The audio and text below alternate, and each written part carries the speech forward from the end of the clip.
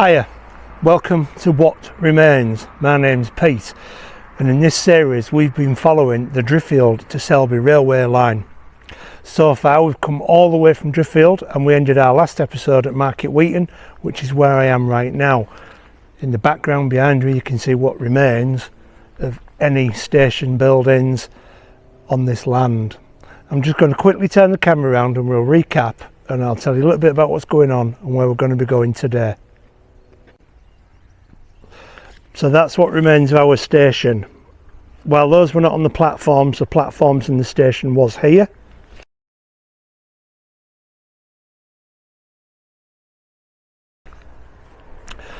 And then this is where the goods yard was, and there is excellent film online of this railway in use with shunting at the goods yard.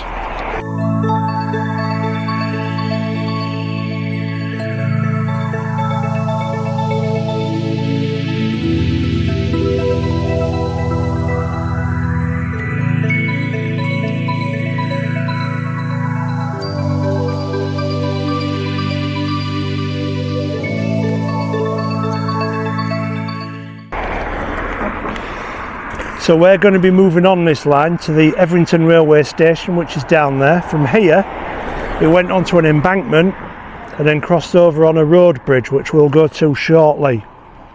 The section between Market Weighton and Selby is much older than the Driffield section and was opened in 1849.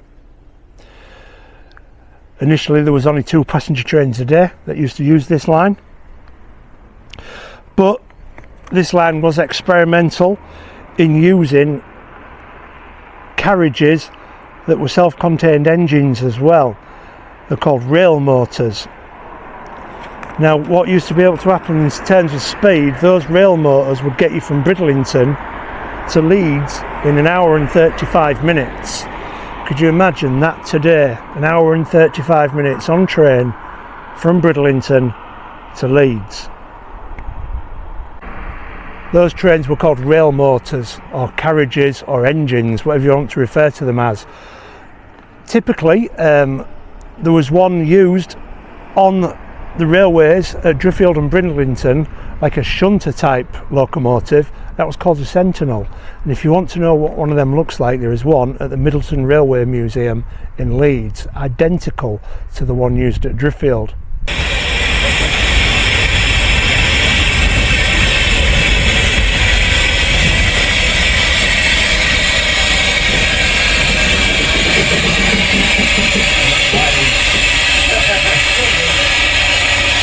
So for now we're going to move on and we're going to go over to the next road where there was once a railway bridge that crossed over, and there is actual footage of that bridge being destroyed, and I will try and match up some pictures for that for you when we get there.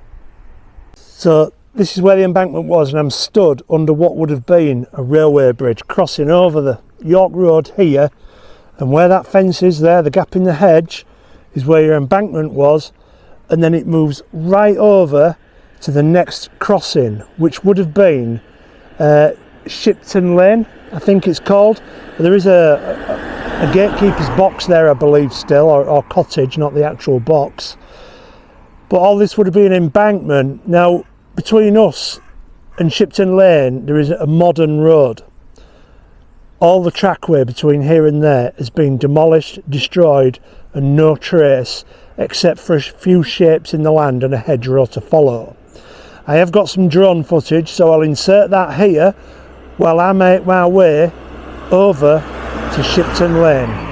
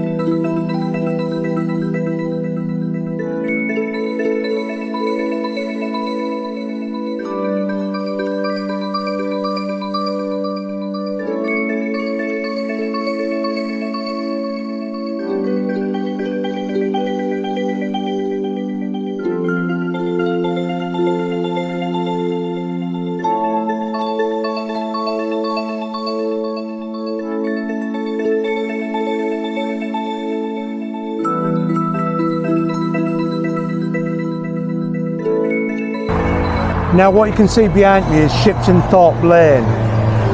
Very busy road. We're not going to be able to get any quieter than what it's already going now.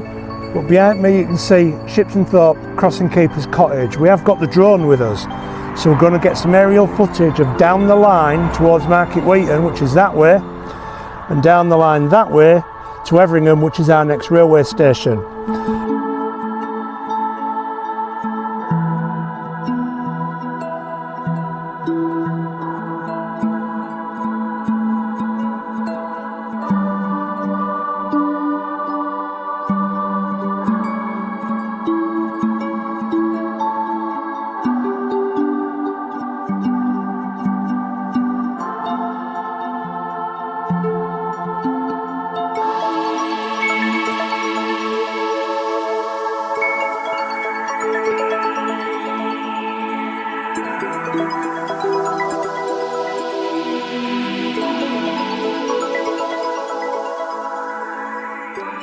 In this area, what you're looking at now, this is where there was some sidings, and I'll put the map up to show you that as well. Now there isn't a great deal in the area remaining now because the crossing has gone, but there are some remains. So what you can see there is the crossing cottage roof, and the line would have come through roughly where that hedge is there. Right where I'm stood, and down the line this way. Now, looking in the hedge bottoms, I have seen some remains of some stuff, and there is something quite exciting down there, which I'm hoping you're going to help me identify what it is. I'll show you what I found down in the hedge bottom. So going down into the hedge bottom at Shipton Thorp Lane, we've got an original gate post. Look at that, it's still here. It was just lifted out and tossed aside. But then what I can also see down there, what looks like a concrete base with an extension coming off it, there was a signal post marked here. Is that the bottom of it? I can't get in there any closer, unfortunately.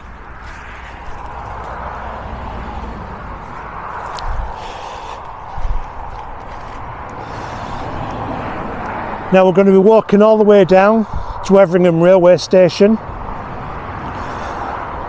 but just not far from that crossing, this was all sidings. What we're looking at here now, all overgrown, it's flat, but what we have got here is this, the remains of what was once a goods wagon of some description. It could be argued it could be a tractor trailer. I don't think it is. I think it's a goods wagon. Can you identify any of these parts? The reason I think it's more than likely a goods wagon is it's too heavy. You've got to remember when these things were built and used, look at the age of it, what kind of tractors were around. Was it horse and cart? I think the materials are too heavy for a tractor other than a railway. So there are 4 of these parts. I'm going to put my hand there so you've got that for scale. There's 4 of those. There's one here, one over there, and one over there. I will show you that distance, and then we've got one down here. So what I'll do is I'll just get my friend to hold the camera for me. Now if you can hold that nice and still where you are, I'm going to walk to where the other those irons are. Now as you can see, that is quite a long distance. If I paced it out, what would it be? 1, 2, 3, 4, about 5 metres. Now I'm going to take you a little bit in there to show you what we've got in remains of ironwork. The sides of it, more or less all iron. There are a lot of branches and twigs around that I keep getting caught on. But what's exciting for me is look at how that tree's grown round it. It has been here a long time. You can see the ironwork actually inside the tree. This has been long enough for the railway to have been closed and for this to have been left behind. I don't see any buffers on the edge of the ironwork. But we've got ironwork coming here, and then we've got this piece here with a hole through, with this bracing on the top that goes 1, 2, third leg along, and it's just the same there. What was that? What am I looking at? Was this perhaps an old good carriage that has been left here and grounded? Not seeing any maker's marks on it. What is it? Do you know? Have you got the knowledge in railways to identify any of those parts? If you have, drop me a comment. And if you're enjoying this type of content, please give me a like, share and subscribe. So we're going to continue on with the line. That direction is where we've come from, Market Weighton, and behind me is Everingham railway station. We will get down there. There are some spectacular things to see on the way down, so join us as we get down there and I'll show you what we found. A little bit further down from Shipton Lane, we're already coming across fence posts. These will be quite late ones. I'll show you them. You won't be able to see them as well as me, so we're going to go up quite close to them. There are a number of them. There's probably about 10. There is no metalwork left on them, but we've got one here, another half a dozen or so that way, and then I'll bring you over here. We've got another one there. Now there are a number of these fence posts on the way up because I've scouted it before we walked up it. Yeah.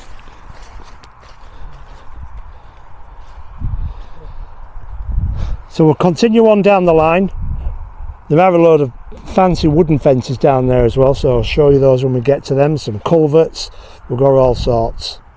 Right, I've crouched down right into the hedge because I've found a different type of fence post. This one's got holes in it.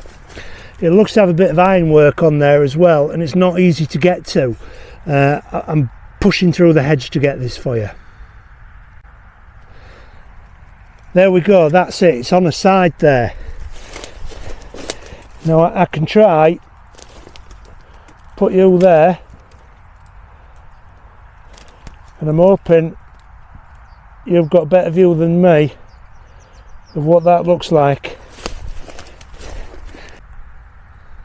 And then from the underside, this is what we look like down here. Now I'm going to get out this hedge and I'm going to continue on with the line. I'm about halfway between Thorp Lane and Everingham station, but now we're well out the Wolds. Unlike the Malton and Driffield railway where it was up and down and tunnels, lots of bridges, this is flat. Now trains could get from Bridlington to Leeds in 1 hour and 35 minutes. Now I'll turn the camera around and show you why. That's towards Everingham, and if we go out this way, look how flat that land is. Absolutely flat as the eye can see. Our railway line is here. Shipton Lane is that row of trees there. But this is pretty much what it's going to be like all the way to Selby, with the exception of a huge railway bridge which I'm looking forward to getting to. We'll continue down the line and we'll get to our station, and I'll point out some other points of interest along the way. This is where we've now got our first significant wooden fence post for this railway line. I'm going to turn these around because there's a lot. So coming from Thorp Lane, here we go, look. All these wooden fence posts, dozens of them. Some of them are overgrown like this one. There's some down there that are spectacularly overgrown. That one there's still got all the lateral parts of the fence still attached. Yeah, that one's pointing a bit skyward, but it's there. And then for some reason here we've got a concrete one which is not in line with the fence. We think this could potentially to do with some kind of signalling for the cables, the wires, potentially operating the semaphore, because the railway station is not far down there. Now again, we can see the fence just continuing on right down here. That has been there for decades and decades. Now I'm going to show you these ones because I think these look absolutely beautiful, the way the ivy is grown along the top of these, with the small tree nestling away in the top.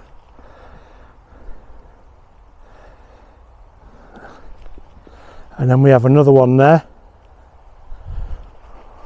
Absolutely magnificent how that's grown like that. We're going to continue on down the line. Just a little bit further along we can see more growth along the tops of these posts. There's now dozens upon dozens of the perpendicular posts of the railway.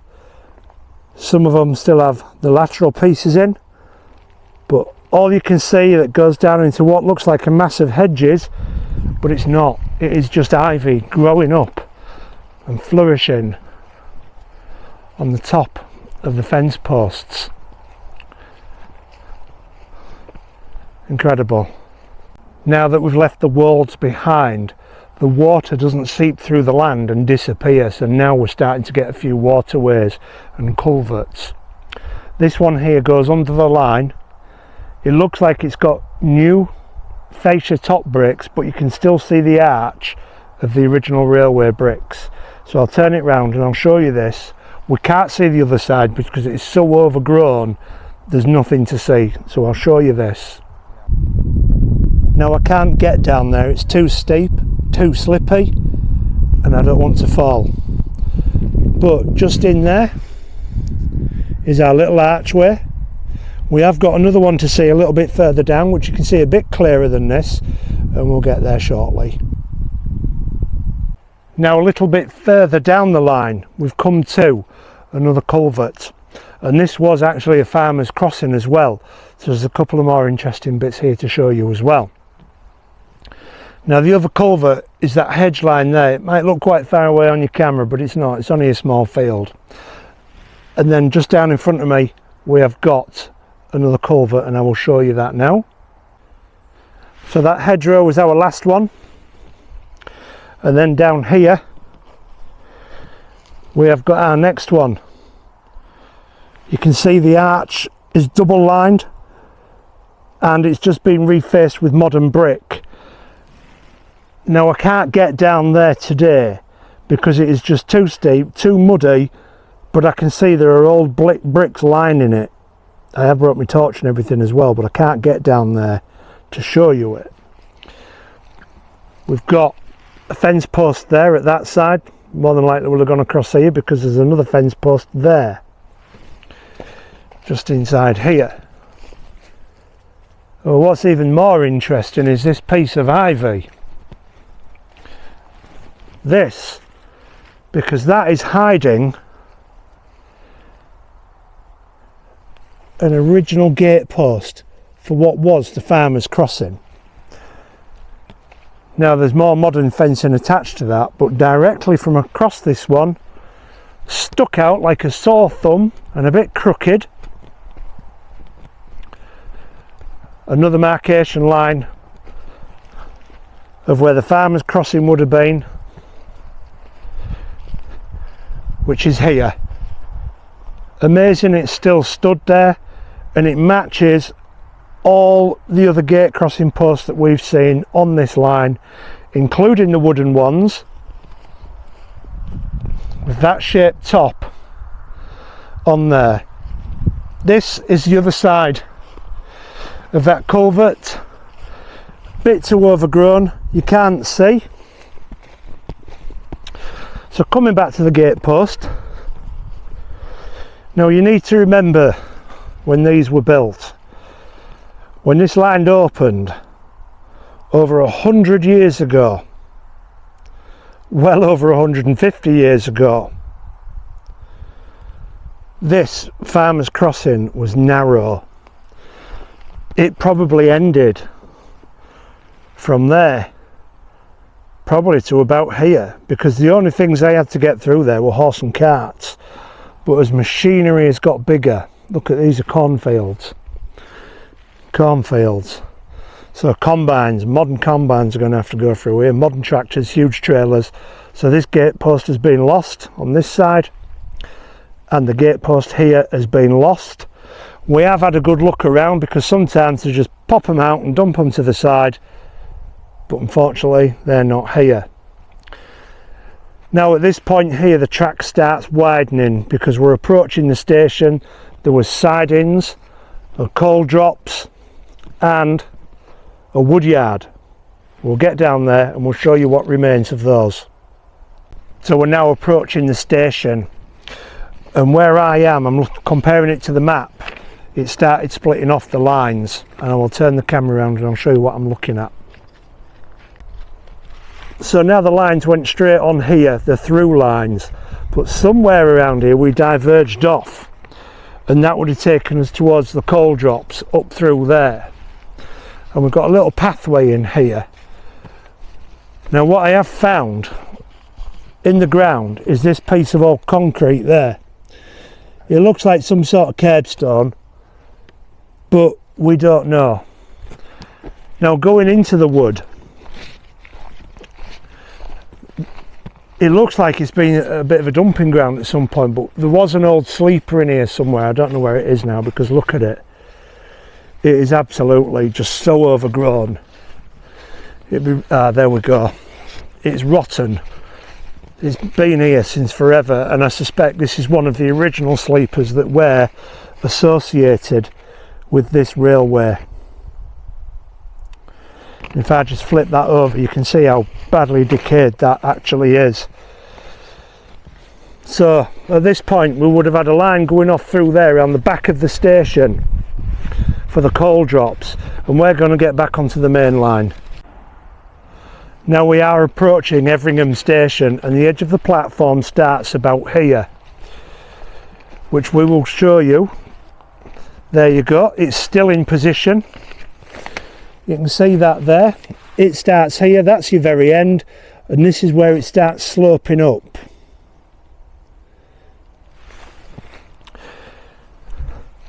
Now there are no lines down, but what I can do, I can take you in here, because over there is where the siding would have come in.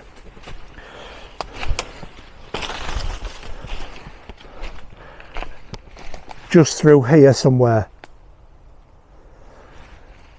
This is the back of the station. So the coal would have been along that hedge line up there. There's your station. There's your platform, which all the top has been lifted off and been chalked down, slated down, and that line marks the edge of the platform, which is what we're going to be following. However, before we follow that platform, which you can see down this wooden fence here, to my right is, I think, a loading dock for the woodyard that was built here as a later addition, and the piece of the crane is still here as well, so I'll show you that. But I'll turn your camera around and I'll show what I'm looking at. This is it. It's huge. It goes from here, you can see it, all the way down there to the end, which we'll show you. But as we approach it, it's like casted concrete lined with sleepers on the top. Then ever so often it's got railway metals supporting it. I have cleaned some off down this end, and that's the very end, so you can see how big that was, but you can see a bit more clearly sleepers, railway line, the actual track. But what's important about this railway line is, look a bit closer, you can see the age of this. It's very small, it's very thin, and it's likely the type of railway line that they used to be able to flip over when it got worn. And that is bracing and supporting this here, here, here, and it does it all the way along this platform edge. And I think that must have been something to do with the woodyard, because that was a later addition. Now going back over to this side, we can see the actual station platform here. It's still got the coping stones on the edge there. Brickwork in excellent condition. This station was renovated and it's used as a residential property. Now over in this lot somewhere there is a crane base, and I'm going to try and get to that and show you it. So I'm at it again. I'm in the hedge bottoms, scraping back with my friend and my brother, enabling you to show you what I'm looking at right now behind this camera. It's really quite amazing it's survived and that it's still here. I've only ever seen one like this, and it's at Driffield, believe it or not. Now it's the crane that used to be here, more precisely it's the base of the crane that used to be here, and it's the only 5-ton crane between Market Weighton and Selby, so they went a bit overkill on this station because there's not really a lot here. It's on the side of what used to be the woodyard, which would have been just beyond this. We've had a scrape around and we've dug it out a little bit so I can show you even more. And we were even talking about coming up here with some shovels and digging it out and getting it exposed and having it a bit more preserved than what it is. Whether that happens is a different matter. If you've got a strimmer or a petrol disc cutter, let me know, donate it for me for free, and I'll come and get this sorted out. I'll turn it round and I'll show you what I'm looking at. And here we are. I'm going to put some pictures of this up at the end along with some other sites along the railway for you to see. Really not a lot to see, it's just this huge cast iron stanchion of what the crane would have sort of slipped over and would have had a wooden beam. If you know what the canal cranes look like from the old days, particularly down River Head in Driffield, there's two there that would have been similar to this. There are no makers' names on it, so we don't know where it's come from. We've scraped the base out so you can see that down there. Now that concrete will start disintegrating if this isn't looked after or uncovered. And we can see the ironwork here. We can't quite get that far enough to see how far back that goes. But if it's anything like the Driffield one, well, I'm stood probably about 1.5 meters away from that base. I'm probably stood on it as well. That took some getting to, so I hope you appreciate this video, and we'll have a look a bit more detail down the bottom there where we've got that lip and the ironwork that goes round it, and you can see how these iron supports go all the way around and all concreted in to make it nice and secure. So we'll get down towards the station and I'll tell you a little bit more about the station when we get there. Just before we get to the station house, I've crossed the road to look at the other platform because they're on opposite sides. Now you've got to remember, this is a little hamlet, there's really nothing here, but it has significant sidings, and with that 5-ton crane as well and a woodyard. But the platform at this side is unbelievably long. I mean unbelievably long, because there'd have been virtually no traffic here for passengers. Now that starts here. This, what I am now showing you and walking along, is currently overgrown, but look, you can see a brick fascia down there. In places it's collapsed, like here, and we're still walking down this platform edge. Overgrown, collapsed in places, but it goes literally all the way to the road up there. Now here we can see it a little bit clearer and a little bit better. We've got copings still on the top in there. I hope you can see that here. And then down there you can see your brick through there. Most of it is in pretty good condition from the top, except we've got huge trees growing in there every now and again.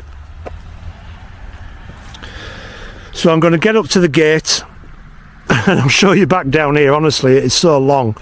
And then we'll have a look at the station, we'll take the drone up and I'll tell you a little bit about it. And then we'll end this episode there. Oh, I'll just show you this because we can really see the fascia inside there. And we can see where it's collapsed here with the coping in there.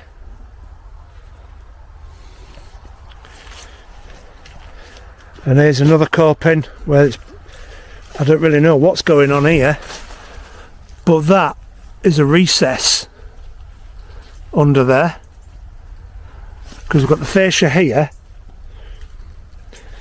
and then in there we've got the coping on the top, and then it goes back, and then there's another fascia at the back there, so that's where it's recessed. This must have had some kind of waiting room on the top, but from what I can tell from the experience of this line further up, it was most likely a wooden waiting room, which would have been taken down, demolished. Even if it had been left, it would never have survived. Now I've spoke to the people in the house just over here. Now when they first moved there, they told me they had a couple of railway carriages. One of them has been destroyed and one still survives, and I'm hoping we get to see that in the next episode. So here we are, another station with the typical chimneys with that archway through, designed by, I believe it was Mr. Andrews. This would have been our crossing here. A quiet road, and then the signal box would have been about here, a 13 lever signal box. Now what we can see there is our station. Now this station was opened on the 1st of August in 1848 under the York and North Midland Railway, whose chairman was the railway king himself, George Hudson. Now I have visited George Hudson's grave, so if you search my videos you should be able to find that amongst it. Now it opened in 1848 and it was closed to passengers on the 20th of September 1954, and completely closing, that would mean for goods as well, on the 2nd of the 8th 1964, while it was under British Railways, and it fell under Dr. Beeching's axe. Now arguably this part of the line for me I don't think should ever have been closed, because it completely cut Market Weighton off.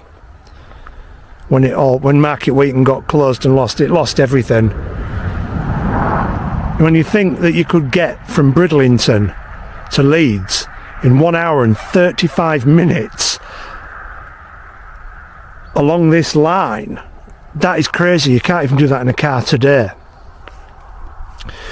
Now the railway house had a booking office and a waiting room and an awning, but it's been significantly altered, particularly around the back, because it's a residential premises now. The station was originally called Harswell Gate, as this is Harswell Road that we're next to, and the hamlet of Harswell, which is half a mile north of here. It was originally opened as a single track, which resulted in where we've got staggered platforms on either side of Harswell Lane. The station had significant sidings with a 13 lever signal box, and that would control the gates and would access the 4 goods docks that this had, one being coal, and it was the only station between Market Weighton and Selby to have that 5-ton crane, which we've already looked at. The main freight from this station was cattle and potatoes. Now, as you can see, it's nothing but farmland around here, so that's why. So that is the beautiful station of Everingham. Now, with that station making a backdrop there, I hope you have enjoyed this episode. It's been great to be out on the railway lines again. It's been a while since I've been doing this, and in the next episode we're going to go down to the next station. This is now an actual public footpath, so we can access it all the way to Selby, and boy have we got some sights to show you. So please make sure you subscribe, and I will see you in the next one.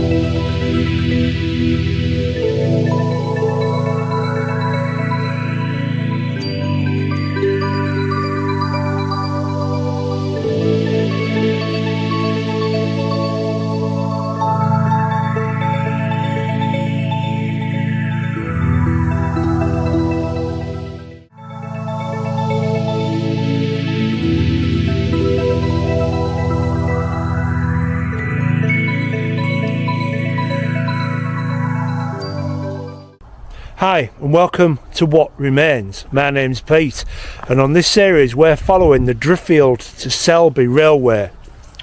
This line closed in 1960s under the Beeching Axe.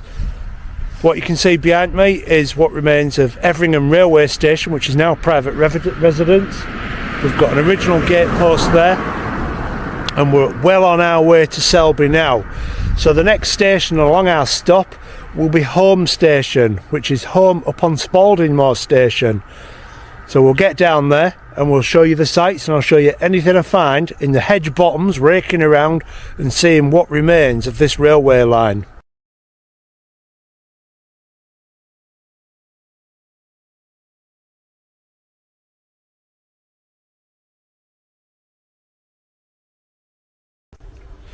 I hope you can see what's behind me up there, them gates.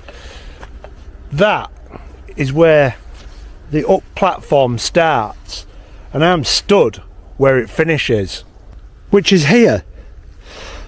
All the way up there. It's a huge long platform. It's longer than Driffield railway station. Now my brother seems to think it might have been this long so that the trains would stop all the way down this end, or the locomotive, sorry, all the way down this end, so that the carriages are not stopping over the crossing. Let's not forget this was a huge busy line for excursions going to the coast, going up to the holiday camps and the seaside, so that's possibly why. Now I did have a quick look down here last week, and I do remember seeing an original gate post. I say gate post, I mean fence post. So I'm running up here on top of the embankment, because it now goes into a cutting down there, and just in here we've got that old concrete post with the ironwork inside there still, and that will probably have attached to more along the top of the embankment. Now we're going to go all the way down this line and we're going to see what we can find. Oh, hang on, just before I go anywhere, just on the floor here, look at that. We've got another concrete post. So there will have been all the way down this side. Not looked at the other side yet, but nothing obvious. Just a field length away, you can possibly still see Everingham railway station behind me. This is our first gully, drainage ditch, after leaving Everingham. Now there's nothing really to see except for gullies. This would have been here during the time of the railway, because you can see how flat this land is all around there, and then you can see a church right up on the hill in the background there. But I'll turn you around and I'll show you this drainage ditch. Now it's just here. It's a deep one, it'll be 15 to 18 feet deep. I can see the concrete there, it's got a concrete fascia on it. This one is marked on the maps. It's got a new fascia at this side and we can't see the one at the other side. This could have been a farmer's crossing at one time, because it's a natural end to the fields with the drainage dike being here. You can see our kid in the background there. We're just going to have a rummage around in this hedge bottom to see if we can see anything. If we can't, we'll just walk down the line and we'll take you down to our next drainage ditch, which I think is the next thing down there. So the land is fairly flat around here. The cutting didn't get much more than 6 or 8 feet deep, and already we're on a slight embankment. Looking back towards Everingham, not much, 4 feet. Same at the other side. Probably not going to get much more than steady undulating land with slight embankments, slight cuttings. So you get ahead, I think that's where our next drainage ditch is. Hopefully we're going to see some original brickwork and things like that on the way down there, but we won't know until we get there. Now down at the next gully, there's nothing to see. It's been dug out, thoroughly modernised. But I have got a treat for you. There is something else here to see. Excuse my shadow in there. It's this fence post here, look, with the tensioners on. Still there. Nice big chunky post. All the ironwork still on. And we've still got wire going round it. Dug into the ground there, unfortunately, and then we've got some at this side as well. But it's not an isolated post, because they do go down to about where our drainage ditch is and possibly beyond, but I can't see any.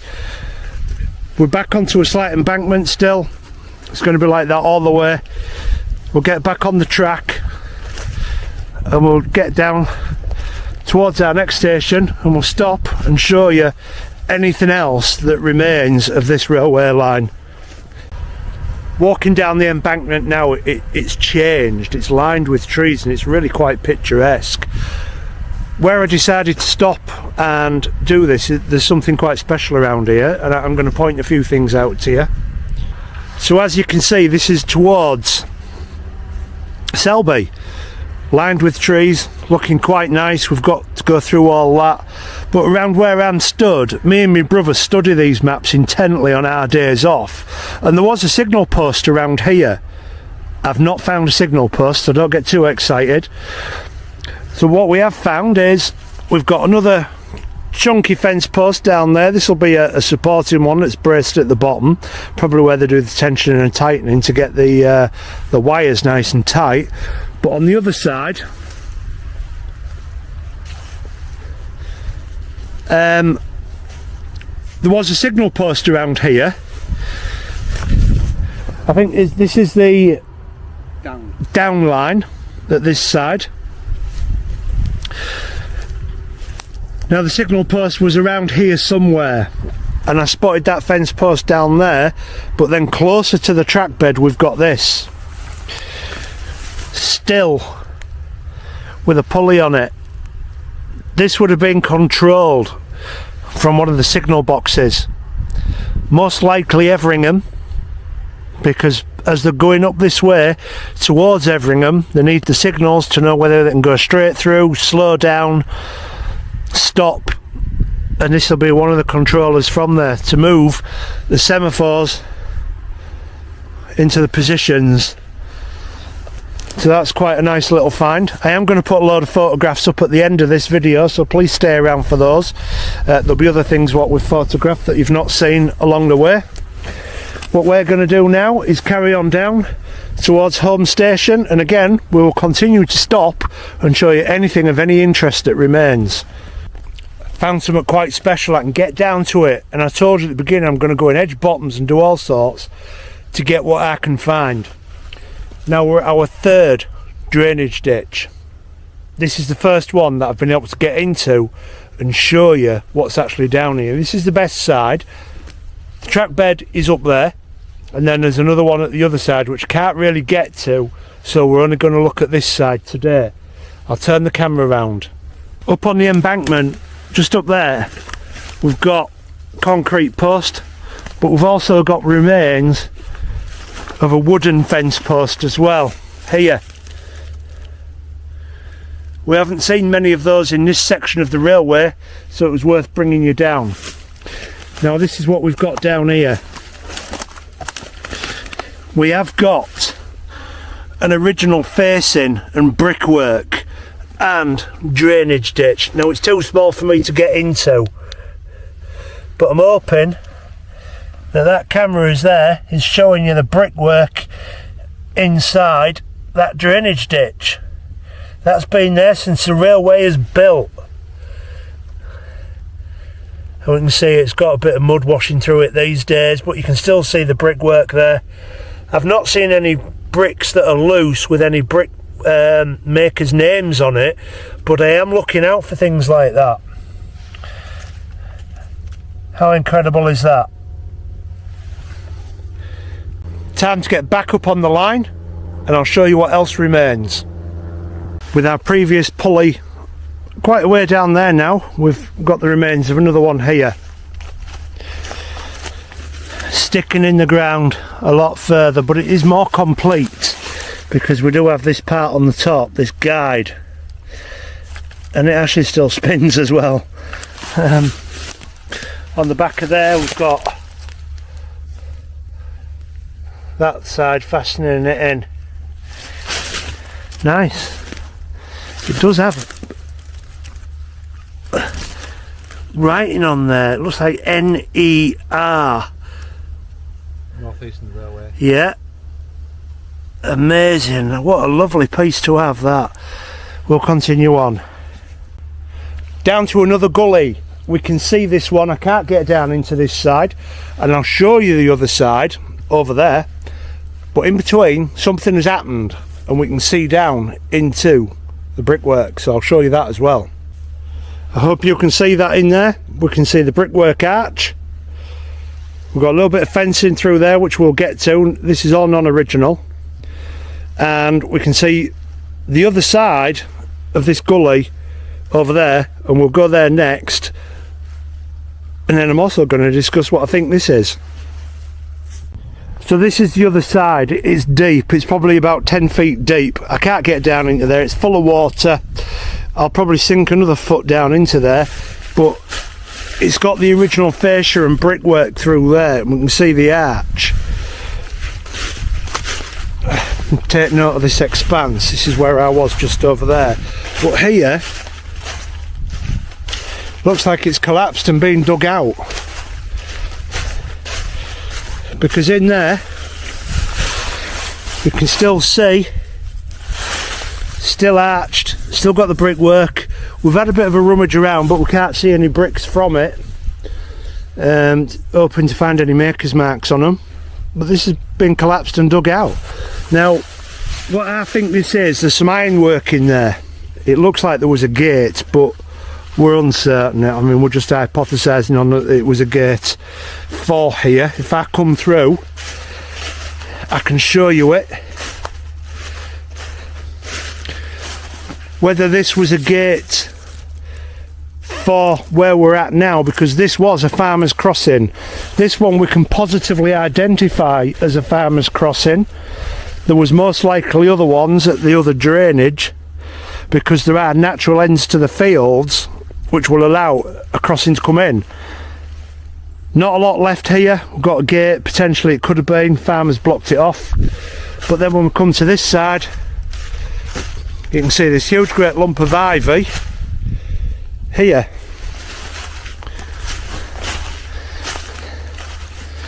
Now this is an original gate post.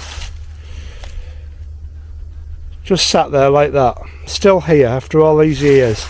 And we've got the ironwork down there to confirm that. When I say original, it's more than likely a later edition, because all the railway ones tend to have more of a curved top, whereas this one has been sawn off to a pointed top. This side's broken off. This is probably where the other side of the ironwork was that held the gate in place, which is probably down on the floor there somewhere. If we had a metal detector or could rummage about down there, we'd probably be able to find it. Again, it's the story of all these had to get through was a horse and cart.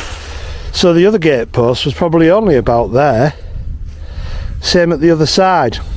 But that's been pulled out long ago as farm equipment has got bigger and bigger and bigger. And I'll tell you about the natural crossings, you see. Edge of your field. Yeah, there's a farmer. This is potential. Well, that's a later edition, is that? Because you can see these days they only put plastic pipes in. They don't do with the brick arches and brickwork like that. So that's a later edition, and this is where they would have crossed over into that field, and that's probably been blocked off now because it's by a different farmer. So we're going to continue on. That was a really nice, interesting thing to see. And we'll get down to our next station. I've quickly switched it on. We're not far from that crossing at all, which is literally just there, because we're back onto wooden fence posts down here. These are most likely original. There's a sign there saying danger, keep out building site, because behind there now is a modern sewerage works. That was never there. But there are a few of these fence posts going down. It's time for me and my brother to get back on the railway line. There are some wooden fence posts at this side as well. Nice to see that those are still in situ. So I'm now fast approaching Holme Station. We haven't seen anything along the track for a long while. Nothing left. All being pulled up or rotted away. There's hardly any embankments, hardly any cuttings. There's very slight undulations in the land, but if you look, it's pretty much fairly flat. Now you can see the trees here. These were never there because these would have all been managed, all been cut back because of the risk of fires from the trains that were using these. Steam fire powered, and then the firebox is emptied out onto the railway line as they're moving along. The locomotives would have come trundling along here at high speeds. That's why you could get to Leeds from Bridlington in like an hour and 40 minutes or something, I think it was. But it's all flat. Now when the railway was disused, originally it would have all been flat, exposed. They've come, taken the line up, and they've left fence posts, whatever else. Here they're unprotected, and they'd have been open to the elements before the wildlife started coming in and the trees and the undergrowth growing back to protect it.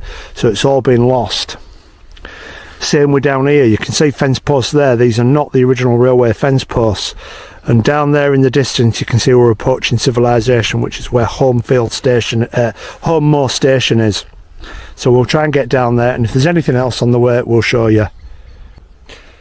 When these railway lines were in operation, the landscape would have been very different. The field sizes would have been much smaller as well. Sometimes when you're walking these railway lines, things are thrown up that you don't expect, and I've got one of those behind the camera right now. Now I suspect the field behind me was much smaller than what it is, because what we've got here is a farmer's crossing post. Railway era. We've got that shape at the top with the round, We've got the ironwork. This is the catch side of the gate. So the side what the gate was fastened to would have been probably about there. We've had a look at the other side. We can't see a great deal except for this big tree here. That big dark tree there is ivy. But in the centre there is a huge cluster. It could have grown up around one of these on the other side. We don't know. It would have had to have been an oblique crossing if that's the case. We're going to continue on down the line and get to Holme Station. A little bit further down the line we came across two huge lumps of ivy. Now, have you seen in earlier on in the video and previous videos that ivy grows up around these fence posts? We think we found a couple of gate posts along the track. Nothing to match on the other side, but these two just stuck out like a sore thumb. I've stripped the ivy back off one of them and I'll show you what we've got. So this is what it looked like, just a clump of ivy out in nowhere, and I've stripped it back. And this is not a fence post, it's a gate post, but I can't find any metal work on it. It's got a chamfered edge, flat chamfered edge, and it's like that on the other side. And we've got a pointed top here. That one's there. Now about 10 feet away, where my brother is, he has got his far hand on the other one. So there was clearly something here, or was going to be something here, but I've got no metal work on this side and we can't find any metal work on that side. So potentially have we got a lost or unfinished farmer's crossing? Again, nothing to match at the other side. The railway is a slight cut in here, probably only about 4 feet, something like that. We're going to continue on. Continuing further down the line, we've got another drainage ditch. Can't really see this side, but the other side, I'll show you it. As you can see, it goes in there. I don't know if you can pick up on camera, but I can see a brick arch. Now, it don't look very big, but when we go to the other side, it is actually quite surprising.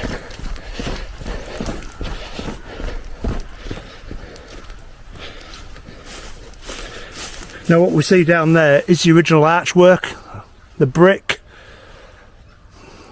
typical of the period. Not like later on in the line where we've got fancy brickwork. This is really quite straightforward.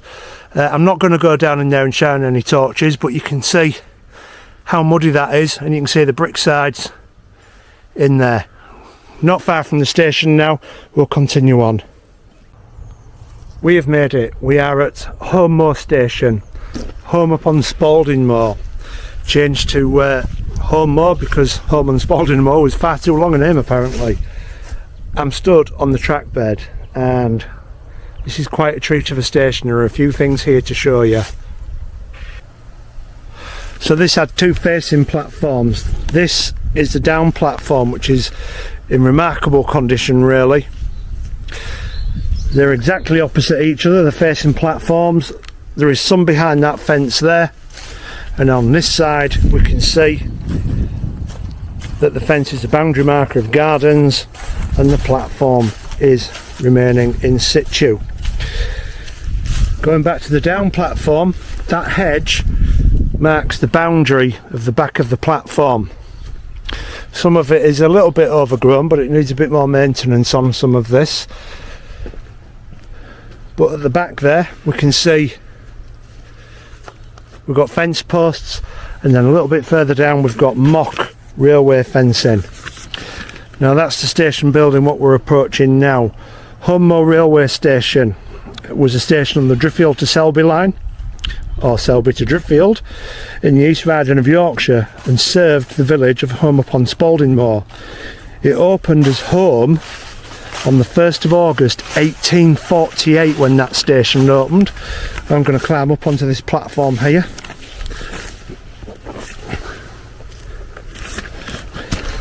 Which is pretty cool to walk up here, because I'd have been waiting for a train at one time. You can see we've got our mock railway fencing there. Now, it didn't appear on timetables until 1851. Now this is all part of the Bubwith rail trail now. And on the other side we can see, sadly we've lost some copings there, but it's pretty good at the other side as well. I don't know where they've gone, sadly, but the railway house is beautiful, well maintained. It's a private residence and it has had some extensions on it. It did have a waiting room and a booking office to the right hand side of what we're looking at here, but that was knocked down. And I've got some photographs of this railway station and I will show you those at the end of the video. Now, this was the railway crossing here and the signal box was at the other side down there. You can be able to see a railway carriage roof here. I'll be able to tell you all about that shortly. So moving down onto the track bed, we've our station house there. This is where our waiting rooms were here, being demolished, and they were demolished I believe in the 70s. But what we've got here is an original crossing. Look at this.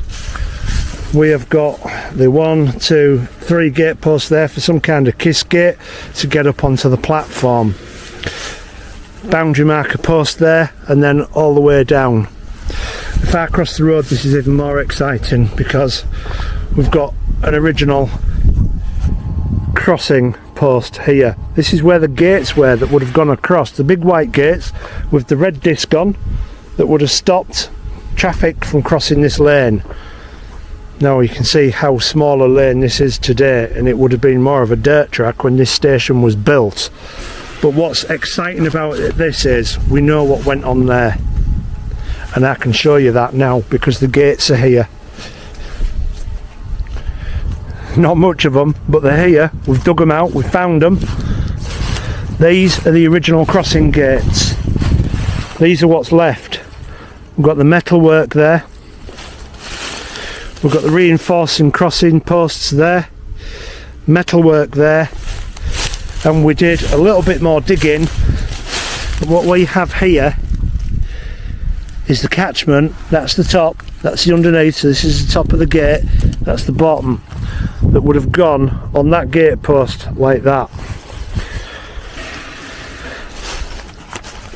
Now it was quite a big station for what was here. I mean, there's nothing here, it was just a small village and a few miles away from the village.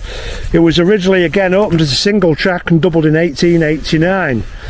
Now this place here where the gates are, this is where the signal box was, and it was a 17 lever signal box. It was on a downside, so there's our down platform. The up platform is where the station house is, and the site comprised of 3 sidings, 2 parallel sidings serving a goods loading docks and a third serving coal drops. There was a weighbridge and an office to the entrance of the yard.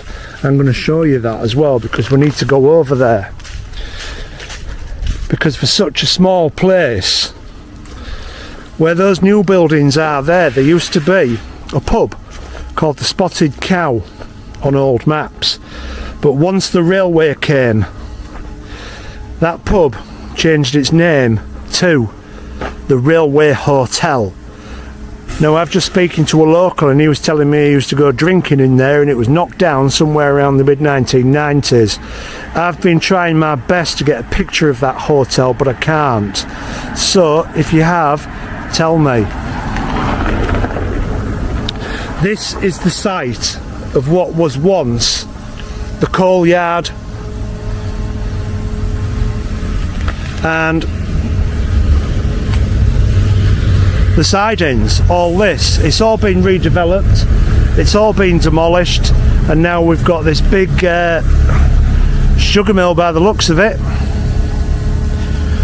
The only thing really that's original around here now is the row houses up there, a couple of little cottages, and then the railway house which has the railway carriage in there.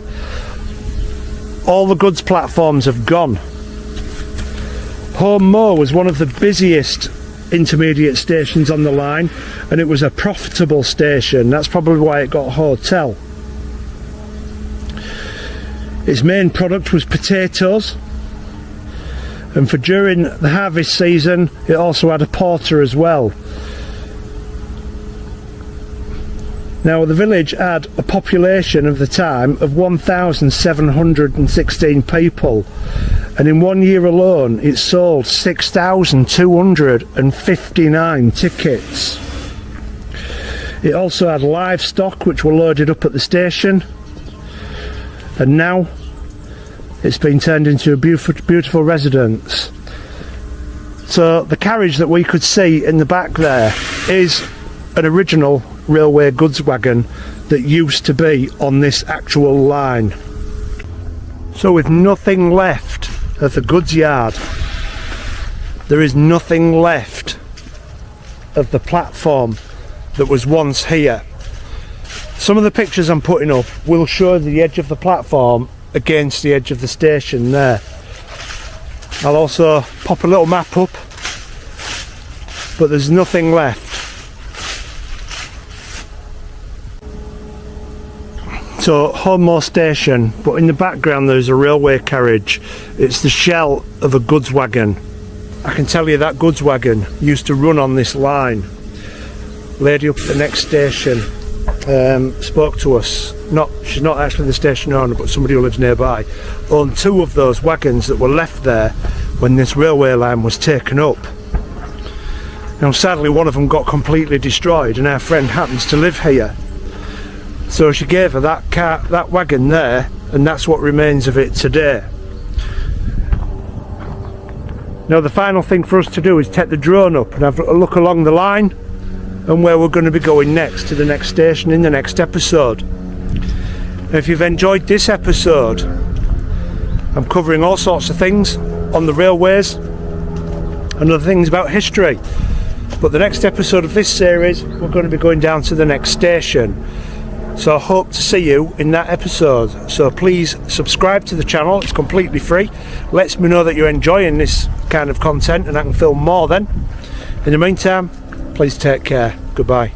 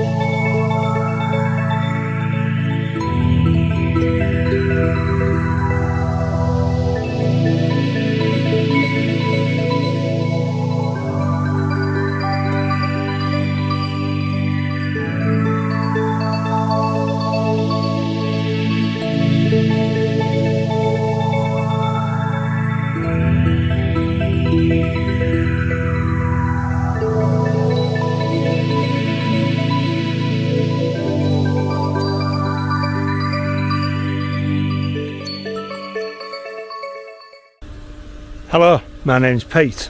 This is what remains. We have been covering the Driffield to Market Weighton Railway, and now we're on the Market Weighton to Selby Railway. It's all part of the same line. This would have gone straight through from Selby all the way up to the Filey camp, the Butlins Filey holiday camp, Bridlington. You could have got to Scarborough, Whitby. You could have got everywhere from here. You could have got to Leeds. You could have got to Leeds from Bridlington in something like an hour and 35-40 minutes, I think it was, with these Sentinel rail cars. Now what you see behind me is what was Holme Station. This is where we ended the last episode. If you've not seen that, go back and have a look, because at this station we find some things that are really quite interesting. Peeking over the top there is an actual goods wagon from this railway that was left at a farm at the previous station at Everingham. And this episode we're going to go on from Holme. We're leaving this behind us and we're going to be walking down the track. That way is back to Market Weighton. This railway line was opened on August the 1st, 1848. There's Holme Station. There's what was the goods wagon. Now this was a dairy, and it was Northern Dairies at one point, which a subscriber has informed me about, so I just needed to update you on that. This is the crossing, and we've got our crossing gates there, and we did find the remains of the gates over here, so go back down to the previous episode to see what those are.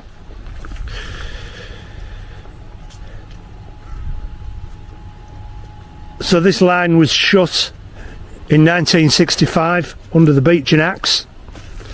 This was all the coal yard before it went over to the dairy. This slope here is roughly where there was a buffer stop, but there's absolutely nothing remaining of that platform. So we're going to walk down here now, and we're going to go all the way to the next railway station, which is Foggerthorp.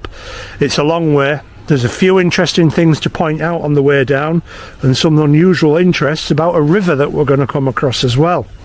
So stay tuned while we continue the Driffield to Selby railway. Not far from Holme Station, we've already found our first artefact. It's in the hedge bottom down here. It's spotted by our kid, so we've cleaned it off a little bit. I'll turn you around and I'll show you what we've got. So just in the hedge bottom here, we've got the top of a post. We've scraped it off. My brother stood at the bottom end of it, so it's quite a long one, and it's the same type of gate post that we found up there.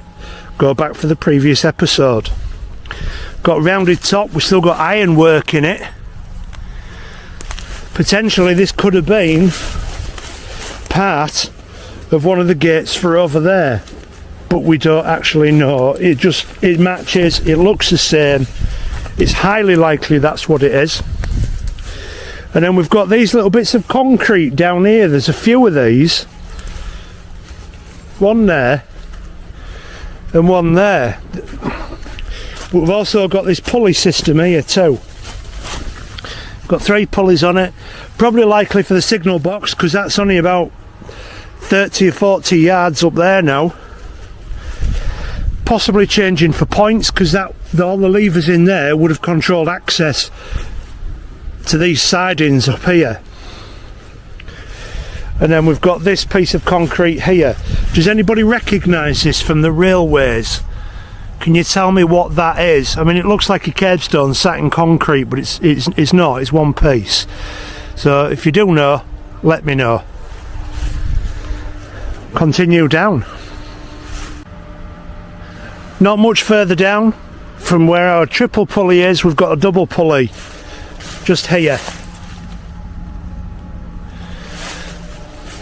Not really seeing any fence posts down there at the moment, but I think there's a single one down here. My brother had a quick scan down here when we were here last time. Here we go. It's actually another double one just in there. Again, most likely for a signal post, which we believe they were marked on the map around this area, controlled by the signal box, which was just up there. all this side here was the sidings, and it's all raised up slightly.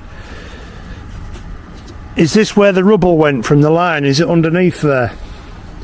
We don't actually know, because there should be a destroyed platform there. There was a buffer stop at the top. The waiting room, where did that go? Where did the signal box get shoved? We know the gates are laid at the side up there. Could it be under there? Next to me we've got another one of these, a double one.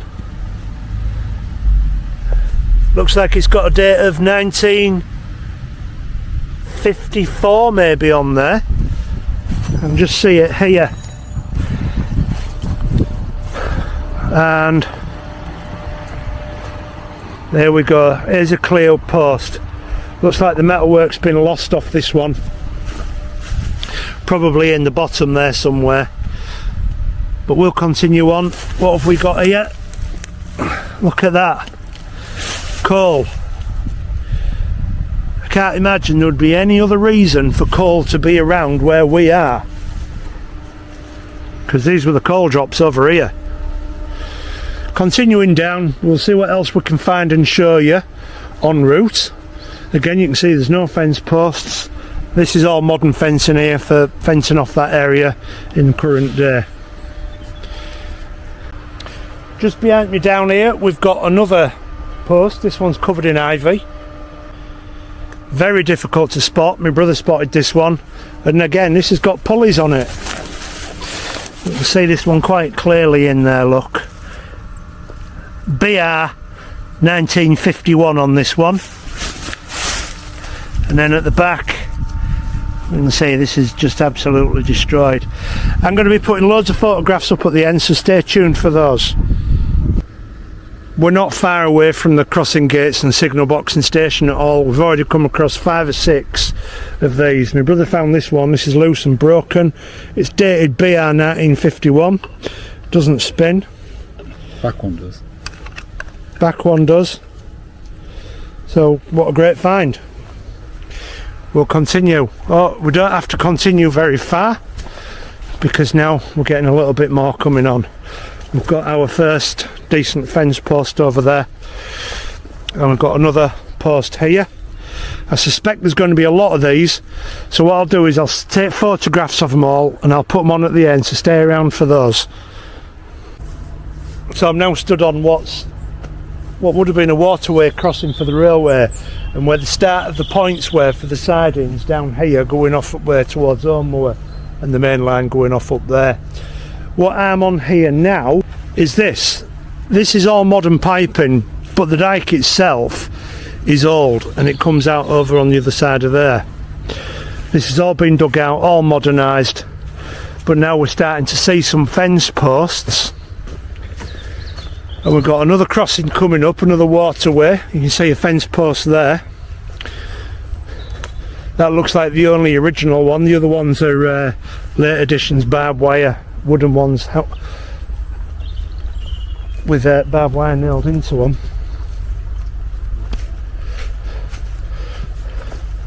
And we've got another pulley system here, look, down there. Look at that.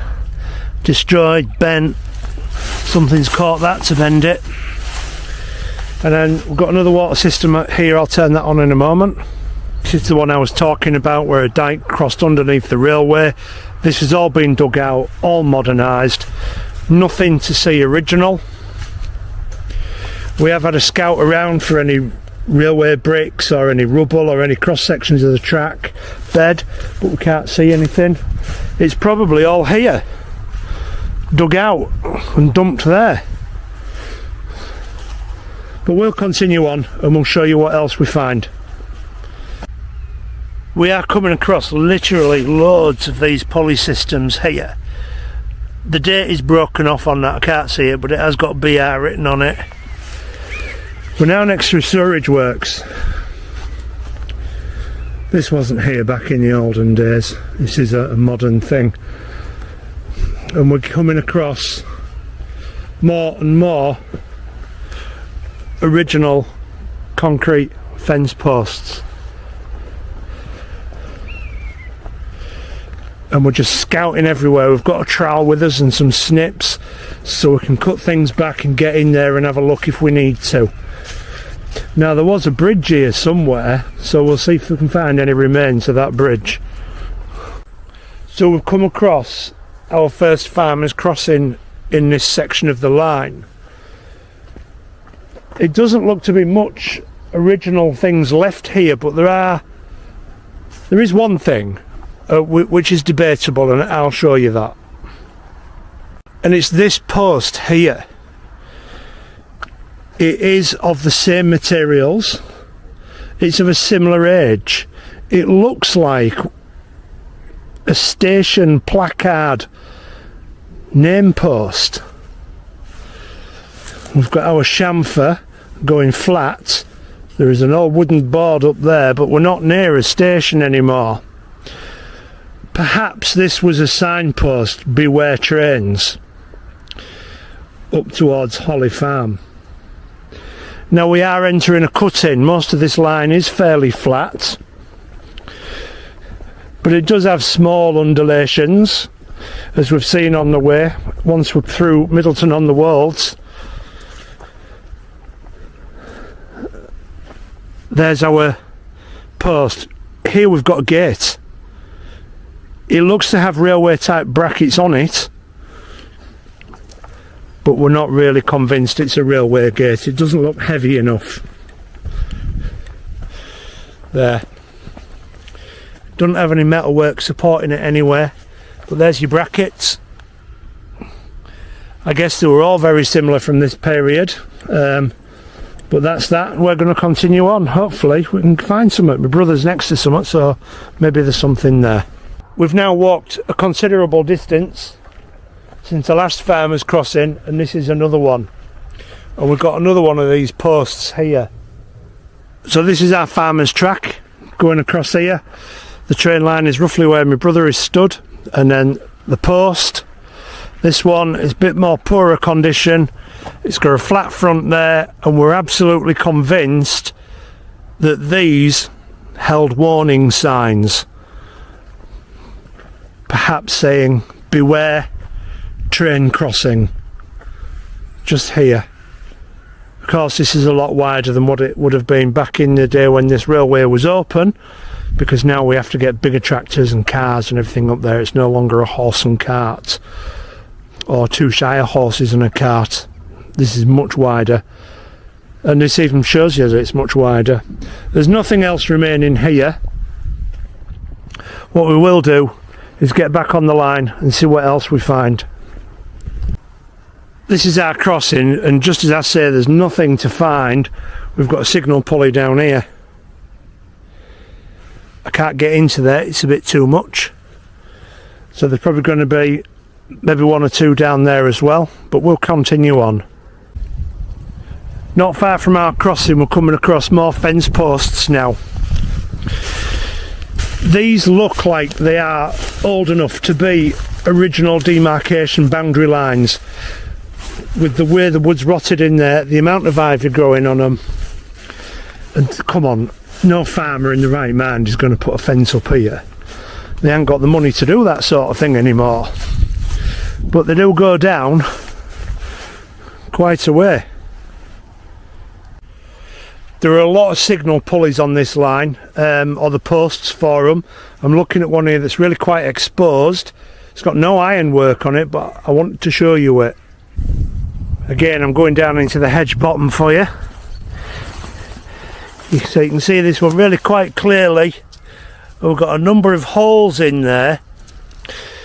They would probably level these off at a very similar level and then choose the appropriate hole for the appropriate height above the track bed. Now I have no doubt we're going to come across a lot more of those. From a cut-in, we're on a slight embankment at that side, probably around 6 foot down there, and it looks about level at this side, but it's really difficult to tell because there is a fence there preventing us from really seeing what's going on. But the land does look quite wet by the type of brush that's growing. We've just left the track bed for a moment. off the embankment, because it's probably 15 feet high, something like that. It's probably the highest embankment we've seen since leaving Middleton, but you can see the undulation in the land here, hopefully, and that's going there. What brought us down here was this concrete section. Turns out that that's a fairly modern drainage facility with a modern cast iron top, but laid on top of it this old fence post, and we know that's British rail. There we go, look. It's not dated, but it does have the BR on there, and as you can see, like I was talking about, they've got all these pinholes through there pointed at the end. It's likely that this one was maybe never even used because it's in such good condition, or was it just pulled out and thrown aside when they were clearing the track? Who knows. Absolutely lovely piece of railway memorabilia there. Now it's time for us to get back up there and down the line. We've now come to an important part of this part of the track between Holme Station and Foggerthorp. There is a footpath here.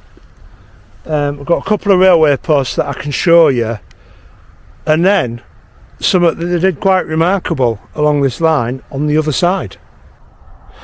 So down here we can see a load of railway posts. We've got a dike that goes through here.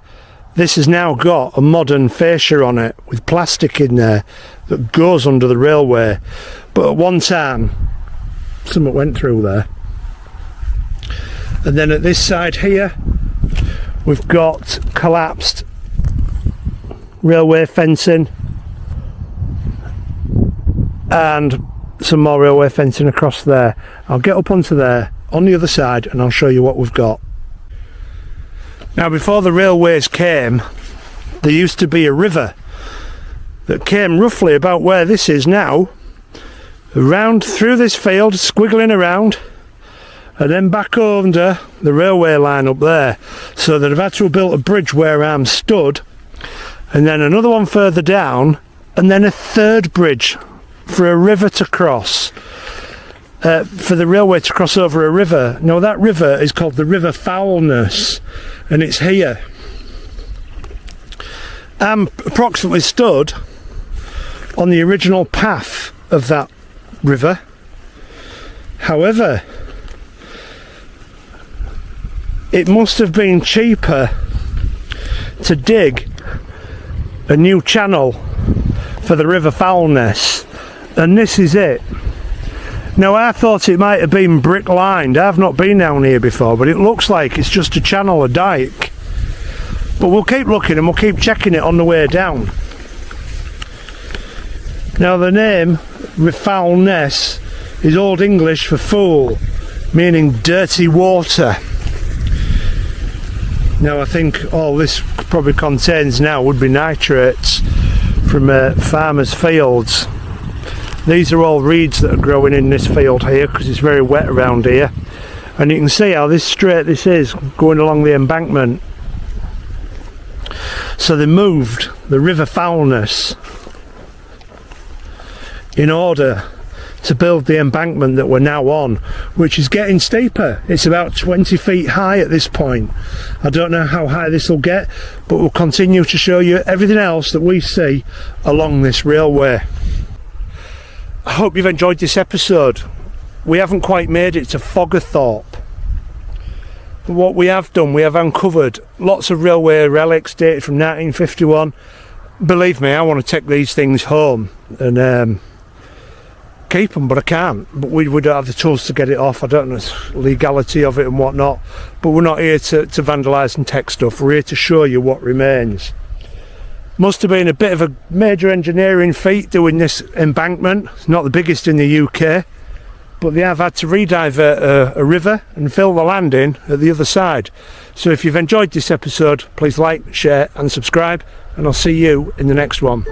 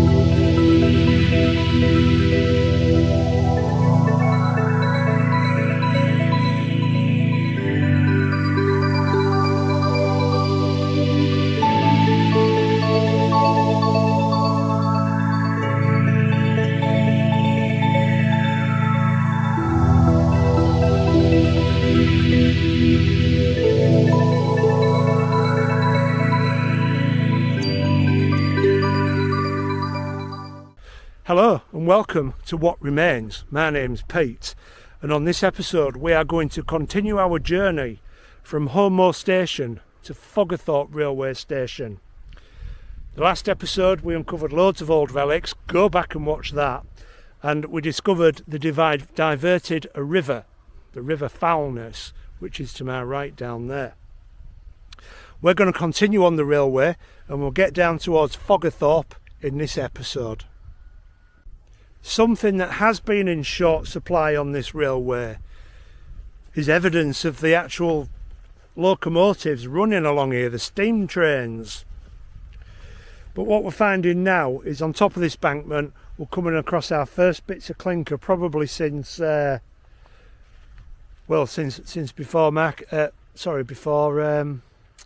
Middleton on the Wolds.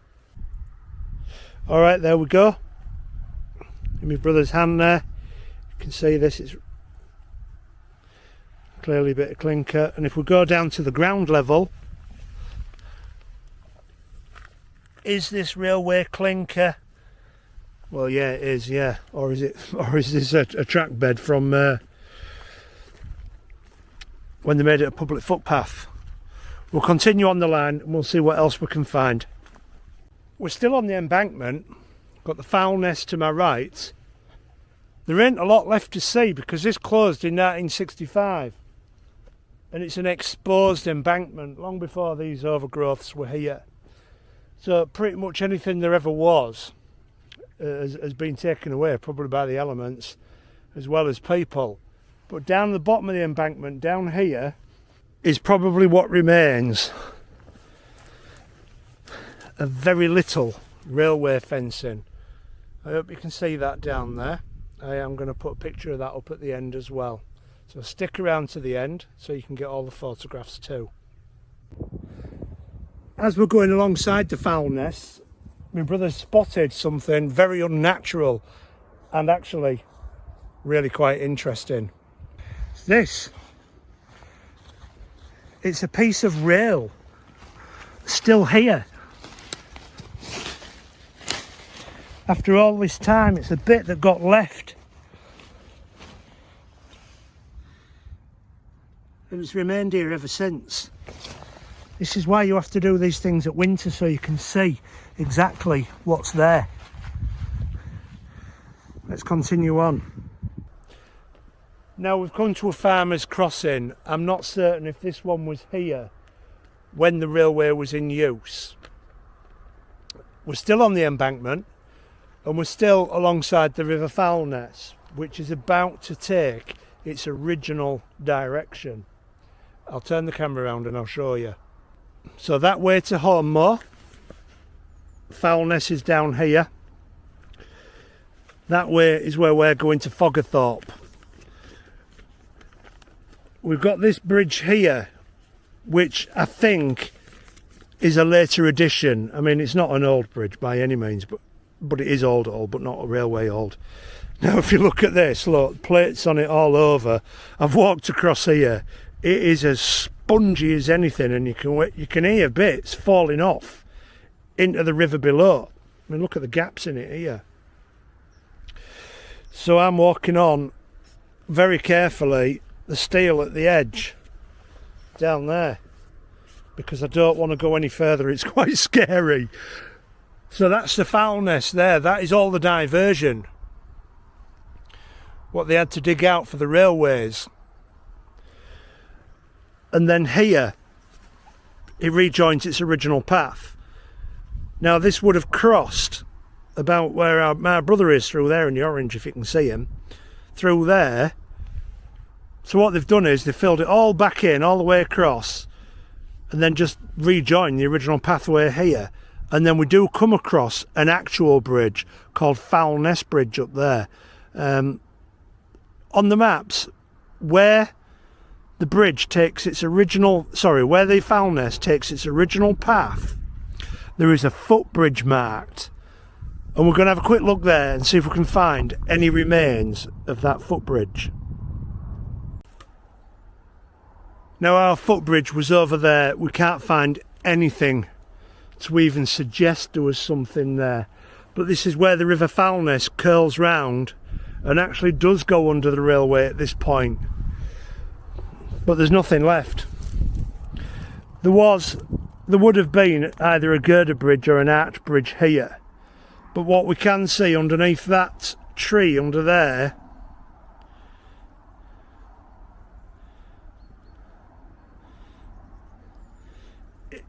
there's some brickwork. Under the bridge we've got a little shelving bit there, drops down. Perhaps that was the original brickwork from the bridge that was here, that would have been Fowlness Bridge. Now we've just got this horrible wooden bridge. Modern construction, no redeeming qualities of it at all, except it'll let you cross the river.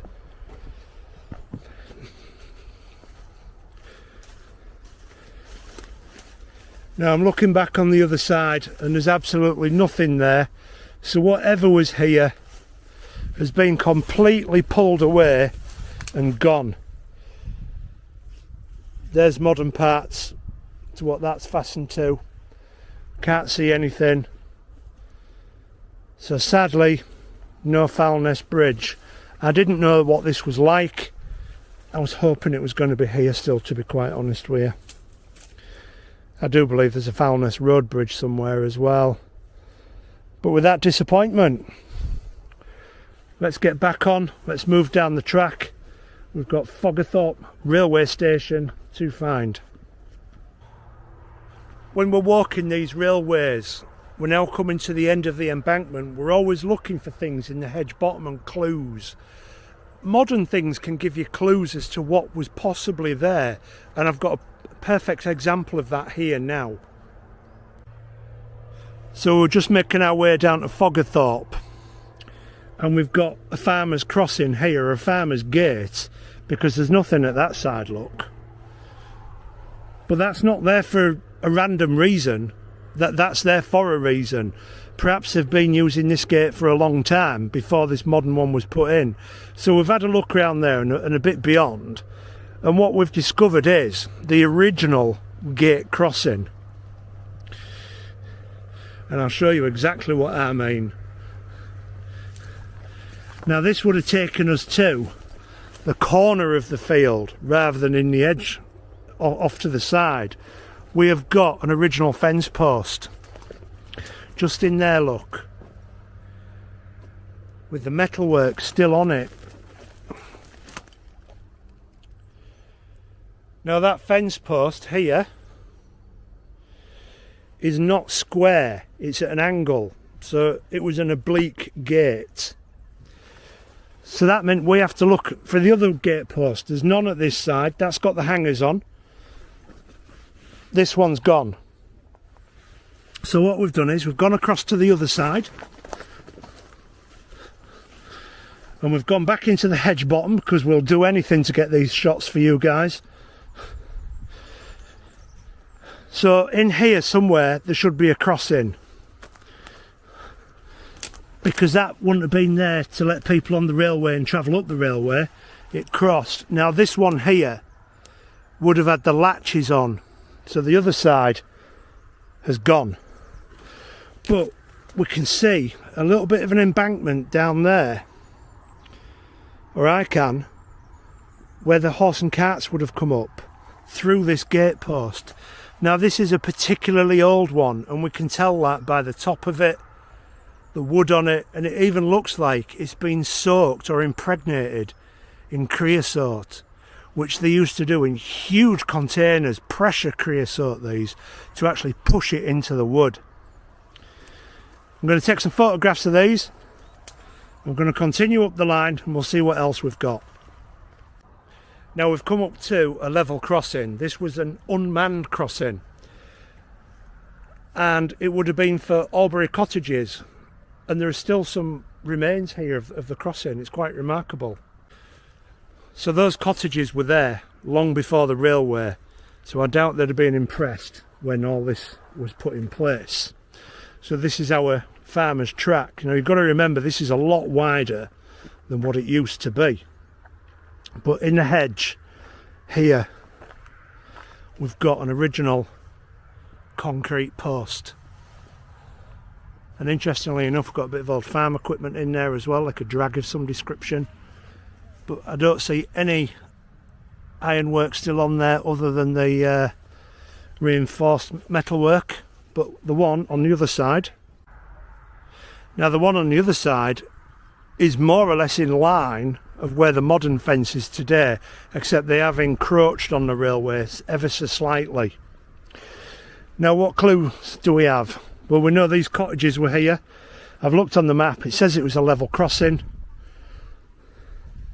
unmanned, but we've got a concrete post there from the railway era, so we tried to match up on this side. And then when we go into the hedge here, what's even more remarkable is that this one is a wooden one, and we've got the iron at the top there.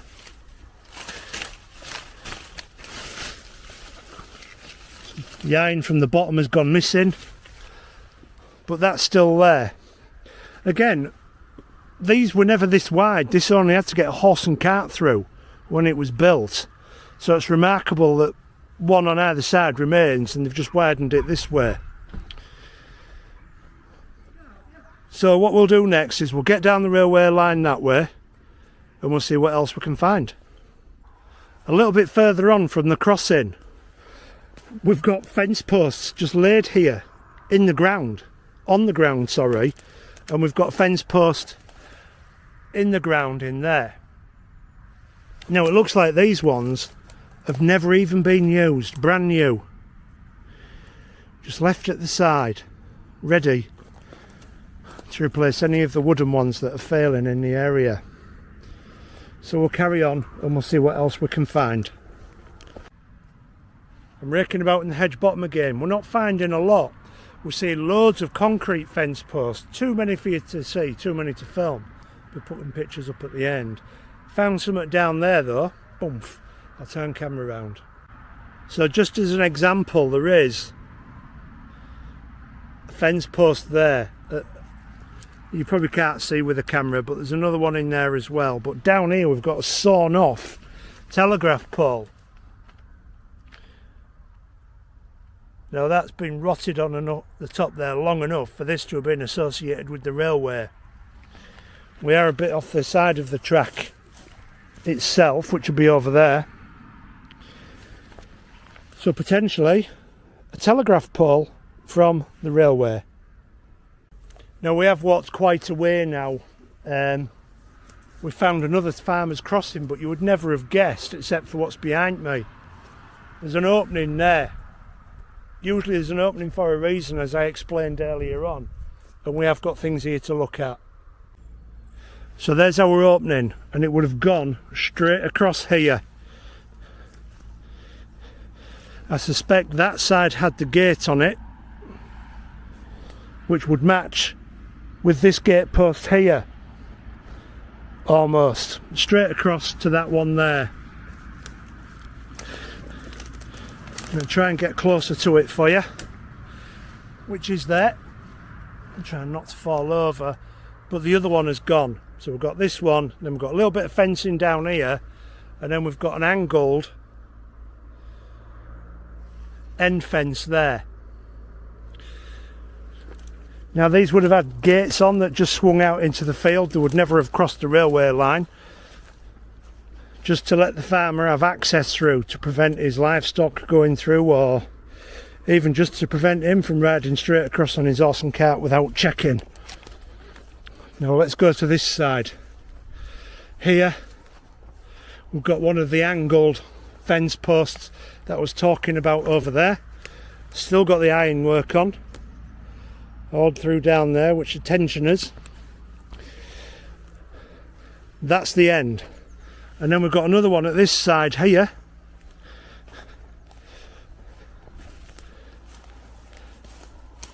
Most of the ironwork's gone, still got the angle there. But here, which is quite marvellous really, it's an original wooden one. Probably there from the 1840s when this railway was built. Better than that, we've got a gate. Now, it's very unlikely that this is an original gate from when the railway was opened, but it's definitely a gate that fits on those catches. The ironwork, which would have been on there, now gone, and would have been used at some point to close this. Another farmer's crossing, not marked on the maps, rediscovering history as it happens. If you like this kind of thing, please subscribe to the channel. We're going to move down the railway line now. Almost next to the gate, what we were just looking at, we found our first signal pulley post on the upline, which is this here. There is no pulley on it at the moment. That's been long gone, possibly scrapped or maybe even stolen. But we'll go down there because I think we're going to be coming across a crossing. Almost immediately we've come across onto another farmer's crossing. Nothing on that side, but here we've got one of the original fence posts there, still with a bit of iron work in. We've got our shaped top up there. I've no doubt this one was here. There we go, look, I can even turn that round and put that in the correct position. The one at the bottom is still there. The one at this side is gone. But what we do have is more railway cabling tensioning, and I think everything at that side has been lost. There are some more modern posts here, and there are some over there as well. But my brother's pointing me over there, so this may have been another oblique crossing going off at an angle. Here it is, not much left to see at all. But what there is still really special because of how long these things have been here. Got this here. There's your post off at an angle. Absolutely amazing that these things are still here. And what's even incredible about this one is this is an original railway gate. We can tell by the type of ironwork on there. Just thrown off, discarded and left to rot. And that piece of ironwork will have probably gone onto here or the one at the bottom. And there we go, look, there we have some more. Amazing. We've got to get on with this line. There is a lot to see. There is more than what I thought. I wasn't expecting all these gate posts. So let's get on the line and see what else we find. I just want to show you this where they've been doing a bit of clearance. I've taken some photographs of this lot. We've got fence posts just stood here. Some with bits of wire on. And then I'll turn you round and there's more fence posts where they've been doing a bit of deforestation. One laid down there on the floor. And then here we've got a support one with tensioners on it, probably, if we're lucky. Probably see our kid in the background. Yeah, look at this one. This is really quite special. We are coming up to a crossing shortly, so we'll see what we've got over there. Now we're at our first manned level crossing since the railway station we were last at, Holme. Few little bits to see. It's completely changed. The road's obviously been widened, modernised. It was probably a dirt track when the railway was first built. I'll show you what we can find because it's quite interesting what is here. We haven't quite crossed the road, but there are now along this railway line all the way down from Holme, there's been hundreds of these once we got past the embankment. These are the original railway fencing, look. More here. And it goes straight across there up to where it would have crossed the road. Now there would have been a level crossing box, a crossing keepers. But this type of fencing here, they don't do this anymore. I wonder how long this has been here. Could it have been part of the original railway? going off that way, or was it always existence from when it was turned into the Bubwith Trail? This is where our crossing was. We have to move slightly to get out of the way, but in there somewhere was a crossing keeper's cottage. Now where I am now is on the A163 in East Yorkshire. Now this would have been known as Lincoln Flats Gate. Before the railway came, it would have been known as Lincoln Flats, but they all got these names Gate because there was a gate crossing here. And this place used to have a crossing keeper's cottage, but it's not here anymore. Now there's your main road, the A163, the railway crossed there, and it's in here behind this fence there. So the crossing keeper's cottage would have been somewhere around here. I've got no photographs of it, I've not been able to find any photographs of it. I'll keep looking while I'm editing this video. Maybe I'll put a picture in, if not, sadly, that will be lost to time. Now if you have got any photographs of that crossing, please send them to me. My email is in the address below. So we've got to get back onto the railway, and we've got to get to Foggerthorp. Since we've left the A163 we haven't seen a great deal, but what I have seen is a very unusual fence post, which is here. This wooden one. I suspect it's railway. It certainly looks the sort of age, with the pitting on the ironwork, and it looks like a tensioning support post again, but made out of wood. There are lots of concrete posts and wooden posts going down, but we're trying to get on and see what else we can find. A little bit further down from that interesting post I showed you, we've got Farmer's Crossing. The side behind me, there is nothing there, but the other side, really pretty cool. Here we are at the other side. Now this has got a post here and a post there, so this is actually quite a wide crossing. This has been caught and damaged recently, pushed over, and it's actually quite wobbly, so it's probably snapped at the bottom. We've got our hooks down there. Running alongside of that is a gully, but I can't get down there. It's about 6 foot deep, and I can't really see any brickwork, but I suspect there'll be original brickwork through there for that gully.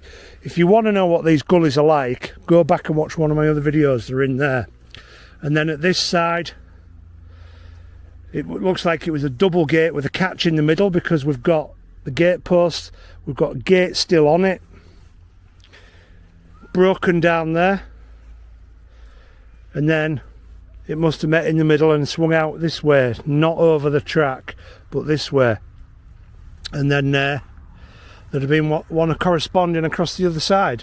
So very unusual to see gate posts opposite each other. So walking down the line a little bit further, you're not going to believe what we found here. As if it wasn't enough, finding the ruins of a goods wagon that's been identified on one of the previous videos. As if it wasn't enough, coming across a railway station with the remains of a goods wagon that's been converted into like an outside patio area of a goods wagon that was used on this line. We've come across the remains of a vehicle, a trailer to be precise, and it is 100% British Rail. I literally have no idea why it was dumped here, but there are numbers on it. If there are any experts out there, can you please identify this particular wagon? It was a road wagon, it's a trailer. Look at this. Can you see that there? Look, British Railways. And then we have an asset number there. Now it was a road wagon, this one, we can tell that by the leaf springs and the axles. It's in very poor condition, But even so, by God, wouldn't it be nice to save and pop it in a museum for the Driffield and Malton Railway? And then we've got the hook up down there. Now it looks like what we've got here as well is part of the compressor for perhaps the air brakes. Unidentifiable mechanical part. It's got springs on it, possibly suspension. But look at that, absolutely crazy. I think me and my brother, should I say, seem to think that this might be part of a trailer of what once was a Scamell Scarab. I'll put a picture up for you now. And there you go, look. This is where it would have been hooked up here. We've got this shape down here, there's two of those. And coming up there and across here. Absolutely brilliant. I'm going to put some pictures of this up at the end. Stay around for those. What an amazing find. We're going to get back down the railway. So what an amazing find that was, that wagon. A little bit further down we've got another gate crossing. There's only one side of it left. We can't see it on the other side, but again, it has got both gate posts in situ. So you can see how wide these used to be. And now this will tell you why they're ripped out these days when modern combines try and get through them. And there you have it. One side concrete.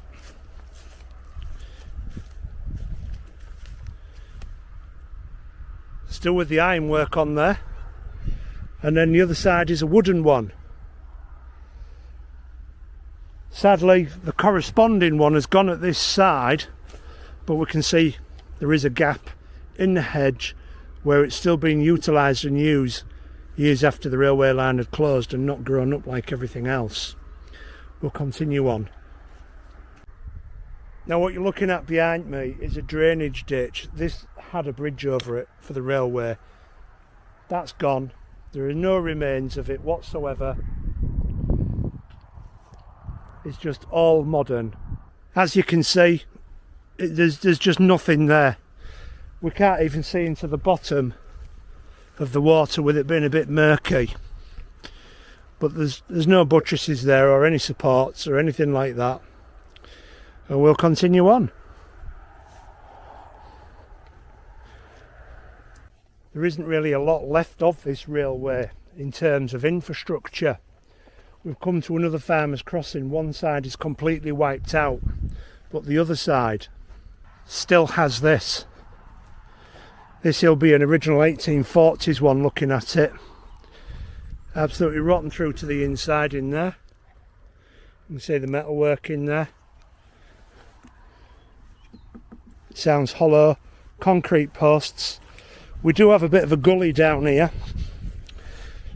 All the gullies that we've seen so far have been modernised, and this one is no different. Another concrete tensioning support post. Let's continue. We're nearly at Foggerthorp. We've come across yet another farmer's crossing. This one is still in use. You can see the track there behind me, and it's got some gate posts. So if I turn you around there, this looks like an original 1840s one. You can see the ironwork at the top. We've got it at the bottom. It is feels fairly sturdy. They don't build gate posts like that anymore. But the other one is really quite a distance from that. It's in here, hidden in the bushes. Just in there. I hope you can see that there. It's got ironwork on because it still has the gate attached. Can you believe that? The gate is in the open position, so the farmer can just cross straight over. That's really quite incredible that that gate is still there. I mean, look how much this tree has grown round it and just sealed it in there, and it's never going to be used again. And the iron will be there for another 100 years and more.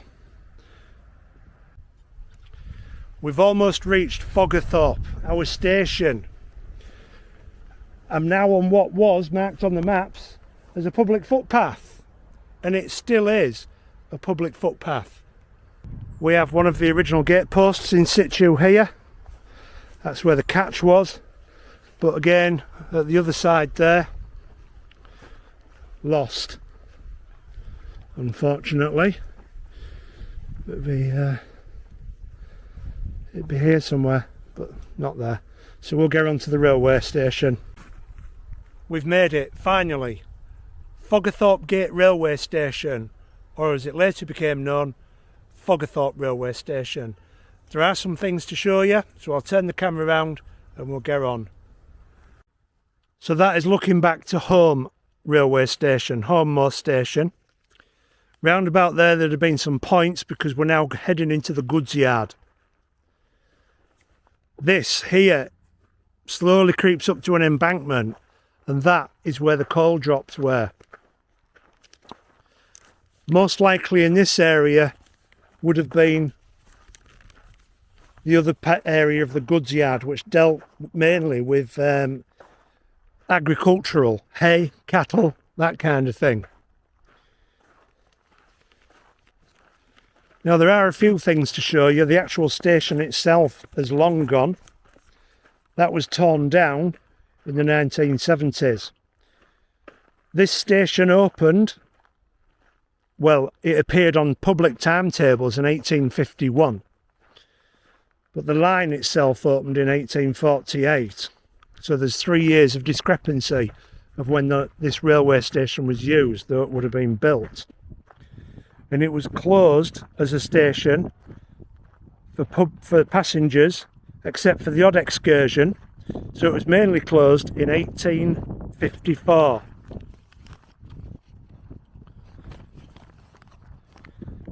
And it continued to operate for seaside excursions up until 1957. The line completely closed on the 27th of the 1st, 1964. And what we're approaching here are what remains of the coal drops. So we can see some over there. I'll just get in there again.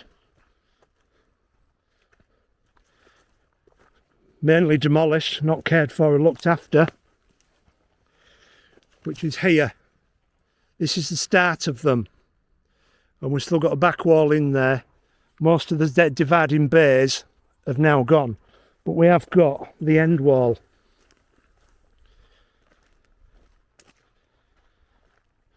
Coming along here, we can see the coping on the top of this one still.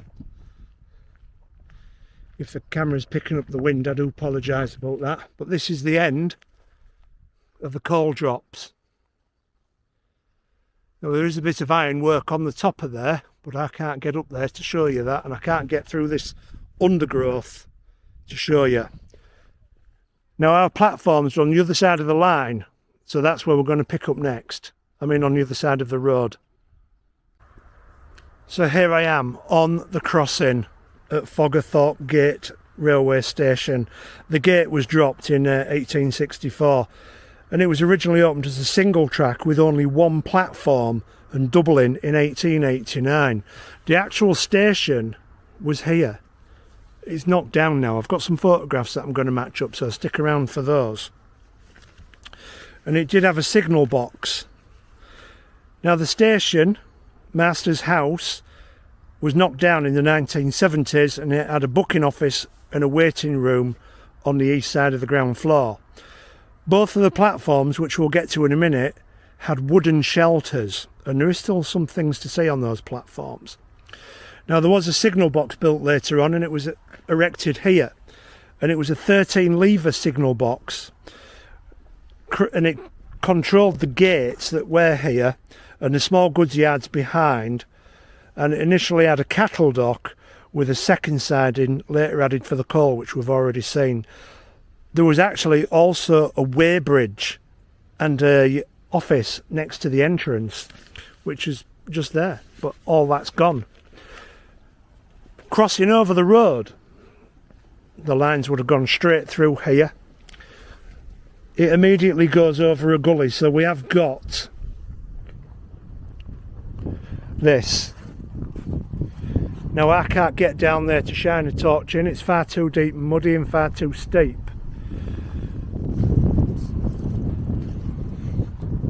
And this is where our platforms begin. They're both facing platforms, We can see they are still here, they still exist. We've got that one down there, and I'll take you straight across to the other side, and we've got that one there. What we do have here is some remainders of railway line, some actual railway track. Again, you can see the age of that by the shape of it, and you can see where the fish plate attached to that one there. So that's pretty amazing that that is still here. So going down a little bit further, we can see where the name boards were for Foggerthorp here, and we've got the little shelf that it sat on, and we've got another one there as well. It did have lights on this station, so there was concrete pillars for those to stand on, and I have found one of those for you as well. But what's crazy about this one is it is there and it's grown into the tree. I will be putting some photographs up at the end for you as well. Now the other platform doesn't have a great deal remaining. We can find no traces of any timber waiting rooms. That would have been too much, that. Absolutely no chance of finding any of that sort of thing. But as we move down the platform, there is fencing at the back. They're in reasonable condition. Look at this, where the undergrowth isn't quite there. You can see your platform edgings, your engineering brick underneath.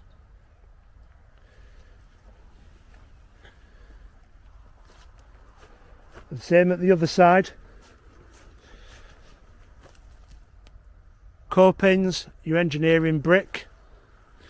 We have had a walk up and down these platforms to see what we can find. And actually through the back of there, you might be able to see some unnatural diagonal shapes of railway fencing. This place was never maintained once it was closed. There is also another pillar for a gas light with the metalwork still on the top, which would have been later converted to electricity.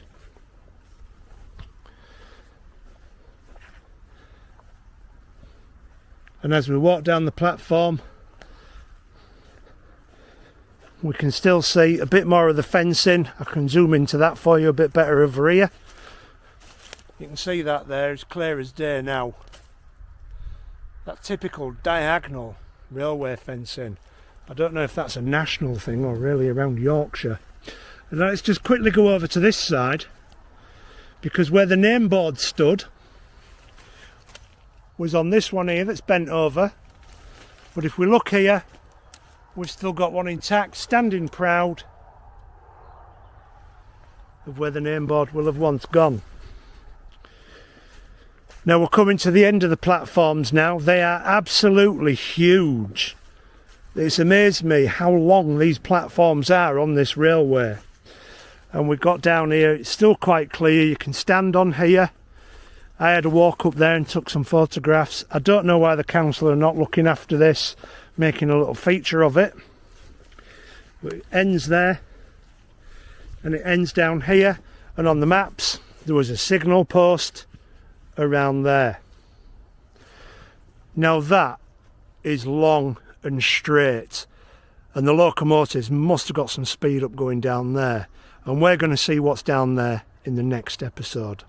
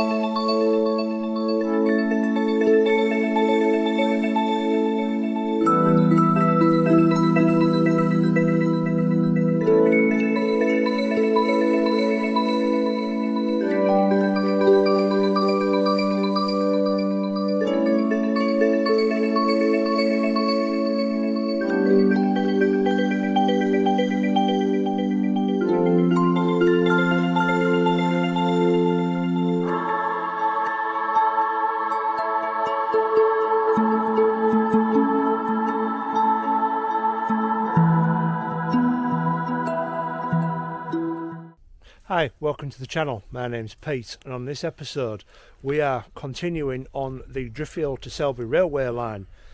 We're now on part 2, going from Market Weighton to Selby of this series. The actual episode, I think we're up to about part 14 now. Now we are at Foggerthorp railway station. We saw that in the last episode, so please go back and watch that.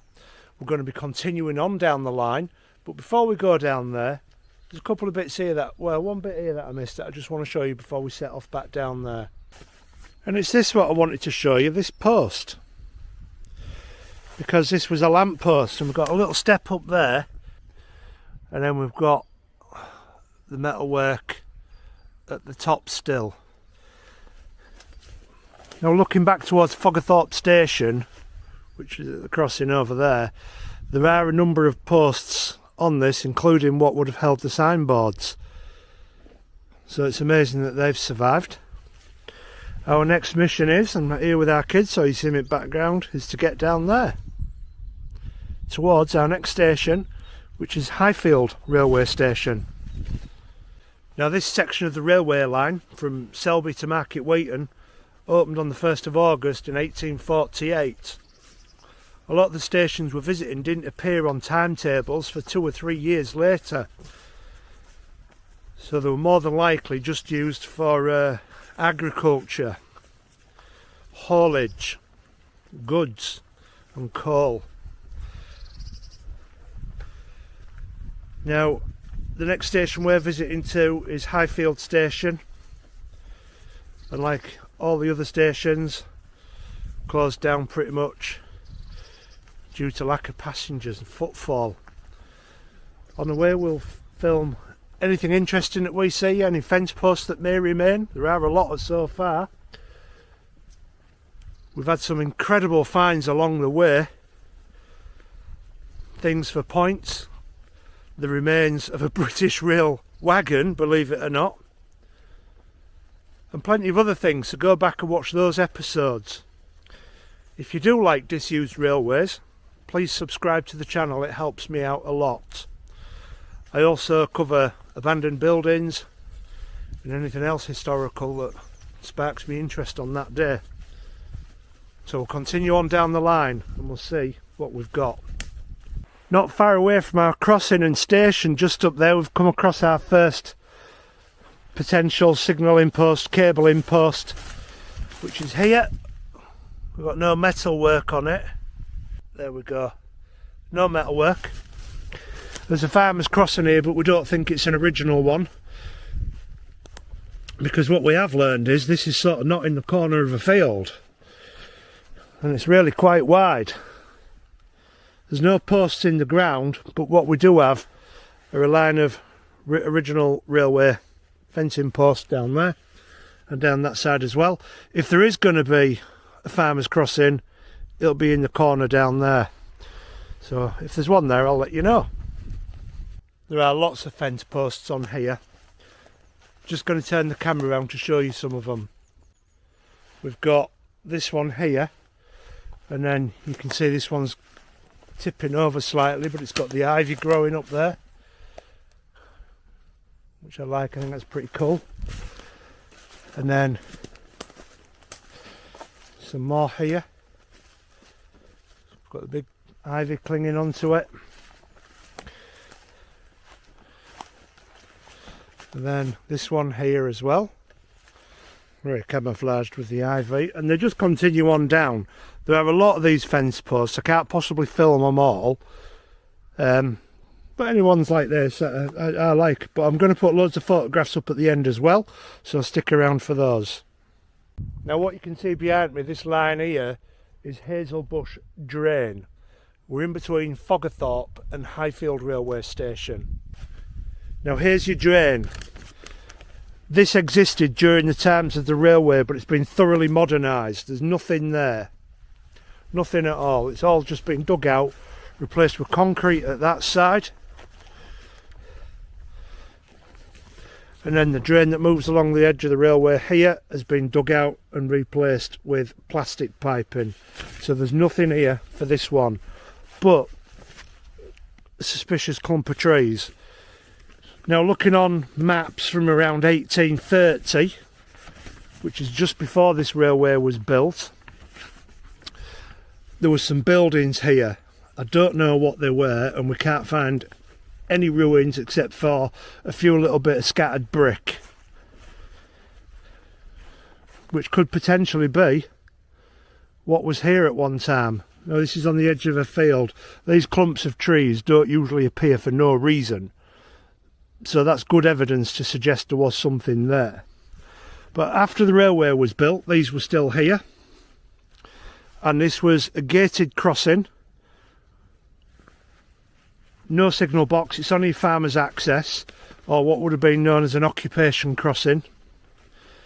We've got no original gate posts in anywhere, but we do have the railway fence posts at either side. And you won't be able to see it, but down there are some railway fence posts as well. Now, these buildings that were here in this clump of trees were on the maps in the 1830s up to 1840s. The railway was built, and then the next map that I could see them on was in the early 1900s, but by the 1937 maps these buildings had been demolished. So sadly there is nothing for us to see at this drain, and we're going to continue on down and hopefully get to what remains of Highfield railway station. Got an example of modernisation really for farmers' access to the fields. I can show you what they've done. This farmers' crossing or occupation crossing doesn't show up on maps, and it doesn't match with the alignment of an old field. But we can see here where they've just been with a piece of machinery and just lifted out and pulled these out and shoved them to the side. Now, I don't know how clearly you can see through there, but there's 1, 2, 3, 4, another 4 in there. And they've just done the same at that side. I've got a wire tensioner over there that I've taken some pictures of. It's in a really poor condition, where I think they've probably tried to grab it out and lift it and failed and just damaged it quite extensively, so they've left it in place. We're continuing down the line. There's not a great deal at the moment, unfortunately, but we're not far from the station. So far all we're seeing is a lot of fence posts, tensioning posts, and more modern farmers' crossings. I haven't seen any original crossing posts as yet, but hopefully, you never know what we'll see. Well, the path is now, I'll show you, I'll turn you around. Is now pretty much on the side that would be heading to Filey Holiday Camp, Bridlington, Scarborough. So that I believe that's the is that the downside, Steve? Yeah, downside. The fence posts on the other side are way over there now, right at the edge of the hedge. But I just thought I'd show you inside there. You can see here we've got a tensioning post. Keep coming across those. We're not coming across any cable posts anymore. Not since we've had our farmers' crossings. Well, since the drain actually. We're going to continue down and we'll see what else we can discover. We are still on the Market Weighton Selby railway line. We've come down a fair way now from Foggerthorp, and we're at what's called Menthorp Gate crossing. Now, what's unusual about this is there's really not a lot here, and I don't understand why such a substantial crossing was built here. Please feel free to go look at the maps and see if you can explain that to me. There are no photographs of it that I can find, and believe me, I try to find this stuff. So this behind me is called Layfield Road, and that road behind me goes up to goes up to Halthorpe Village. It's only a mile or so up there, but as you can see, even today it's just nothing but a little lane. The Crossing Keeper's cottage has been demolished, but I've got some stuff to show you. So please, if you have any photographs of this crossing, can I have a copy? Somebody must have lived in this house. Some photographs must exist somewhere of this crossing, and it was a substantial crossing. I'll turn the camera around and I'll show you what remains today. Now that is looking up Layfield Road up towards Halthorp Village. So as we turn round and we go and approach the crossing, we've had a good rummage around, so there's plenty to show you.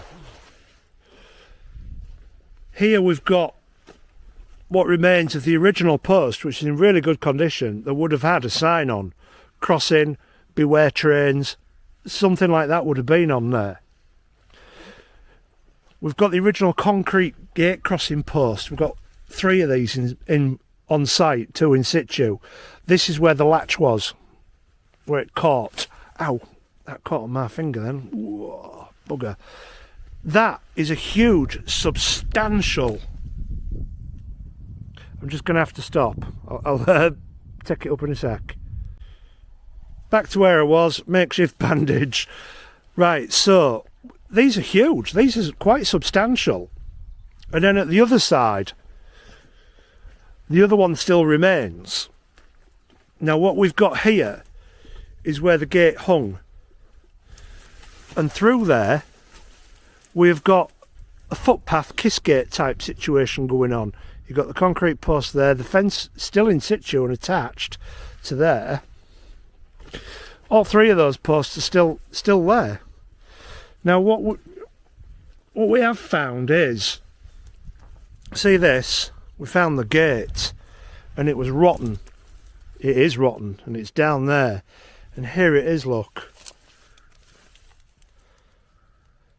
You can see the metalwork there. This would have attached to there. This is all we found of the gate. There's probably some bits of metal down there rotting away somewhere. Yeah, amazing find that. Now, kiss gate there, gates here. It would have gone straight across here and it literally goes to nowhere.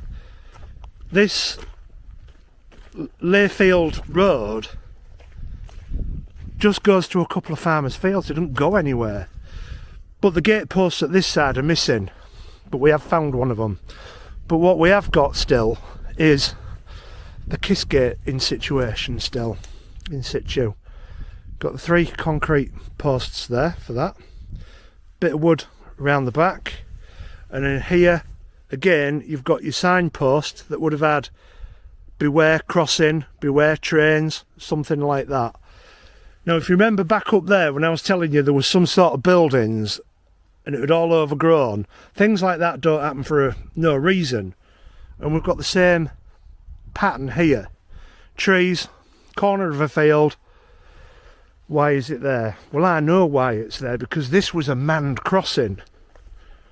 Which is incredible that this was a manned crossing. Now, me and my brother have been in there.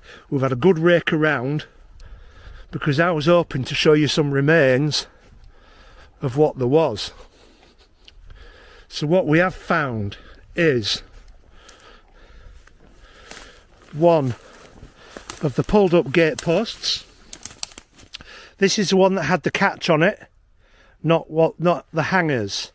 We can't find the one that had the hangers on it. But what is incredibly exciting is we've got the remains of the gatekeeper's cottage, and we can see it was a substantial building. We've got the footings. We've got this goes round to about there, and then we've got this wall here, and then that wall there that goes quite a way across there. And I think this is possibly potentially where coal bunkers were, or an outbuilding, or a shed.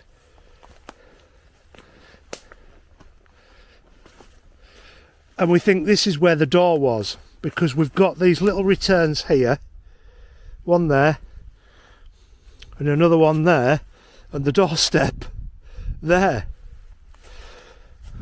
So we can trace the outline of this building more or less at this side.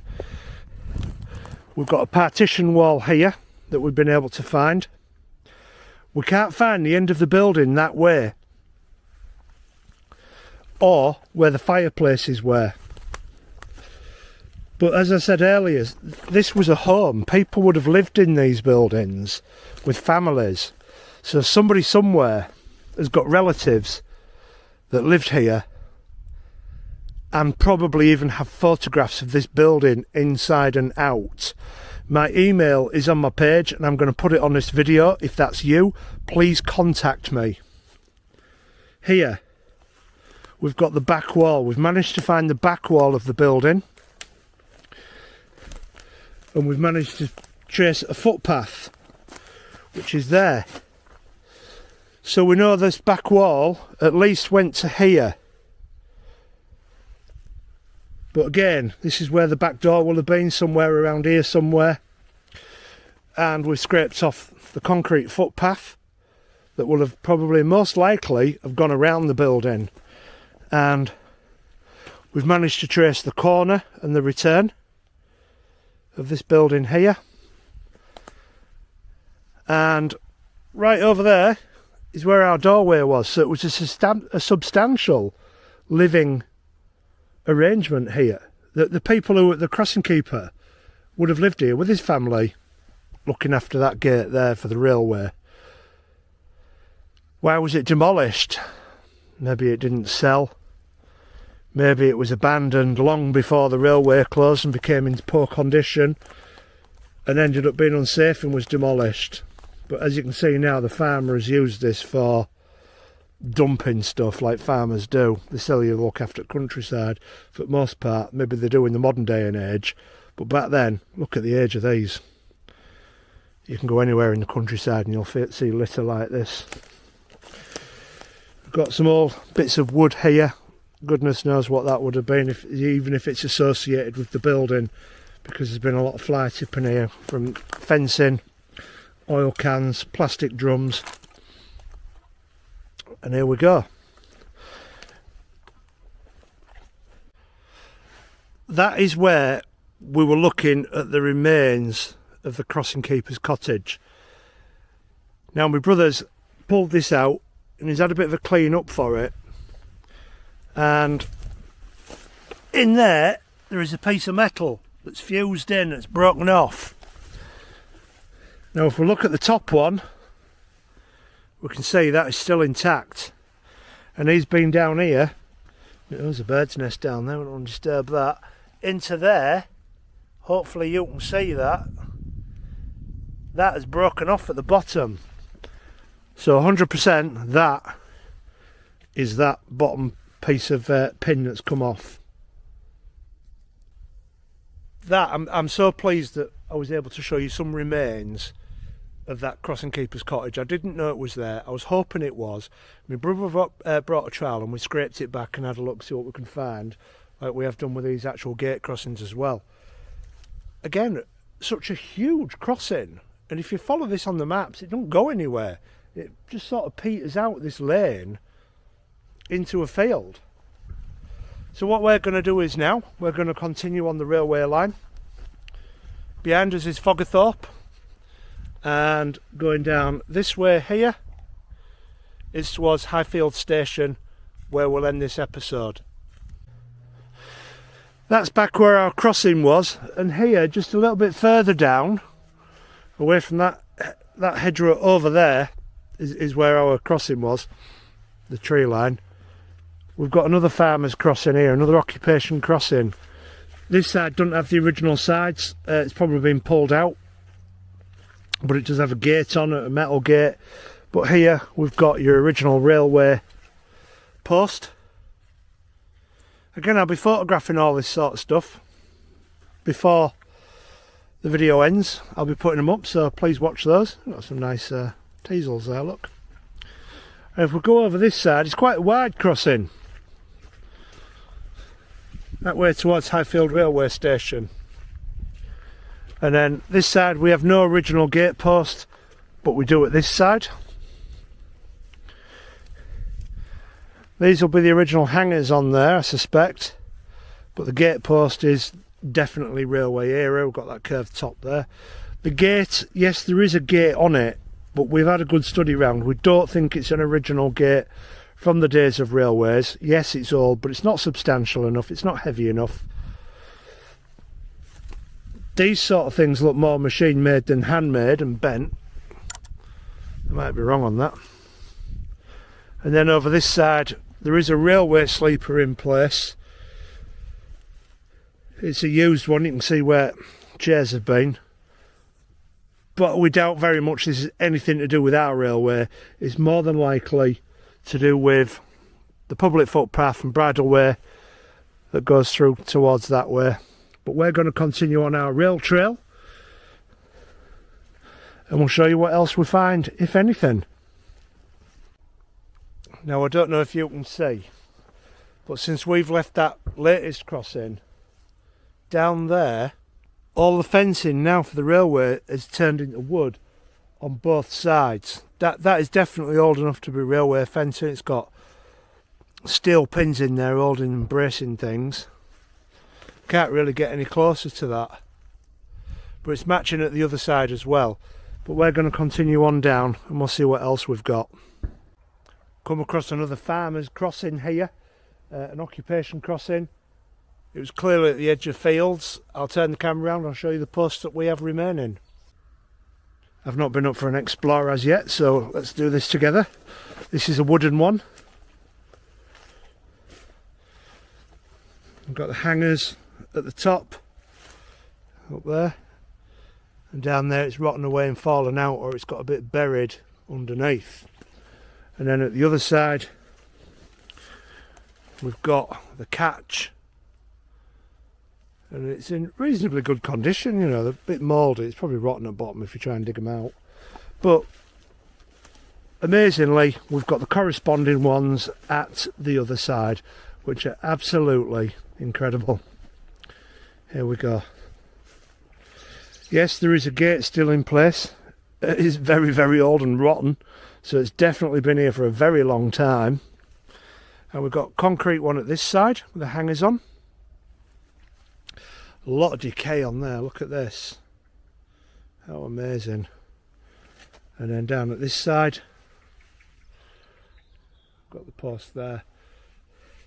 And we can see down here we've got railway era fence posting. And we'll continue down the line. A little bit further down we've come across the remains of another farmer's crossing. There's not a lot to see at this one. I do like the decay on some of this sort of thing though, so I'm going to show you it. Alright, you can see where our kid is. I'm going to get him to tap that nice and hard. You can hear how hollow that is, and if I show you the bottom, just gone. However, we've still got the bottom hanger, top hanger. This is where it would have crossed. There we've got some concrete railway era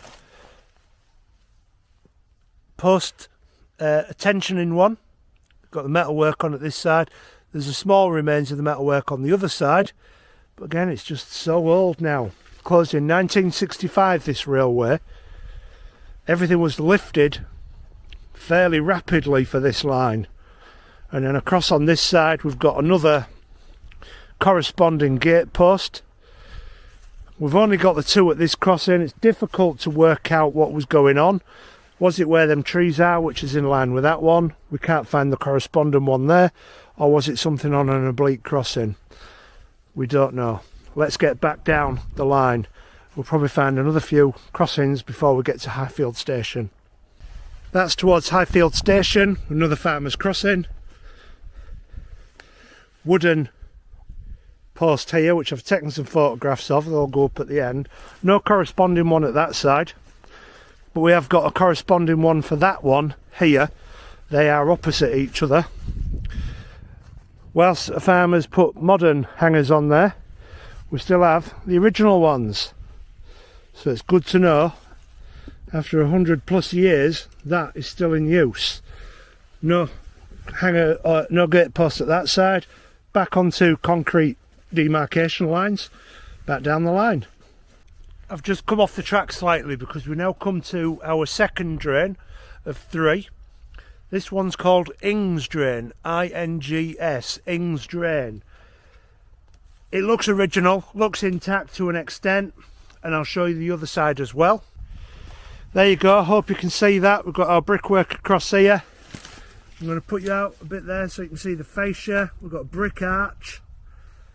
Remember how old this railway line is? I'll turn it off and we'll go and have a look at the other one because we can see that a bit clearer. This is what it looks like at the other side. Ings drain goes all the way around the fields. These lands would absolutely flood without these drains. They are vital for this farmland. And if anybody knows Derwent Bridge, the River Derwent, which is over that way, you'll see how much that floods all the way up around the M62. Now, this drain comes here under the railway line, and this is the other side. This is what we can see. I can't get down there. It's too slippy, it's too dangerous, and it's about 10 feet from where I am. And then the bottom of that is probably boggy for about another 6 inches. I just won't get down safely. We can see that starting to crumble and fall away, but it's a shame I can't get down there. I might come back in summer and go through it. Let me know what you think. Because I could fit through there. If I could get down there, I could go through it in some wellies. If you want to see that, let me know. We'll make a short video on it. But yeah, the brickwork under there looks brilliant, while the fascia just is collapsing a bit. They're not going to last forever, so it would be nice to maybe go through. We'll continue down the railway line. We've got another drain to come to, and then we've got a station. There might be some farmers' crossings. Unaware of those at the moment, but they don't mark those on maps. So we'll see what else we come across. Just before we leave Ings Drain, there's a couple of things worth mentioning here. I'll turn the camera around. Just before we leave our Ings Drain, it's worth mentioning there's a rotten gate on the floor there. There are gates there, but we cannot find any original gate posts. It's highly likely that it was, because there's a natural end to the fields with the drains. And the same at this side. But we can't find any evidence of that other than this rotten gate on the floor here. Gate's been there, but no original ones. But it's also worth mentioning while we're here, my brother's found a sleeper tucked away in the undergrowth that has clearly been there for a long time, trapped behind these here. Through there you can see where your chairs went into it. It's rotten away at the other side. But could that have been to do with our railway? Or was that maybe brought up here for a later date to be used as a gatepost of where we've just been discussing? It would be nice to think it was part of the railway. Let's pretend it was. Right, let's get down here. We are now at the last drain before Highfield railway station. I'll get it into view. You can see it behind me there. This is called New Moorlands Drain. Now, without these drains, these lands would be flooded. They'd be useless. It'd be marshland. And we're going to see more evidence of how strong that flooding can be later down the line. Now, this drain is really quite spectacular, and I would love to actually go through this one. So I think I might, during the summer, come back down here to go through both these drains and show you the brickwork inside, because we haven't seen a drain going under the railway or a river going under the railway with brickwork this fancy since we were at just before Southburn railway station. If you haven't seen that episode, go back. This isn't quite as spectacular as that, but you've got to remember these lines were built. This line here was built or opened in 1848, so it was being built for a couple of years before that.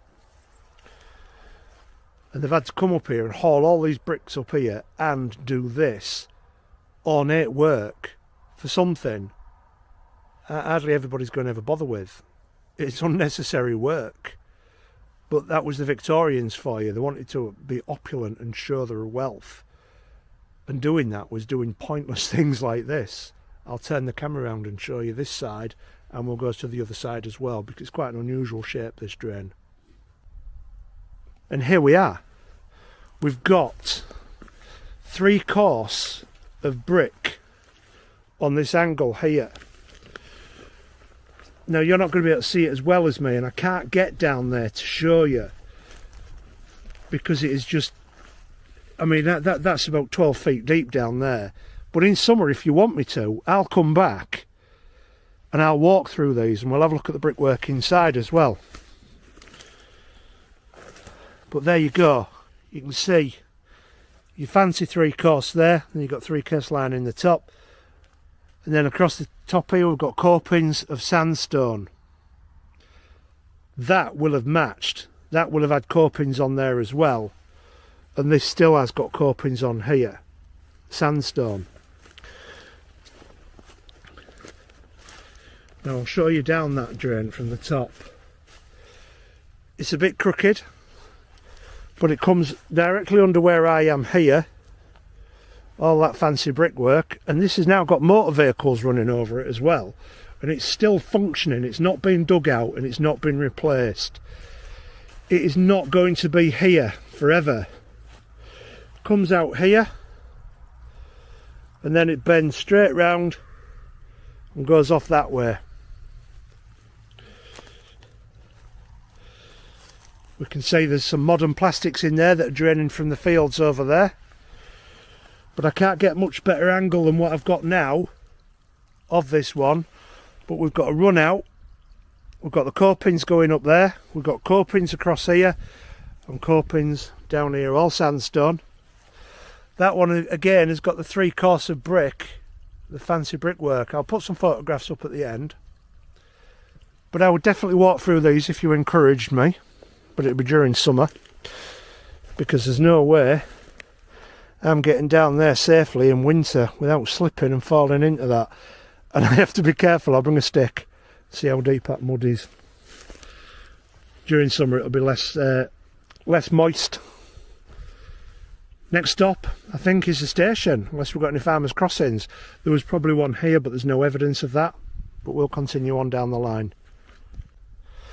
That way is back to Foggerthorp, and we're following the clues again, because we've got our big hedgerow here and then suddenly it drops off. Why? Well, we can sort of figure it out. Because we've got a fence post, or a gate post even.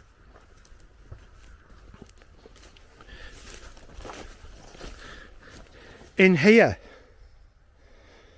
Now that's there.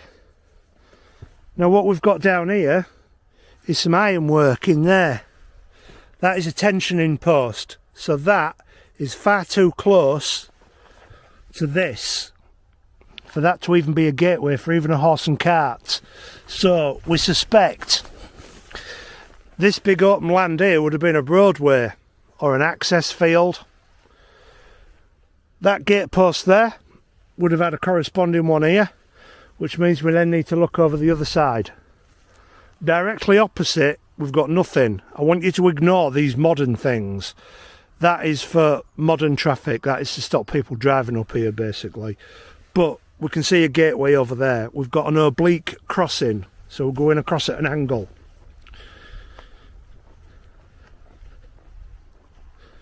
And what have we got? We have got an original gate post still in situ. So that does support our theory of being an oblique crossing. Whilst it's got a gate hanging on it, it's clearly been here for a long time and not used for many years. This is the hanger side. The other side does not have an original gate post on it. It was most likely about here, because this is widened for more modern crossings. And then view back over there, it's next to the telegraph pole, so you can see this would have been our oblique crossing. We'll get down here, we're almost at the station. A little bit further down we've got a farmer's crossing. Behind me you can see that gate. There's nothing original there. But on the opposite side we have got this post with the hangers on. And then we've got this post here as well, there, which is slightly more rotten. There's nothing on that. We're going to continue on down the line. I'll put some pictures of these up. We've made it to the disused Highfield railway station. I've had a walk around with our kid. We've worked out a filming plan, and we're going to go around and show you what remains today. There are a couple of pieces that we've seen that we don't know what they are, if they're railway related or not. So I'll point them out to you, and I'd like you to let me know what they are if you're able to tell me. So this is the edge of our platform. This is what remains. And in the distance there, you can see a shed which has nothing to do with the railway to the left there. And then you can see the railway building, the station master's house. Again, look at the chimney. It's got that typical shape for the same architect all along this line. Now, it's in very poor condition. It's very overgrown, but it still remains. And we can see some of the edging here a little bit better. We can see it's got a nice flat face, we've got rounded copings, and it's more than likely had a shale or gravel top at some point.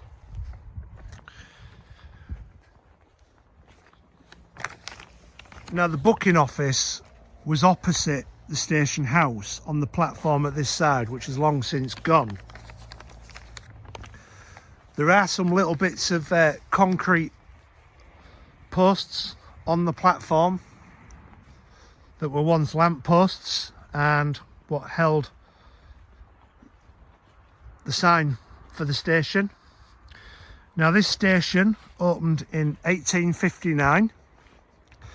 This building has had some modifications on it since. There's been a window at the top left there that you can see, bricked up, and then windows all that would face out onto the platform being bricked up. Now, this never had facing platforms. This side is really strange. I don't know why, but the platform was never built here. They built one at this side with a booking office there. This station first appeared on timetables in January of 1859, and it was the North Eastern Railway that opened this station. Now, they've got some memorabilia there of GWR which had nothing to do with this railway company. The date this place closed was on the 20th of the 9th 1954 to passengers. I'll just show you this here. This one here was a lamp post, and I know that because we've got a step up at the bottom of there which is a bit worn away and broken, but that's what that one was.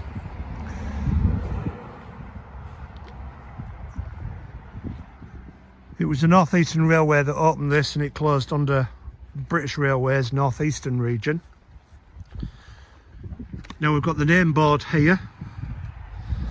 The board is not there because it's long gone. They were made of wood, which is here and here, and then next to there we've got a broken off post which would have contained a light at the top. And this is where the booking office was, in this area here. I've got some photos to match up where it was in dereliction with some of these photos. Now, we've got an original gate post there that would have given you access to the station master's house and yard. And our other platform is opposite this one on the other side of the road. So we'll get there next. That's where we've just come from, and there's the station master's house. We've got an original gate post there that I pointed out to you. This is where the crossing was, here, with the crossing gates. In there is an original post, but it's so deep it's difficult to get to. I have dug myself in, and it is a concrete one. There is another concrete one here, but this was the goods yard. But this was the access from the road. The rail access was from the other side. Now, our platform and booking office was here, opposite the station. And then when we come to this side, this is our platform, vastly overgrown.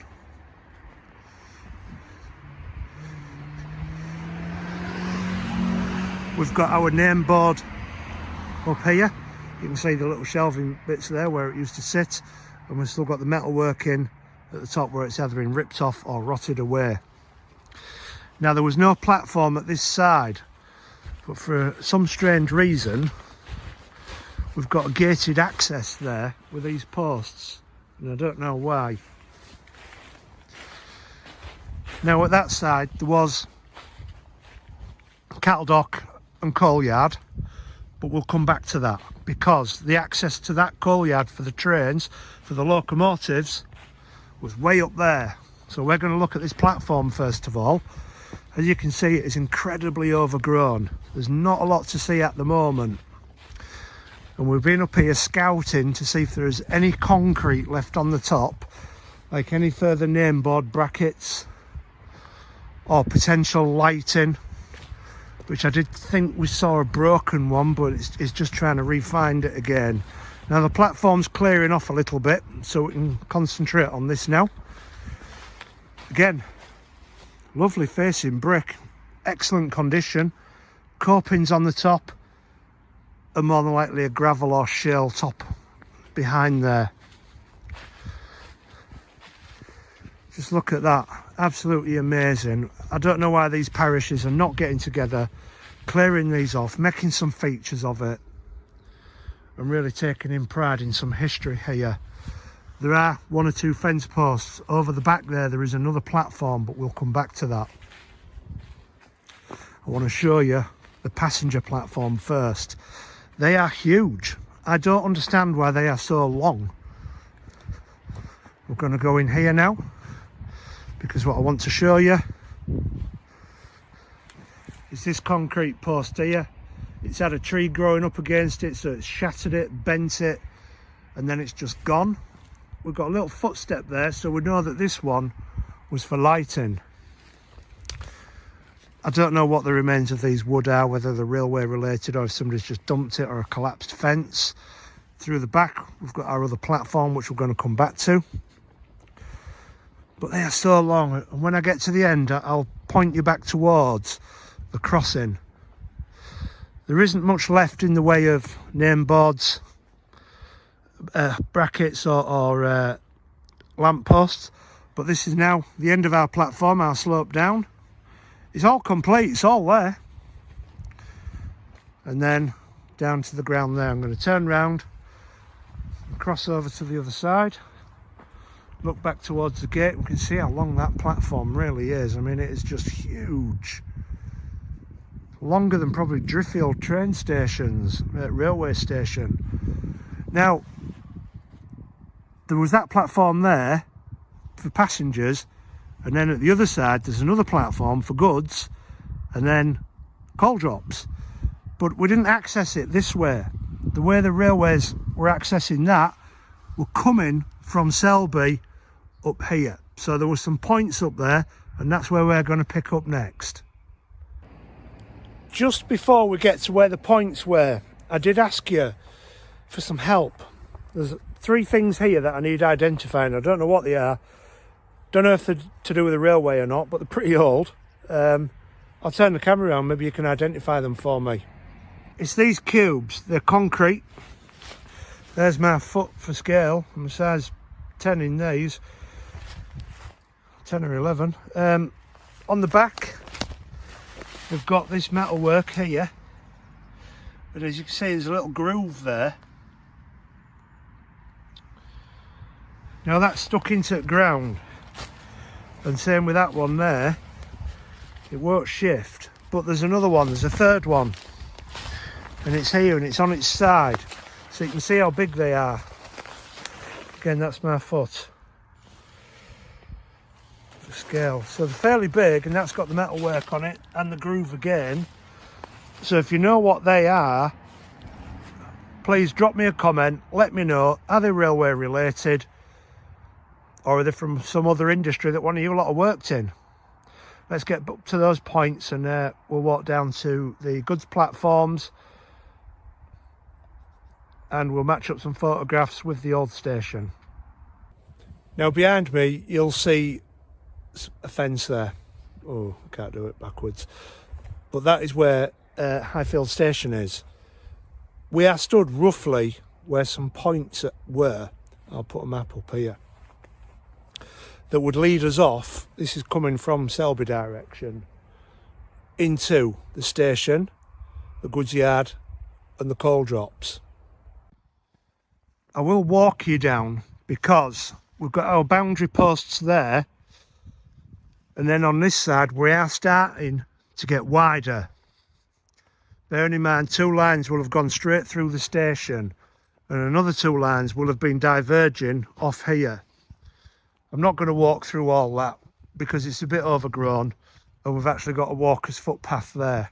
This does not follow the railway, so don't think it does, because that would have gone through there. This is too much of an acute angle, unless you're on a tiny train. Now you can see here the land is starting to rise up, because that would take you towards where the coal drops were. And I've been on this embankment here and had a little scuff around with my feet to see what I could see.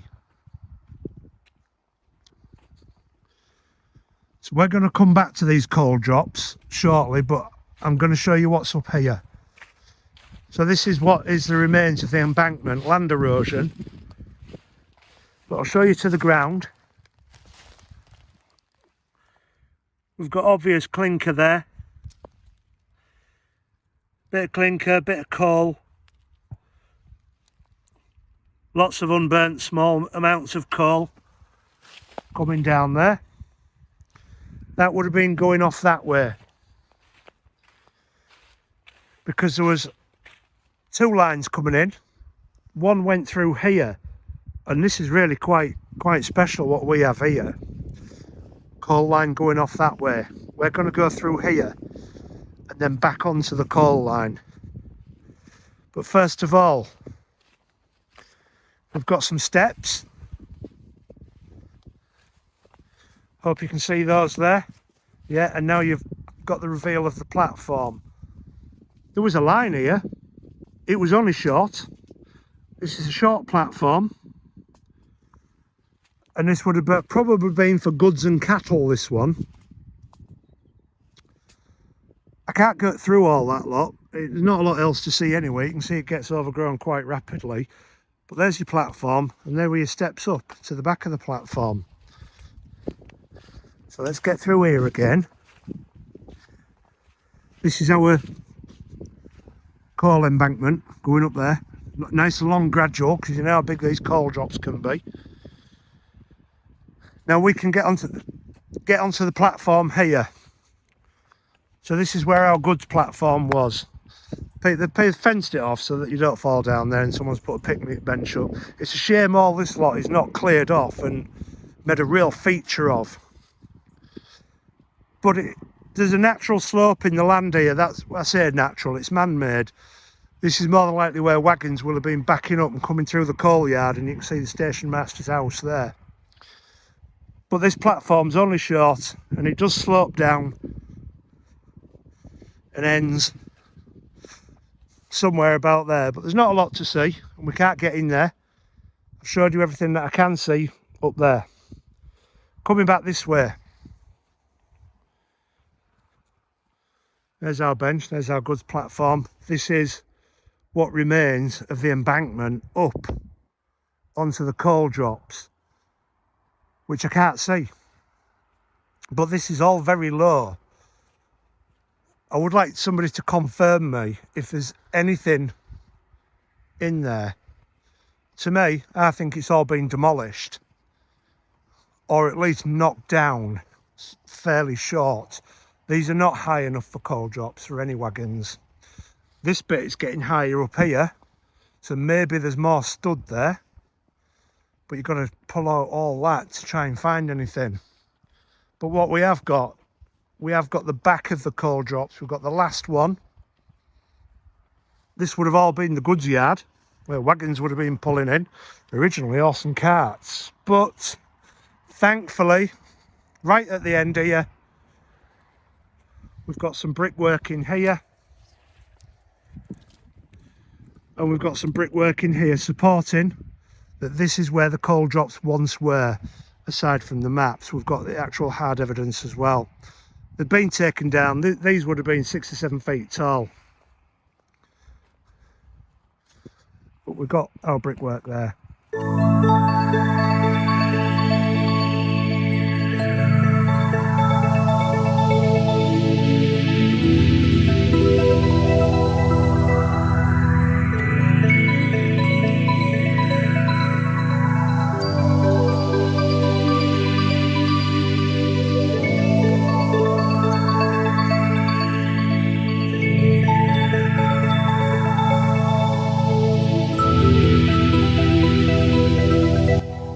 with the backdrop of Highfield Railway Station Station Master's house. I hope you've enjoyed this episode.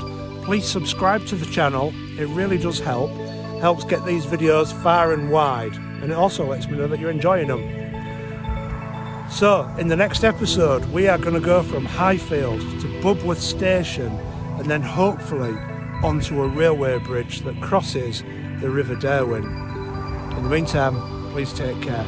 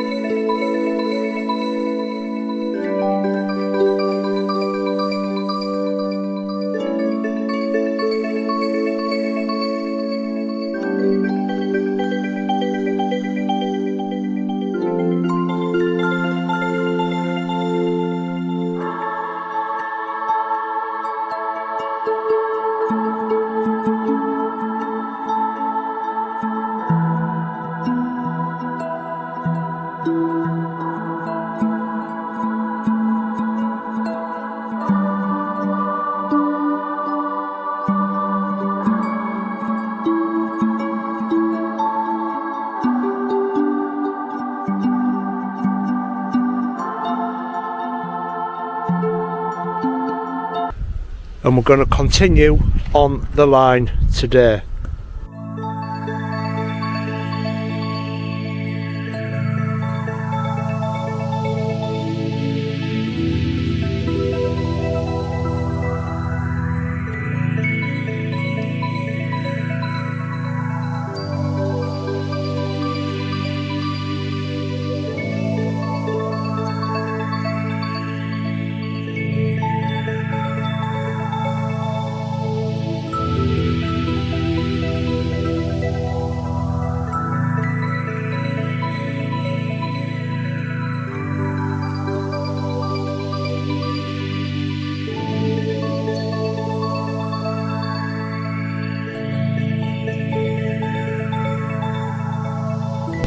Just before we leave Highfield Station, my brother's had a bit of a scout around and we've actually found something else worth showing you.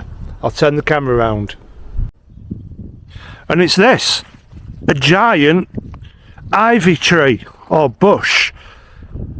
My brother investigated in there and there is a building. Now all this was railway land. This was the coal sidings, goods yards, and the line ran through here. Station on the other side of the road, one of the platforms there, and one of the platforms just here.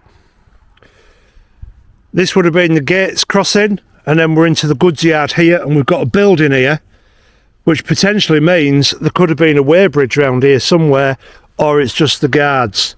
So what I'll do is, I'm going to show you this. I know it doesn't look much, but have faith in me. Here we go. I don't know if you can see that yet. There is a hole there, look. And we can get inside there, and I'm going to try and do that for you.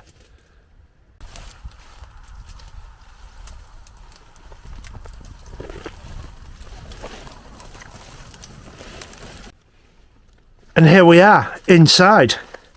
I need to be careful, there's a bit of a ramp on the floor here. But it's really amazing that this thing's still here. Now, I need to be careful because there's holes in the floor down there with a lintel.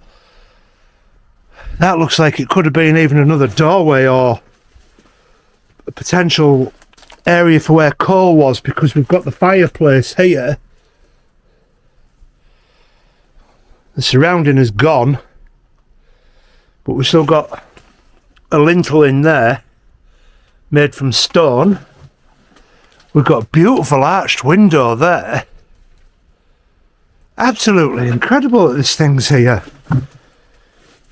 What a lovely little coffee shop this would make.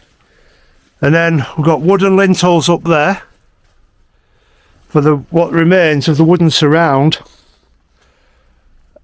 Pretty amazing that this is still here. I'll get back outside, we'll get on the line from where we were carrying on, and then I'll put some pictures up of this at the end, but it does look beautiful with all this overgrowth in here.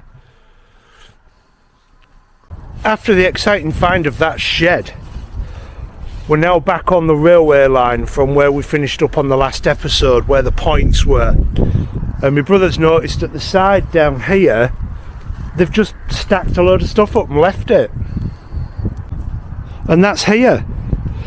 Just a load of old railway sleepers that have been left with a patch of original fencing, fence posts continuing up, wooden ones, but amazing that these are here.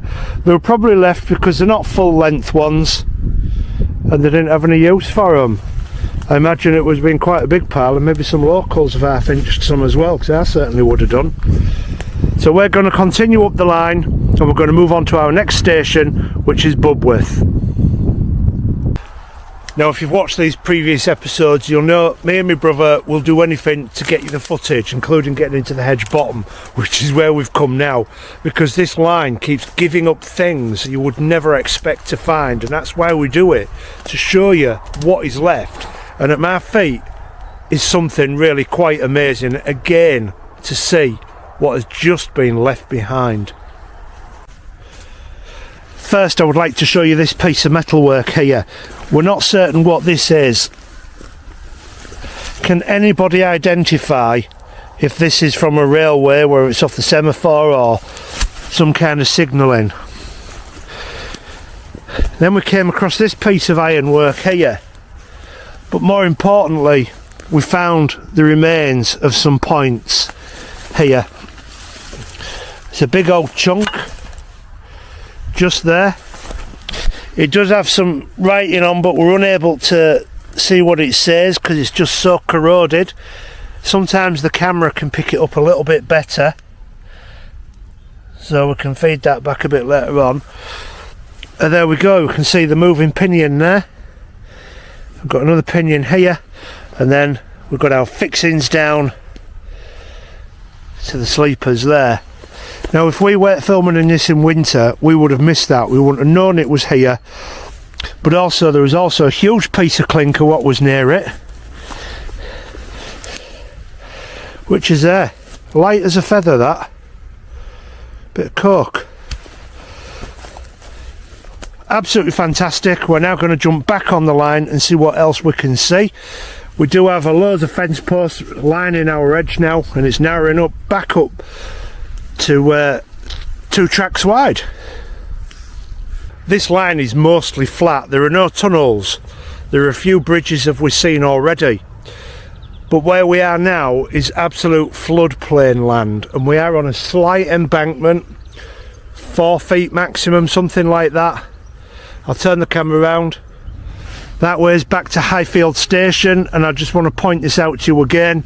You can see here all water sat in these fields.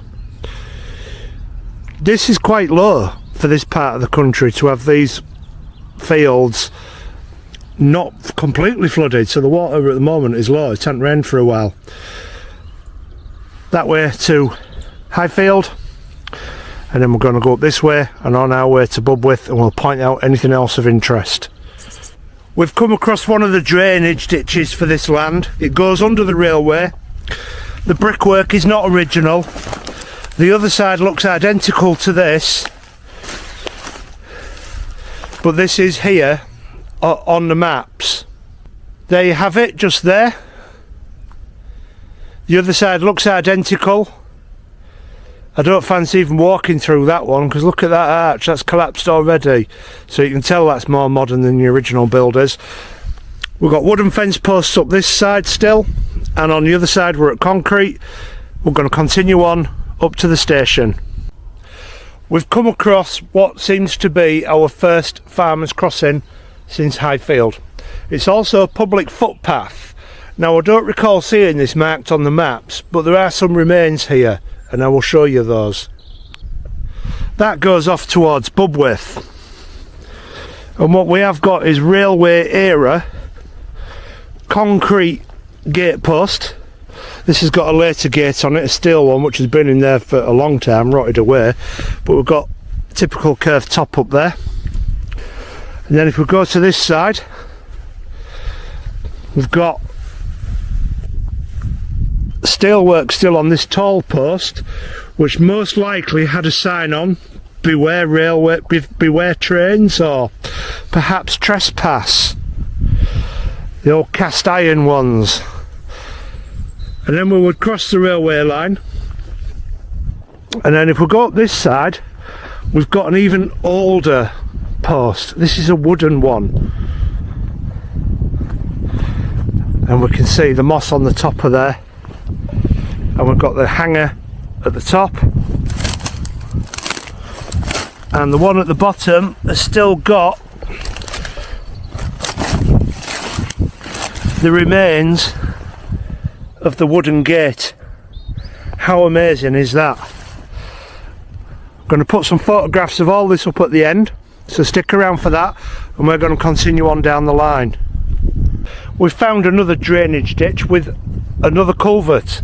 I'll turn the camera around. It is a bit windy at the moment, but here we've got the drainage dike. That is a tensioning post. Here you've got your drainage ditch and culvert.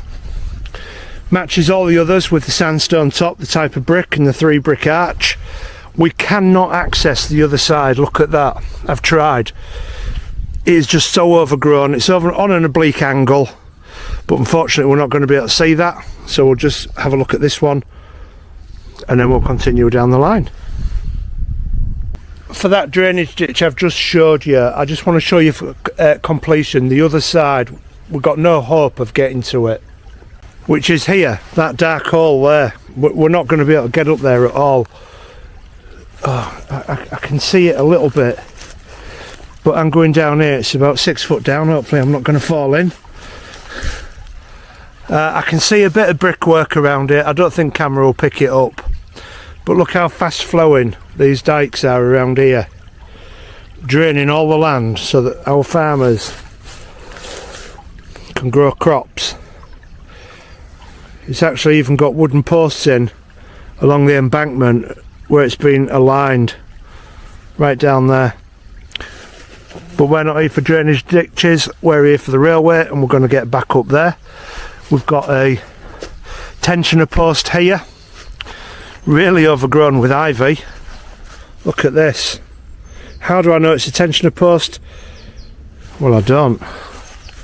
I do now, because this one is actually attached to it in there, back on the railway. I've changed my mind. I've gone back up to that gully.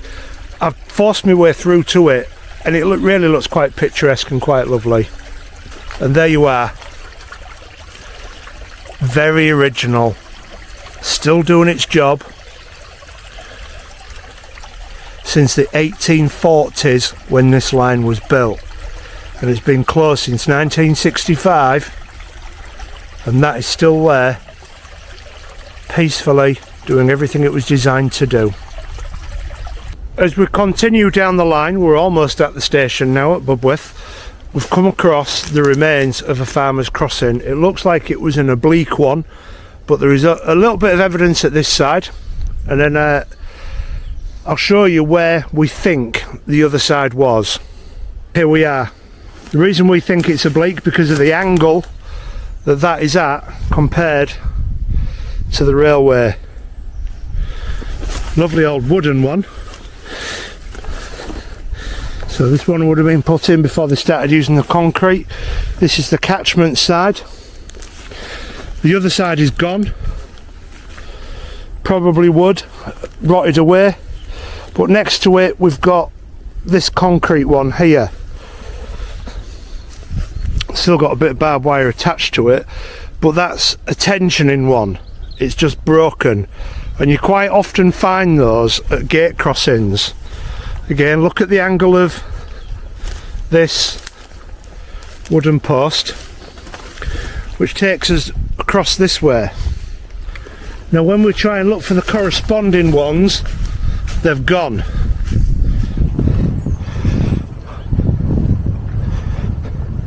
It should be around here somewhere, but the only clue that we have that it was there is we've got a tensioning post in here, and that's still in situ.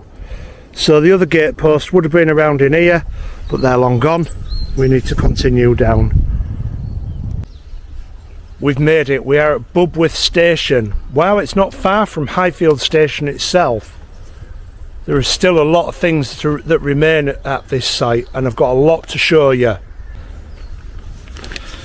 Now I'm hoping you can see over there the buildings in the distance. That is Breton Airfield, and during World War II the Americans were based there. That's going to be important. It was opened in 1942, and it was open for a good number of years. I think in the 1960s it closed, but that's going to become important shortly. So here we are. We've got two facing platforms. Now it was originally a single track with only one platform on the east side.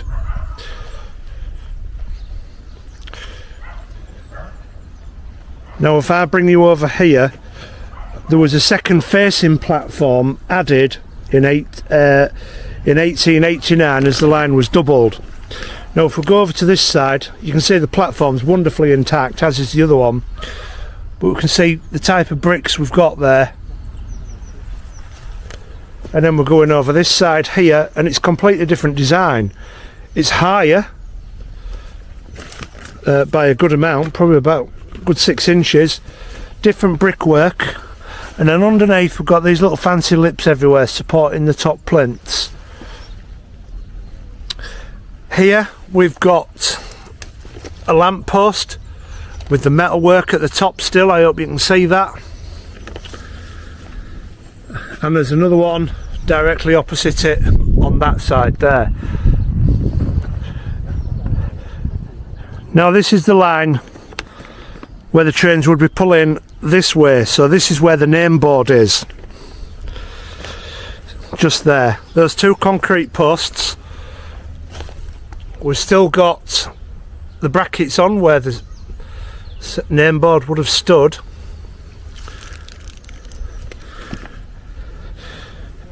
Now although this line opened in 1848, it's unclear when Bubwith station actually opened. It may have opened with the line, but probably only on market days with a limited or no facilities at all. As we go down here, I'll show you a little bit more of what remains. The station first appeared in public timetables in October 1849. It is shown as Dubwith, that's with a D, which is assumed to be a spelling error because the place is called Bubwith with a B.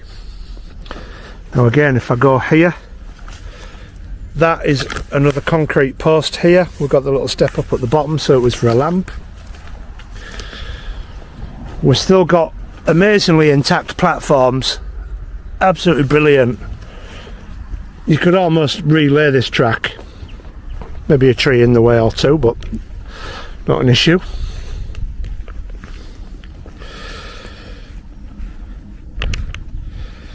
Now originally there was only one platform on the east side, but as we approach the station master's house, which still exists, which is now a private residence, I'll just point out some other little bits for you as well. Now the local area is proud of the station. Unfortunately they have let it go a little bit, so they do need to come and invest some time here.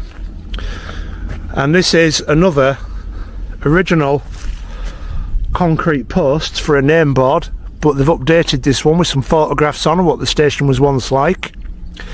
Tells you that the station master in 1872 was a Timothy Glennon, but then it goes on to, during World War II, munitions for Breton Airfield, which is what I've just shown you, were unloaded at the goods yard here, which is just behind the station master's house.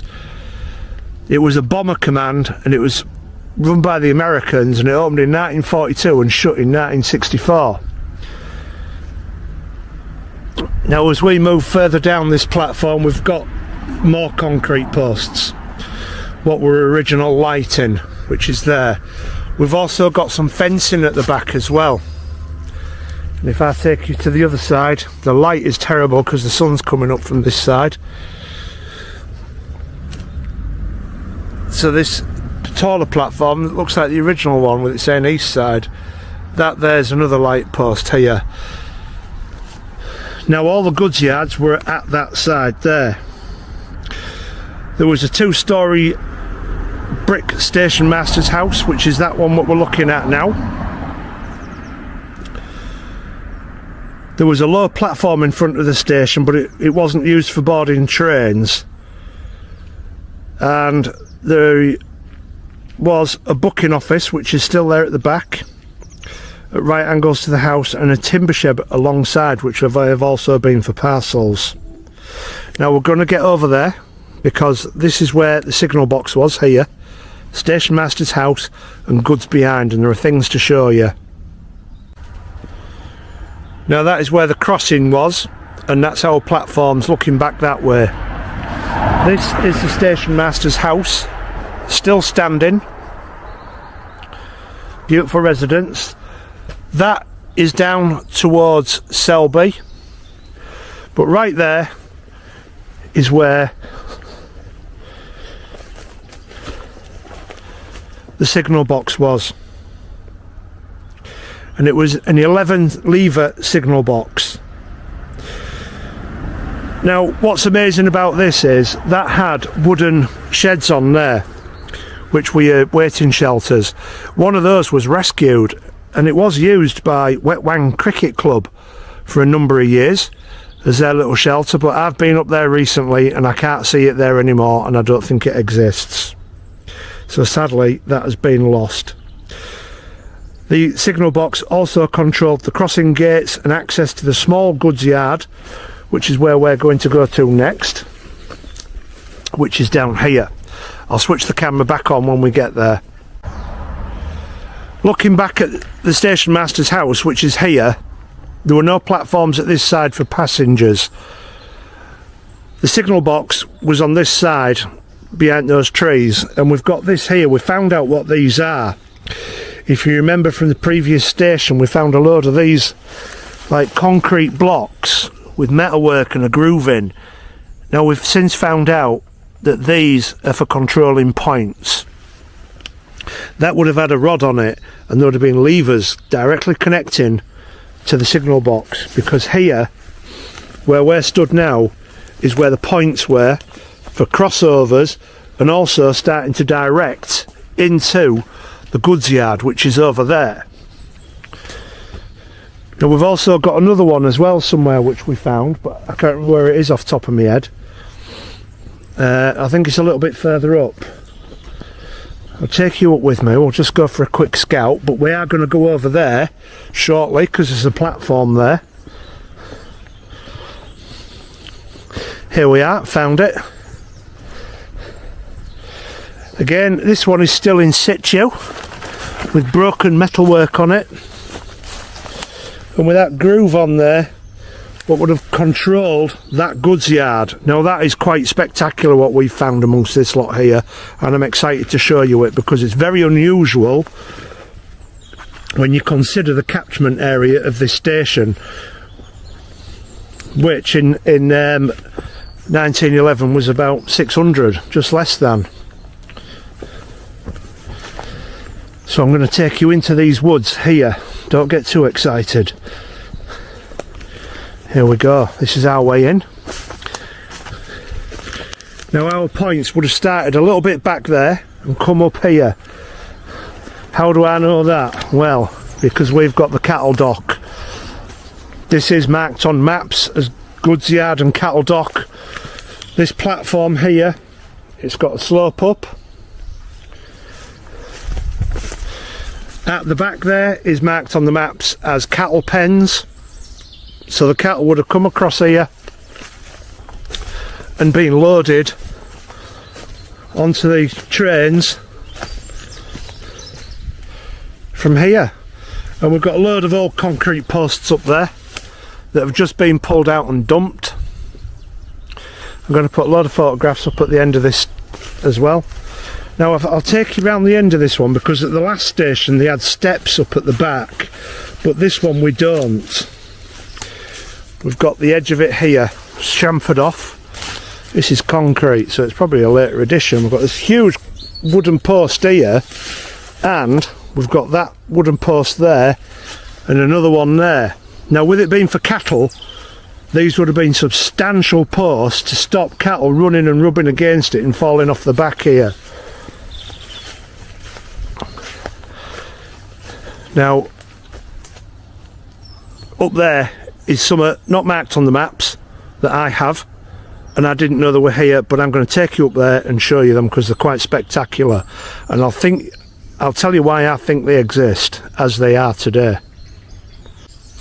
Just before I get to that part up there, what I'm really excited to show you, we found something else down here, and they're huge.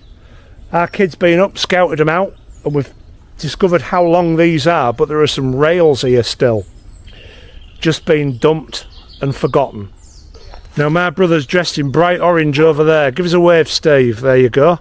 And if we look down here, we've got rail track metals down there. They're not original and ancient, saying that the line closed in 65. These were more likely here as replacement rails that were never used. Now I can tell that they're not ancient railways because they're not the reversible kind, what we have seen on this line in other places and on the Driffield to Malton. So my next port of call is just over there. This is what I wanted to show you. Huge coal drops, not marked on my map, wide enough for 2 tracks. So you can get 2 trains down here, 2 locomotives, and the goods wagons or coal wagons dropping into these. They are huge. There are 7 of them. Now remember me saying the population of this place in 1911 was like 600, 560 odd, somewhere around there. But by 1942 there was an airbase being built over there for the Americans. That would have exponentially increased the population and what was needed to be here. Now I think that these coal drops were built specifically for the airfield because there would have been thousands of men up there, and the Americans would have wanted heating. Not like the British, they skimped us, but the Americans would have wanted it. 7 huge coal drops. I'm going to go down there and I'm going to show you exactly how big these are.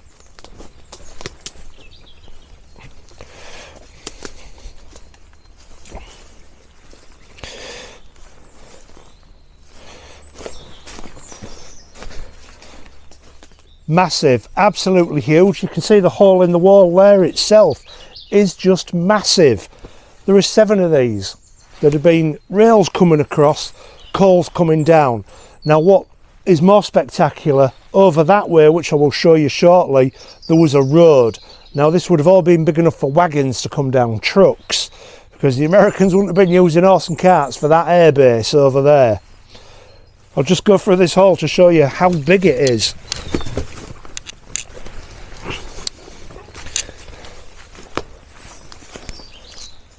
Absolutely massive. I'll bring you down here in a moment and I'll show you them all, and I'll show you the road. And there was a giant what I think was a turning circle at the top for the wagons, trucks, road trucks to turn round. Coal drops are massive. I'm going to show you them. We've got 1, that's 2, this is 3. I'm going to duck behind here. This is 4, behind the tree. This is 5, 6 and 7. And you've seen how big these coal drops are. They are absolutely huge. Now the next thing I'm going to do is I'm going to take you up onto what is, I think, the road surface where the trucks would have gone. Possibly come down here, get loaded up and back off up to the airbase. Or potentially this way around, I'm not sure. Big area up there, big enough to turn wagons round. We have the coal drops to my left now. Now if you notice behind me, this is a big expanse.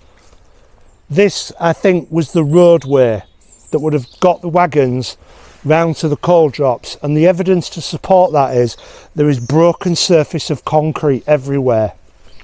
If we look down here, we can see here this concrete, and then what's got from this concrete, it is all in this area here, and it goes way up behind you, which is where I'm going to show you next.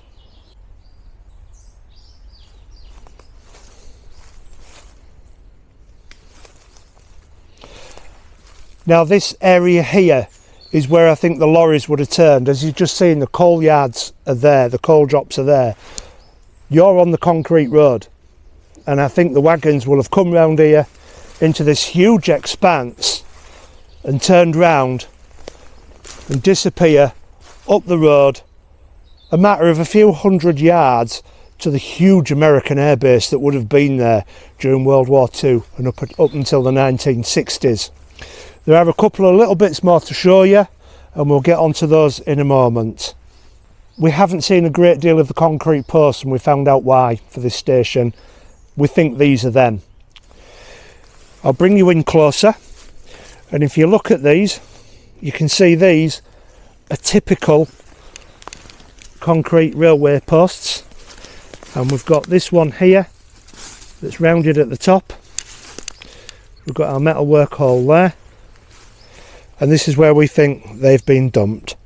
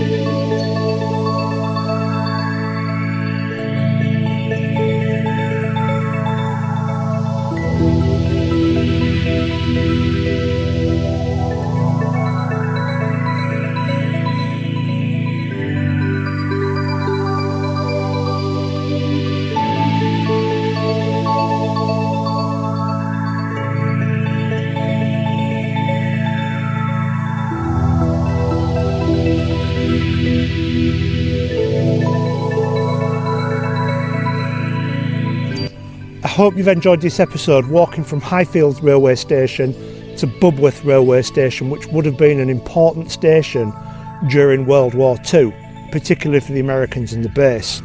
We've uncovered some fantastic relics along the way so far. Next, we're going to be moving on to the next railway station in the next episode, but between us and that station is a huge waterway that we need to cross. So hopefully we'll see you in the next episode. Please take care.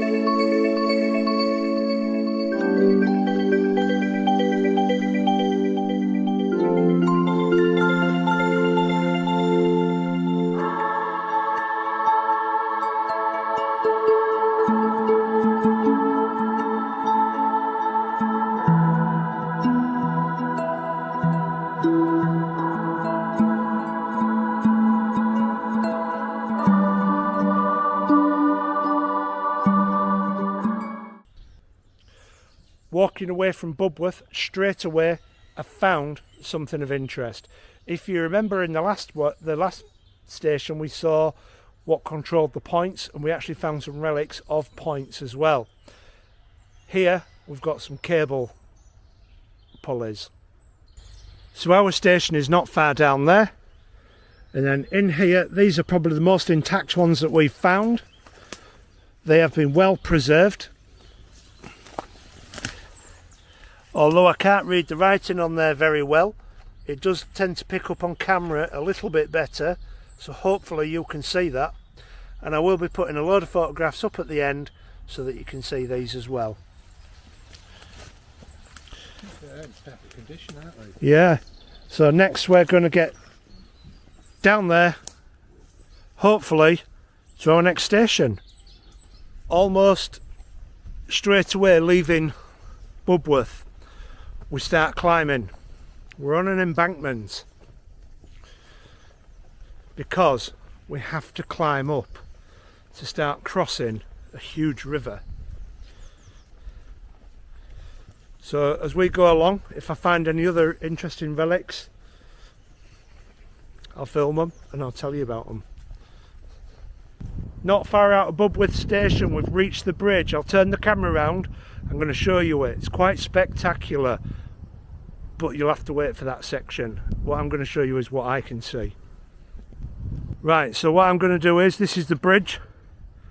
There's been a public footpath cut in down there because the bridge has been cut off, and there's a public footpath down here. That there is a railway post warning of look left, look right, trains crossing, something like that. But I'm going to take you as far across that bridge as I can. So as you can see, it's no longer a public footpath up here, but it ain't going to stop me from getting the footage for you. And it is quite literally just to there. Now that's a long way down, and this, we think, had a steel bridge, this section for farmers' access, and then that is all arched up to another steel section and then further arches. But we're going to go down there and I'll show you it from below. That is where I was just stood. This is the sign that would have had danger trains or something like that. We'll come down the embankment and I'm going to take you along to where the farmers' crossing was. It had probably been steel girder and it's been removed, which is here, and that is where we got to the top of, just up there where that fence is. Again, it's so high, be 15 feet. Now here's some arches, we've got 3 arches, and then it goes to another steel girder which has been removed across the River Derwent. So we can't film any further from this side, we have to go around. But do you remember, this railway was single track and then it was doubled up. Now what I'm going to show you here is the original bridge. Here's your arches through there. This is the only one I'm going to walk through because this is floodland now. But we can see there's been a little bit of repair work there, I would have said, with these bricks here. This is the original railway bridge now, and we can see where it was doubled up right there. Now at this point bricks were local, at this point bricks were standardised, so we haven't got the exact match, and we've got a lip just round there where you can see the original bridge. Now I'll walk you across the front of the others. Sadly I've not got any ladders with me to get up there. Lesson learned, that won't be happening again. And what I'll do is I can show you just how much this floods. Look, where I am is part of all the floodplain, and in here for some reason this one is bricked up. This is not a way through, and I don't know why, but sadly we can't get to the other side because it's floodplain land, and I can't possibly get round there to have a look, and I certainly don't trust this to stand on because it'll be too soft. So we need to get across the other side of this bridge and we'll continue on the way down to our next station. It's a different day, but we've made it round the other side of the River Derwent and I'm on the bridge now. What you can see over there is where we left it to come round. There was a cast iron girder bridge here which has been removed. I'm going to turn the camera around and we're going to show you some stuff what's left on this bridge. That's where we just were, that's what's on top of the other side there. We can see it's got a bit raised up because of course there was a bridge here. We can see the edge here. I'm not going to go any closer to that edge because I don't need to, but what I do need to show you is this is the top of the bridge. Look, absolutely amazing. This is where the arches are underneath us, and we've still got railings in situ. Now if you remember on the previous episode you might have noticed these bits of metal hanging out. They turned out to be bracings for the guardrail on this viaduct bridge. I keep calling it a viaduct, it's a bridge, I do apologise. But if I go over to this side, it is absolutely terrifying, but I'm going to point you over. And then you can see the river at the moment is not particularly flooded, but all this is floodplain and you can see it out there. Again, if I go down to this side here, you can see that there, and we've got our original railway fencing down here. I will try and get a shot of the arches underneath here for you.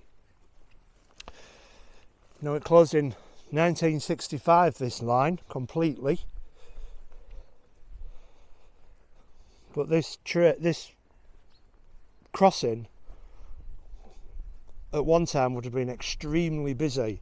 If you go back and watch the Menthorp episode of this, you will just see how many trains use this every day. We've got some actually amazing wood to stand on for the workers to hold on to the rail while the locomotives are coming speeding through here. It's a very straight line. This is quite high up here. I wouldn't like to guess at how high. 40, 50 feet, something like that. We had to walk up this way to come onto here to show you all this, but I will try and get down and take a picture on either side of what this crossing looks like. And we can see here where it was once, probably at closure, fenced off. Now we're going to be walking all down this embankment all the way to Menthorp Gate station, the railway station, which is the next stop on our journey, and I'll show you anything else that's interesting along the way. Just before I try and get down onto the levee, what you can see over there to stop the floods so much, we've got a pulley here just on the edge there for signalling. That's absolutely seized, is that one. But attached this wooden board, it's still there. Another wooden board there with a pulley on. Oh, let's have a look. My brother spotted another wooden board with a pulley on. I'll go around to it. So going back over the bridge, there's a pulley here. We can't get to this one, but I can see there's another one up there. I'm just going to go and have a quick look at that one to see if we can get any dates from it. This is the other one. Although this one moves, you can see the corrosion on this. This is really exposed where this one is. Straight out over the flatlands. It must have been quite a sight coming across here on your excursion trips, your holiday to Butlins, at Filey, going on to Scarborough, going on to Whitby, going through to Sands End. You could have got everywhere from this bridge. I've come down onto the side of the bridge because I want to show you the arches. There's no, I mean, I'll have a look under this one here, but I'm not going under any of those because they're flooded. But there's something else that I need to show you. So as I go down here, underneath the arch, it should be the same as the other side, where you can see the two different styles of brickwork for when they widen the line. I'm underneath the original part, which is quite corroded and decayed, and then you can see the other side there where it's fairly new brick, but we've got supports here holding this in, and look what it is. It's track with fish plates there, just bracing it together. We'll go around to the other side and we'll see what we can see from over there as well. And this is what we look like from the other side. We can see both sides do have this curved wall here. We can see a wooden gangway across there, and again this has got supporting lengths of railway bracing the bridge together. Now we can see these arches here, some bulging is going on and some popping out, so this bridge is slowly but surely decaying and crumbling. Now it did have an iron bridge and an iron farmers crossing at the other side. I've got a photograph of this bridge which is taken from around there, so I'll insert that for you.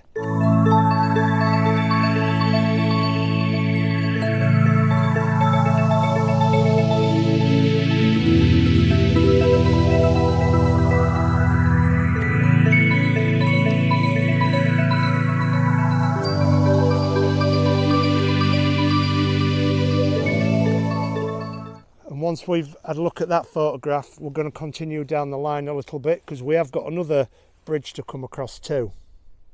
A little bit further down, we've come across the Farmers Access Bridge.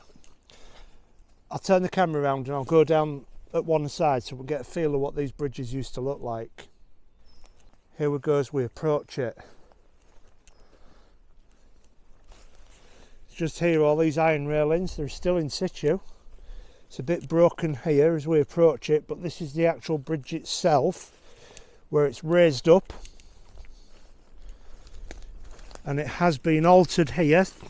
More modern tar coated across the top with concrete posts at this side. And then it's the same at this side. Now these Farmers Access bridges are long disused, but it looks like I'm going to be able to get down and show you what this looks like from below. This side looks a bit flooded, and I'll try looking at that side.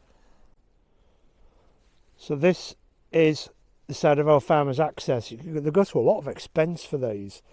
We've got the lovely curved wall and the coping, and the other side matches there. We have this arch here, but the actual farmer's crossing there is inaccessible because the land is just a quagmire and I'm not getting stuck in there.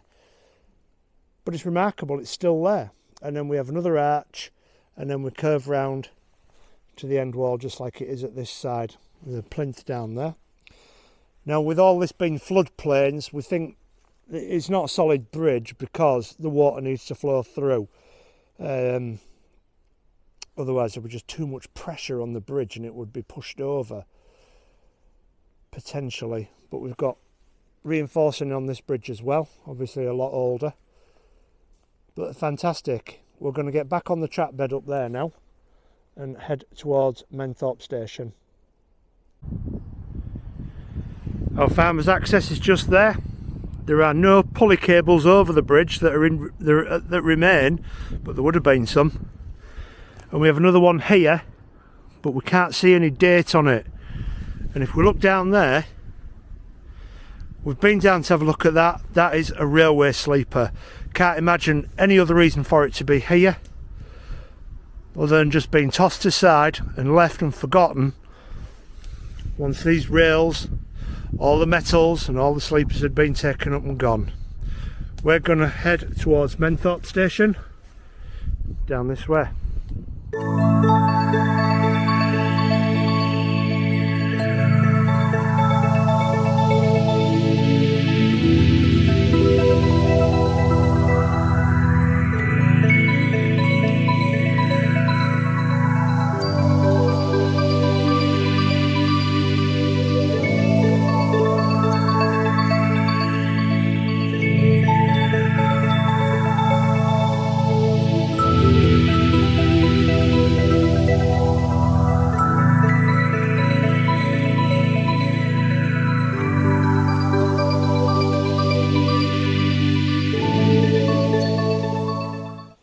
That fence there is what you can see is the edge of the bridge, and now we're on the embankment. It's quite high, 40 or 50 feet, and it goes a long way. But what we have found on here is a signal pulley. It's a bit better condition than the others, but there is no date on there at all. We just can't see anything on there. I will try and show you some more on the way down. I can't possibly show you everything, otherwise you'll never get on with the rest of your day. But what me and Steve have noticed, my brother who I'm out with today, is that this track bed is remarkably well preserved once you get underneath here. And I'll show you something a bit further down that we discovered on the way up. When you walk in these old railway lines, you do find all kinds of things. And the bits of railway that get left behind. Now, remember when this closed in 1965, nature has had the chance to take over and just absorb everything. Just take a look at this. How that signal pulley post has grown into that tree there.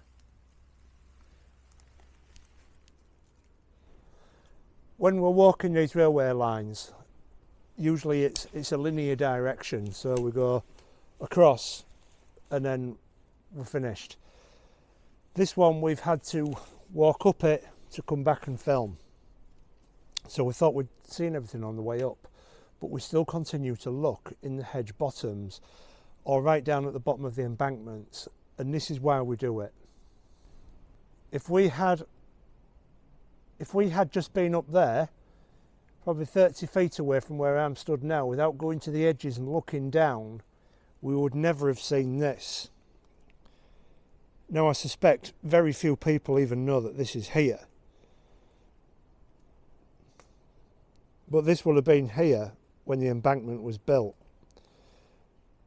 and widened. This side looks modern, so it was probably all redone when they widened the line, because this is actually the older side of the line. But we've got the curved walls. The copings have gone, but there's one down here. Hope you can see that shape in there. There's the coping there, and it's a huge culvert. I'll try and get to the other side and I'll film that for you as well. I am going to put up loads of photographs at the end of this, so please stay around for those, because I'll show you things that you've not seen in the video. I've made it round to the other side of that culvert, and honestly there's a bit more decay going on, but it just looks like it leads to a magical land. It looks beautiful, just the decay, the stillness in the air, the greenness of the mould growing on the bricks. I'll turn the camera around, I'll stop gabbing. And that's your other side there.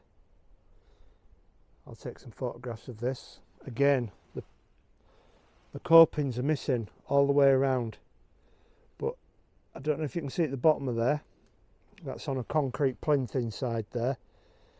As much as I would love to go through that, not a chance. Even in summer, this water here has probably got a metre's worth of damp soil beneath it, but I just think that looks amazing.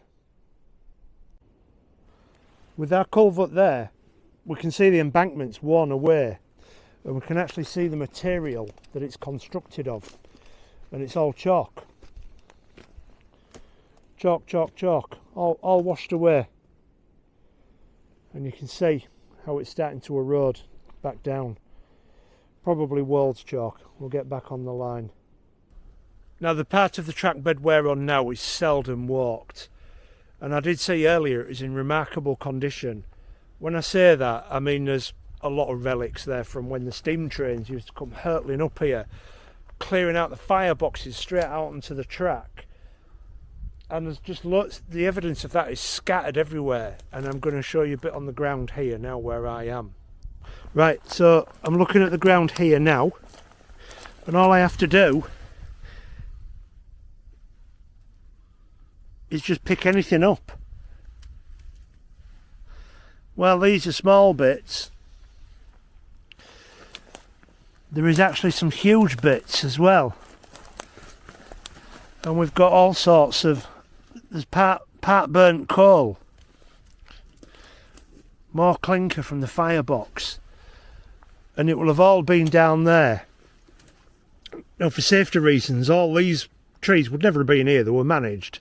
They were all cut back because they were a fire risk, and these sides would have just looked grey from a distance with all the burnt clinker and coal and dust just piling up and going down the sides of the railway line.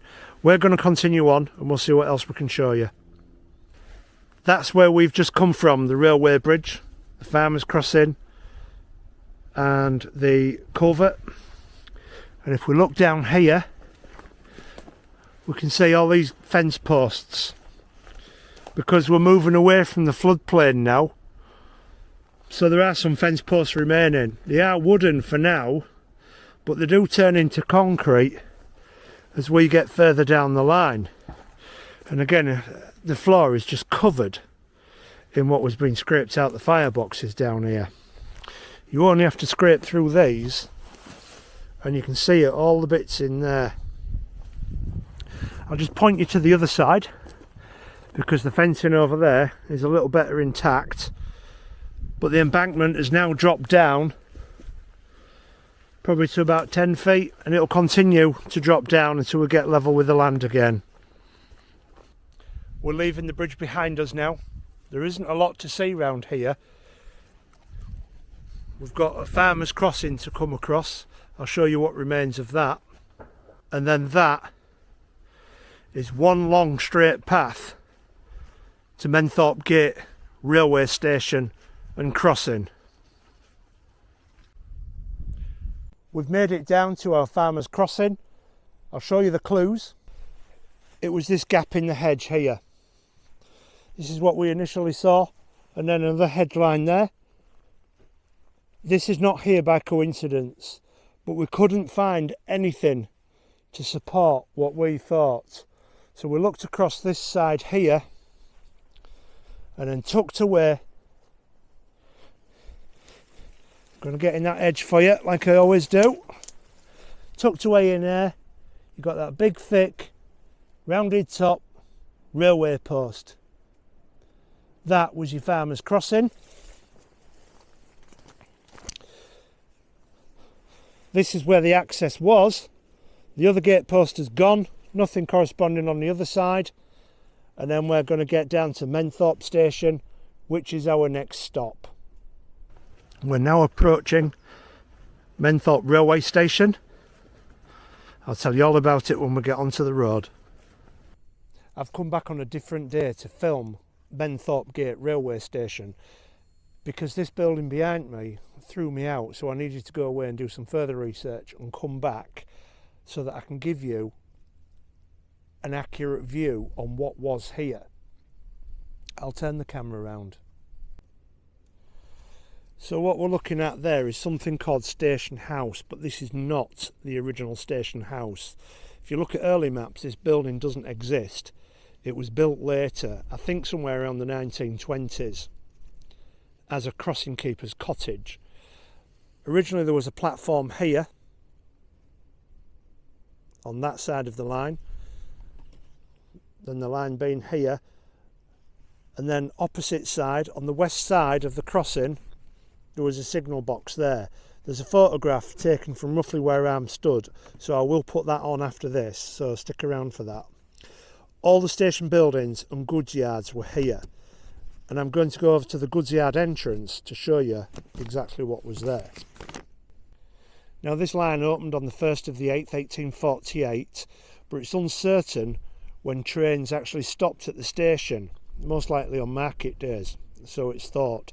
But it first appeared on timetables in 1851, that's like 3 years after. It was opened by York and North Midland Railway, and it was closed to passengers on the 7th of the 12th 1953. And complete closure, this would mean for goods as well and everything else, was in 1964. This wouldn't have been a particularly busy station, but there would have been a lot of locomotives passing through here, because this is the excursion line up to Filey. Now the crossing keeper's cottage, what we can see there, is now a private residence, and thankfully that still stands, but the station buildings were here.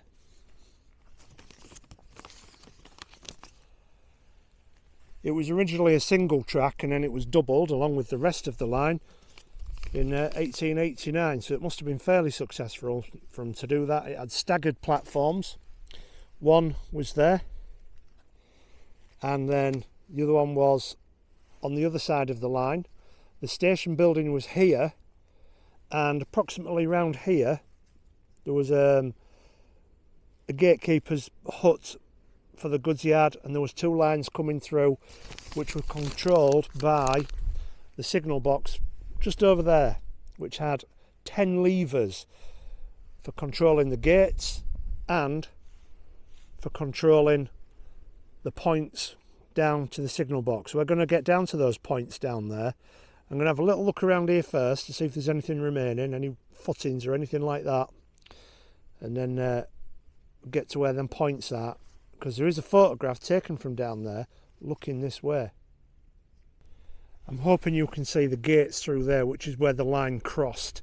the land does drop off a little bit there, but that's where the signal box was, and we're stood where the station house was, which was knocked down in the 1970s, the early 70s. But we can see that there is a little bit of an embankment there, and the line through followed where all this rubble's piled up and down to that hedgerow down through there, and we're going to go there in a minute. But there's nothing here. If I'm looking down at the ground, we've got a little bit of red brick here and there, most likely what was from the railway station. It does feel like a good solid base to stand on, does all this, but there's no real way of knowing. So we're going to get down there to where the points were, and we'll point you back up, no pun intended. So that was the site of Menthorp Gate railway station, and the points were just a little bit further down there, but you can clearly see there was two lines going up here and our through line went here. There are some pictures from this angle looking that way. Next to the gate up there, you'll see there's a guard's hut of some description. The station is blocking out the crossing keeper's cottage, and we've got the signal box in it as well. I thought I'd end it here because all this site is completely cleared. We couldn't find anything until we're almost at the points, and then we get this. We get a lone concrete railway post still standing as a demarcation line for the property, and there's another one there, and you can probably see a bit of the shape in the land where it's going to narrow down back to the railway line. Now I'll turn around again, and I would be stood in line with the signal box, and the track bed would be just here.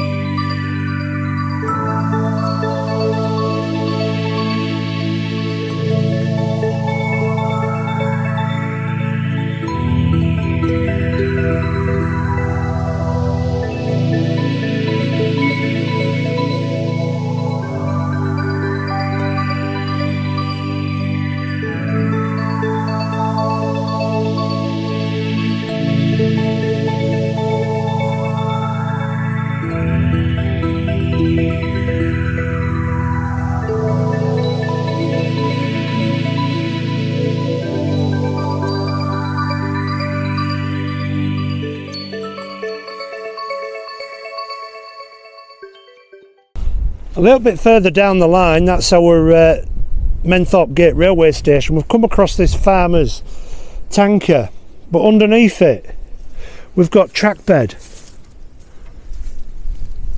Remarkably good condition. You can see animals have been trying to dig down underneath there, so this being parked here has probably protected that. And we've also got a railway sleeper just in there. I can't imagine why a farmer would have brought that down here and all this track bed type material just to set this tanker on. So perhaps that's a part of the original track bed still there, and one of the sleepers. And at the back it's like a half sleeper, but nowhere as decayed as that. There's no license plate on it, no way to tell the age of this. I guess 70s would it be? You tell me. Any experts out there? We're going to continue down the line and get to our next railway station, and we'll show you anything else that remains. But as you can see, there's literally nothing down this side, which is where the signal box was, and any controls for any signals or points. There's just nothing there. Down this side all the fencing is gone, and hopefully they might get something where you can see the hedgerow down at the end. Okay, so that's where we've come from. All the way down there is absolutely nothing remaining. And then we've come across this hedgerow here, and then the line stops. It's all been ploughed up, the land has been repurposed, it's now a farm field. We can't walk across the centre of there, but lucky for us there is a public footpath that goes around the edge where we can pick up exactly opposite this over there. So that's what we're going to do. We'll pick up when we get there. So we're about halfway back to rejoining the line, and it came through the hedge somewhere around there, across this field, and if you look carefully you can start seeing it's raised there, and then we've got a bit of an embankment to go onto there. That's where the track went through, and then it goes onto that hedgerow there. And then we're almost at South Duffield railway station. We've come across our first feature since leaving Menthorp Gate railway station, and it's really quite a nice thing to look at. I'm going to turn the camera around. I'm going to show you what I can see from my advantage point. That is back to Menthorp Gate railway station. Now we are on a slight embankment here, and our railway line went straight across to where them clump of trees are there. It's all been demolished. We're now on a public footpath, and we can see that this is an embankment, and I'll show you it in a moment. Now I think what's happened is we've had a nice little gradual gradient raise up to take us across this drainage dike here, and it goes under there. Now South Duffield railway station is just a short distance there, and you can see that this is an embankment and this side is washed away, and again you can see that's made of chalk, the white chalk in there. Who knows, that could have come from the Menthorp cutting, potentially. We don't know. Now you have to remember that this railway was opened on the 1st of August 1848. Most of the railway stations were closed by the late 50s, and actually everything was closed between Selby and Market Weighton in 1965, that June of that year. So a lot of the features that we see could be from the construction in the early mid 1840s. Now going down onto the edge of the embankment here, we've got a boundary marker post. It's not an isolated one, because there are some more dotted along the bottom of this embankment. Now I'm going to show you this. This is our drainage dike, and I think that embankment was put in to raise above these dikes, because without that lifting of the land you would never get an archway in the size of this. This one, the sides have gone, the tops have gone, they're down there in the soil there, in the water, because this land is floodland and it needed big drainage channels like this to clear the land. Now looking back towards South Duffield station, which I'm quite excited to see. It is a private residence. I don't know how much we will get to see. I'm out with my brother again, so you'll see him in the background. We're climbing back up onto the embankment. I'm going to go down the other side. I think the embankment's probably a 5-foot rise. Looking down the embankment this way, you can just see that that's straight. And then if we go to here, we can see this side is in much, much better condition. These may have been made bigger when the lines were widened, I don't know. But it's got the coping down that side still, it's got the coping along the top, and we've got the coping coming down here. A bit of that's fallen away and down in there, but remarkable. And that'll have the base as well inside there. Getting back up onto the embankment, there's a concrete post fallen down there, demarcation line for the boundaries. And I'm just going to take you over to where we can see what the embankment is made from. Now it's all washing away in the rain. So here we can see it's all chalk and flint, but we've got evidence of clinker potentially from the firebox, and we can see track bed here. I don't know if you can see that white building in the background there, but that's our destination. The line does get cut off, so we'll have a look at that in a moment. Before we get to the end of the embankment, as far as we can walk, it is dotted with fence posts. I'm showing you this one because I hope you can see this when I show you. If I go down there, it's still got 3 strands of wire going through it. How crazy is that? After all this time, it's still there. Now we're coming to the edge of that embankment as far as we can walk, because it's cut off again by a farmer's field, and I'll show you that. But we have come across a feature here which I will share with you now. There's our railway station ahead of us, South Duffield, a little known station with a very short life, but the building still remains. This is where we've come from. That was our drain just around here. This is our slight embankment, and we've got the edge of a field, which would have been the edge of a field originally. This is all grown up. We cannot cross that because that's now got crops in it. There's nothing to see anywhere, and whatever embankment there was has been demolished and ploughed away. But what we have got is evidence of a farmer's crossing. A typical railway post being modernised with this ironwork on there and a more modern gate. But it's still in situ, and it's the only one here. But our next stop is that railway station over there, but we have to go right round to get to it. We've made it. We are at South Duffield railway station. This was a very short-lived railway station, and it was eventually used as a crossing keeper's cottage. I will turn the camera around and I'll show you just how beautiful this building looks. There is our crossing keeper's cottage, which was once a railway station. Again, just to remind you, the line was opened in 1848 from this part up to Market Weighton, and this is another station where it was uncertain when it was actually opened, but it is on Greengate Lane and on the west side of Greengate Lane.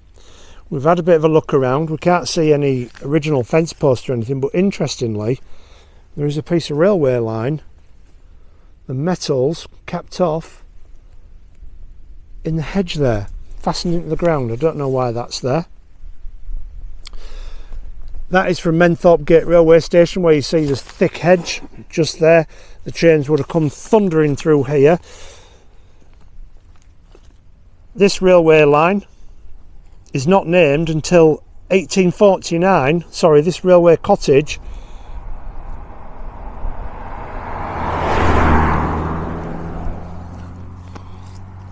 So our line comes from where that hedge is there and would have crossed here on Greengate Lane, and this is the railway station of South Duffield, opening under the York and North Midland Railway, and it was last timetabled in the February of 1890, although it's thought that this station was closed in 1871.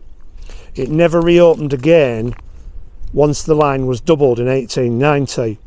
It handled such little traffic that they never really bothered to do anything with it. We're not far from Menthorp Gate railway station. The line continues on down here. There was nothing here. We've made it. We are at South Duffield. Take two. And the gates that would have been here when it was a dirt track would have had your little wooden slats to cross the line for vehicles. When I say vehicles, it would have been horse and carts in the early days. And it never had a goods service. But thankfully the building still stands fairly original, and you can see the arches there, typical of this railway line underneath the chimneys. I hope you can see that there. I'm going to put some photographs up at the end. I've got an old photograph of this, but there are no photographs known to exist of this crossing in use. With the railway station in the background, it's been a very short episode. I hope you've enjoyed it. Next episode we're going to be getting down to Cliff Common railway station. In the meantime, please subscribe to the channel and take care.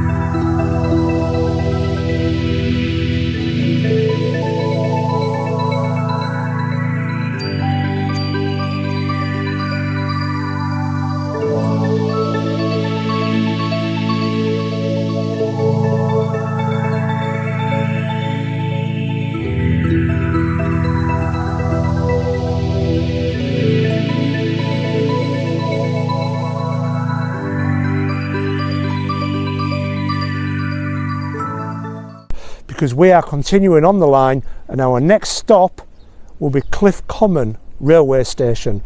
We have got permission to cross some land, so let's go on and I'll show you everything that remains, because we are now going on parts where people very rarely walk. First of all, thank you Sarah and Phil for letting us on your land to film this. We've found some things already. You've probably taken for granted, but we just want to try and film everything that remains. And tucked away in the hedge we have got original railway posts. There is some wire on that. I don't think that's original railway wire, who knows, but I don't think it is. But also across the way we've got another boundary marker for the railway here, just in there.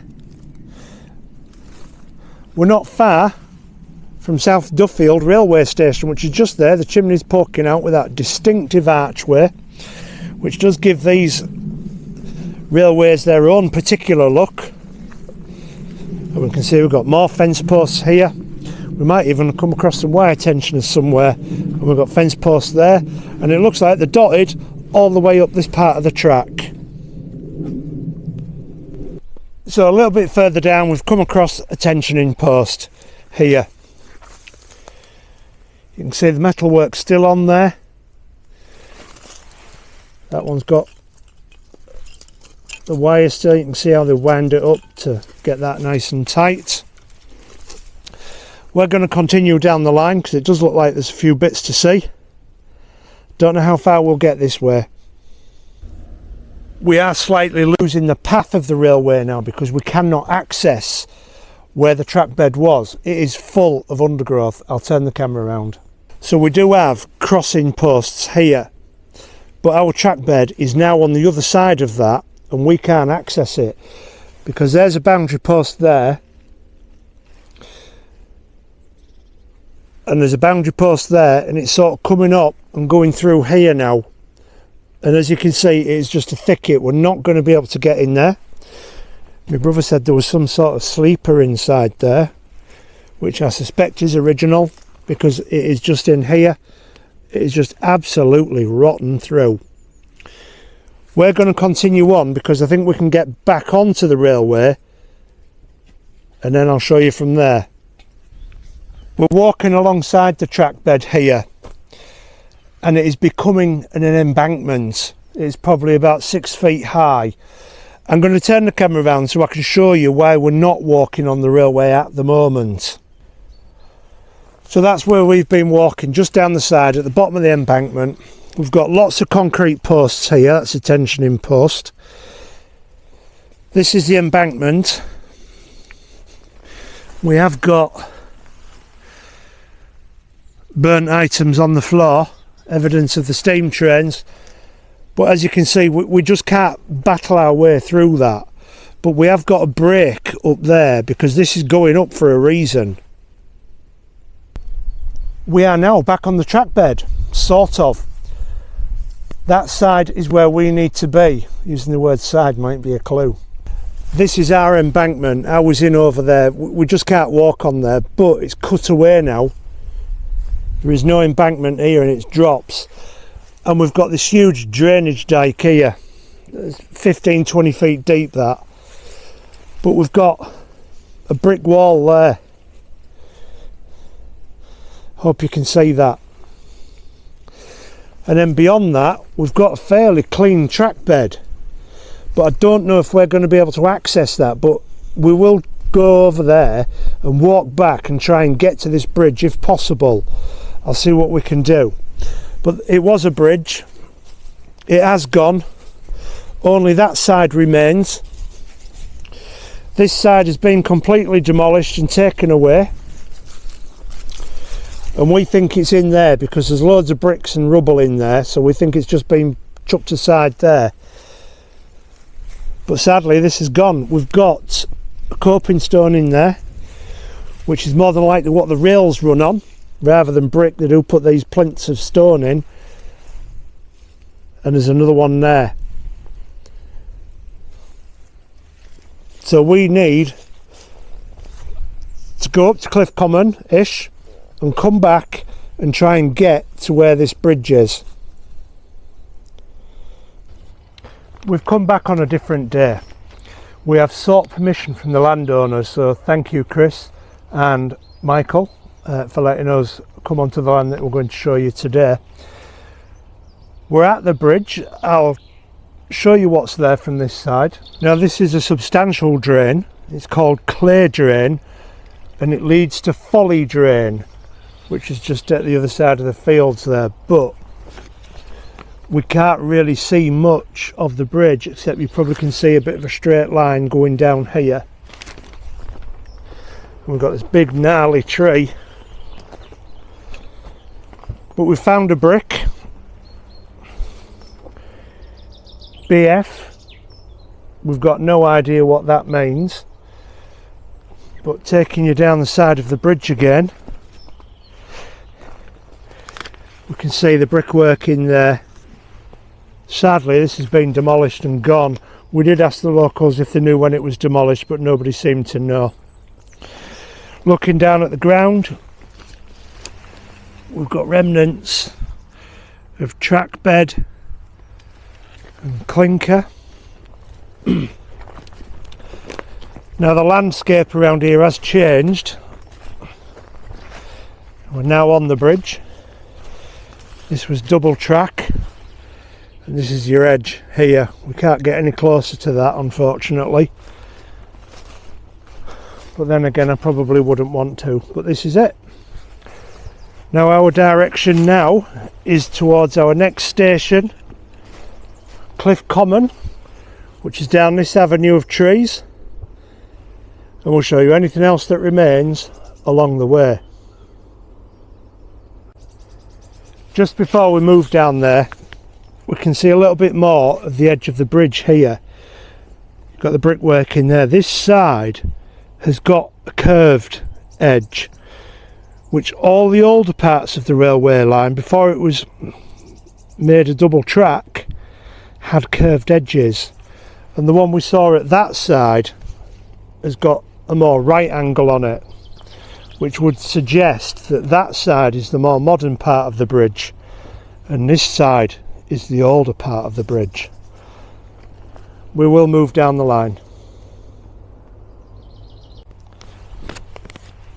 Now at the other side of Clay Drain, it was all embankment coming up to the bridge, but at this side the only embankment remains are what seemed to be where the bridge is, and then all this has been dug away. But the trees at this side remain quite elevated, so this is probably what the original embankment height was, but everything else has now been taken away. But as we enter Cliff Common railway station, it will gradually go back down to the normal land height. We're about halfway from South Duffield to Cliff Common station. As you can see behind me, the track has just completely gone here. There's nothing, there's no fence posts. Even the ground has just been overgrown, and layers of mulch have just covered and hidden everything. So we're going to continue down, and I don't expect to see much, but we'll see what we find and I'll show you it. Come across a gully for a drain. This is an unnamed drain. The other side is completely modernised, but this side is modernised and got a bit of original feature to it as well.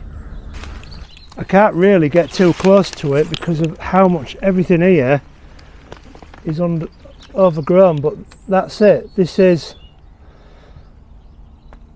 probably quite a beautiful little drain if you could get down there and have a look, but that's as close as we're going to get. We've got some original copings that have just been moved to the side there. Another modern buttress at the end there, but inside there is all original brickwork. We're going to continue on the line and see what else we can find. That's the direction we've come from. That is the track bed, and you can see it's just obliterated really. Now I know it's the track bed because we're in line with it. And then you can see where it is at the other side of this horse paddock here. But also another good clue where we are is we've got a drain. This is an unnamed drain. We've got a gully at this side, and there'll be one at that side, which is going to be a nightmare to get to, but I will do my best to see what there is there. So this side, first of all, it is remarkable because there you go. This is the 1840s construction.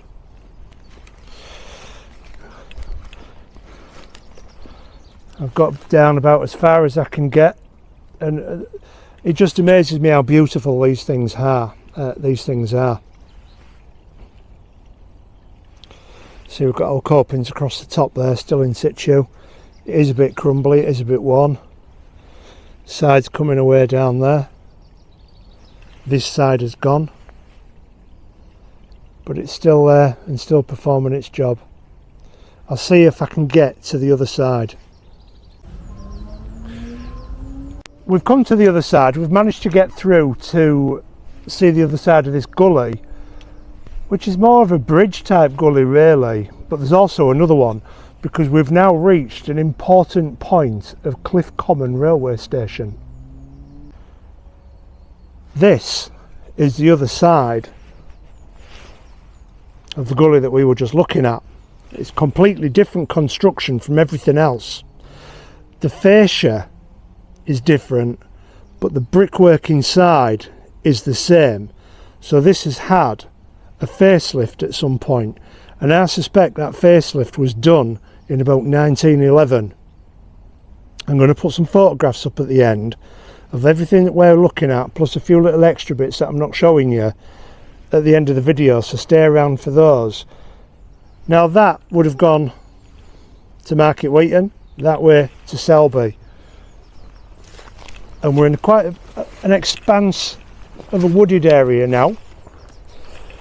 That's our Selby line. This is a long way from up there because there was a lot of rails round here at one time, because down there came off the Derwent and Light Valley Railway, which was a standard gauge railway, and this is where it actually took its own path from Cliff Common railway station, and here's the first bridge on that railway. So we'll have a look at this one here.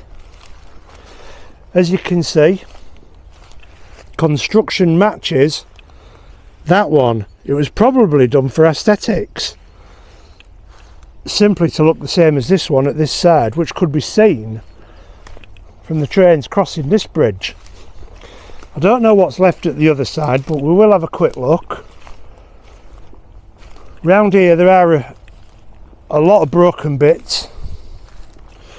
We've got fence posts in there, we've got copings here, and it looks like this one has been damaged quite considerably. But then we've also got another bridge there, because that is where it turned off and head north to York.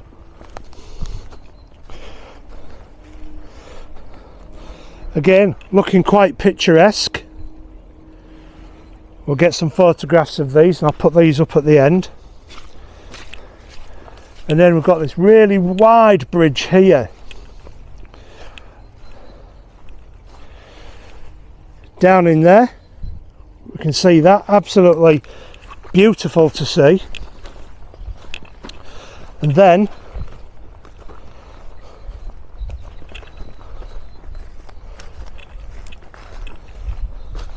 we'll go to this side and we'll see what we can see. I will go down there and take some photographs for the end. And there we go. Now that railway line came across that bridge I showed you, off at this angle, across this bridge, at an angle, because if you notice how wide this is, it is a very wide bridge, but the lines will have come across it quite oblique, and then heading north, eventually taking us to York. This was more of an industrial line, although it did take passengers for a short period of time. We're not here for this railway today. We will continue on and get to Cliff Common station. Cliff Common being this way. This is our original track bed. That paddock goes across it. The Derwent Light Valley Railway going over that way. This is the edge of our bridge for the or gully top for the Selby Market Weighton line, and we're on the Selby Market Weighton line here. We've got loads of clinker, burnt coal. Our kid's got a huge piece which I'll show you in a minute. But you only need to look down at the floor to see all this stuff. And look at the size of this one our kid's got in his hand. Absolutely massive. And what we've got, the other one there as well. Absolutely huge. Just evidence that the railways were once active in this area. You'd never guess to look at it now. we're going to continue on and hopefully get to Cliff Common Station.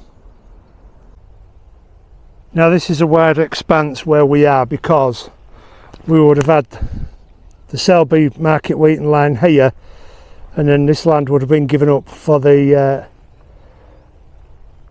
Derwent Valley Light Railway, which would have gone down this route, which would go to the back of the station house, and the Selby line would have gone to the front of the station house.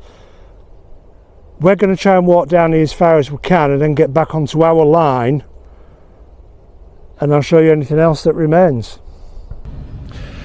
Now we are at Cliff Common railway station. We couldn't get any further from where we filmed last time because it all belongs to a gentleman that lives here. We've knocked on his door. He won't let us film on his land, but I will turn the camera around and show you what I can see from public land. The railway station is round there, and I will show you that shortly. But we can access the platform from the other side. But all this was basically sidings. I have taken a photograph from up there pointing this way, so I'll be able to match that in. You'll be able to see how busy it was. Now there's a piece of lump sticking out there. That is where they used to have the water pipe coming out of the ground and filling up the tenders, and that's the well. He didn't let us on the property, but I did ask him if that's what that was, and he did confirm it. So we're going to go around over there and walk up to the property up there, because we have permission over that side, and we'll film from there. We have made it to Cliff Common railway station. The land it was on is a huge expanse and virtually nothing remains, but there are a few things of interest to show you, and I'll turn the camera around and I'll point out what's going on. So we're on a goods area. We have permission to be here. We did seek permission to gain access to this piece of land, but we were denied it. But our line came in from where those trees are, straight through to here, roughly through where that building is, and just behind those trees is Cliff Common railway station. But the line would have separated off somewhere over there and brought down into this area where we are, where the goods are, and there is a platform remaining which I will show you. At the back of the station, which the drone shot will show you, at the other side of this is a road, and that was also a platform, which there is something of interest to show you. From this side we can film there, but where the roadway is where the line went, and that again went off up that way up to the Derwent Valley Railway line, which was curled round up there and went over them bridges we saw earlier, and then heading north up to York. That was a light railway, but it was standard gauge, and it was connected to this railway for a period of time, disconnected and then reconnected. So the line opened on the 1st of August 1848, although this station, like many of the others, again didn't appear until November 1851. As I go down, if I see the other things, I'll show you them. It was opened under the York and North Midland and closed under British Railways following the beaching cuts, which I think this line should probably have stayed. Rather than HS2, they could have probably built this and then potentially opened all these villages up, all the towns up that way, and market towns up to commuter villages and towns that would take you to Selby and on to Leeds as quick as an hour and a half on old trains, to probably able to almost within an hour on the modern day and age. Now Cliff Common railway station closed to passengers on the 20th of the 9th 1954, but some excursions were stopping here up until about 1957. Complete closure came on the 28th of the 1st 1964, and this station mainly dealt with potatoes, hay, clover, vegetables, cattle, that kind of thing. Now if you look over there, there was platforms all over that side there, and you can see this piece here, that's a well. That is where we looked at from the gate looking back. That's the road where the platforms were, and that's where they used to top up the trains, the steam trains with steam locomotives with water. Now we do have a goods platform remaining here. It is the property of this gentleman here, but I'm going to go up there because there's a chair up there and I want to see the date on it.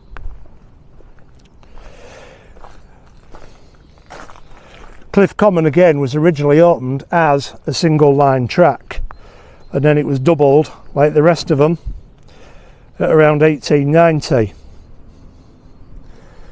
Now we can see this platform here. There was also an adjacent platform here as well, which has been knocked down. So this is the only remaining platform. And the gentleman's property we're on, we spoke to him and he told us about this platform at this side, which is gone. And there were some buffers up in there up until about 2 years ago, when this gentleman knocked them down. There's a chair up there. So this is the platform. Just through there you can see the station, and I'll tell you about that a little bit more when we get there.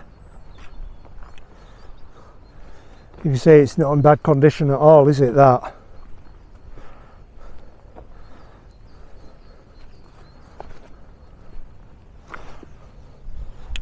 And it goes all the slope all the way down to the end here, and then into there. You can see the back of the platform. I'm going to go up it slightly.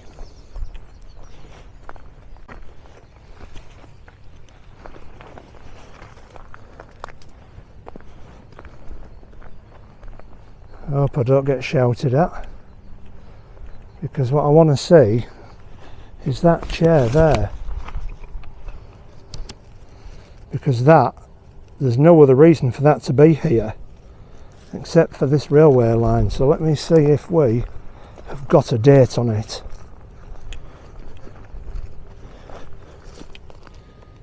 No, I can't see any date on there.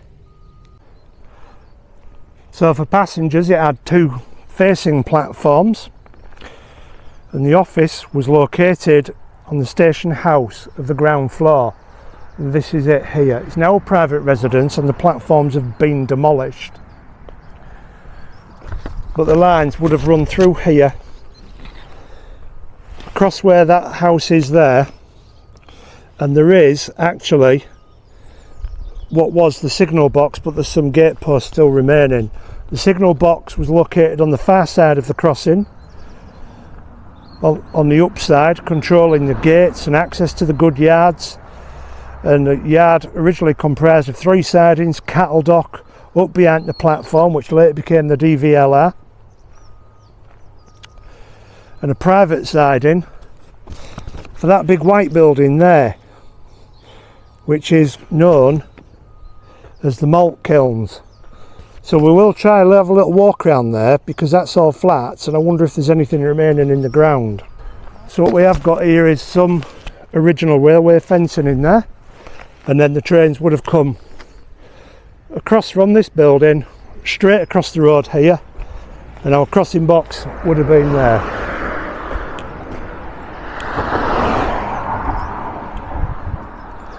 Now we are lucky enough to have the gate posts still in situ for this property, which are here with our railway fencing. They are at a slight oblique angle, and then we've got this one here as well.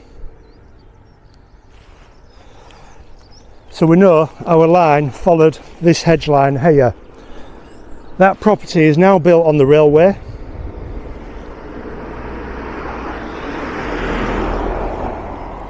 We can't access any further track and before we leave Cliff Common railway station, which is just through there. These crossing posts, our signal box was over there. This was called the Railway Inn. I will put a picture of that in for you now.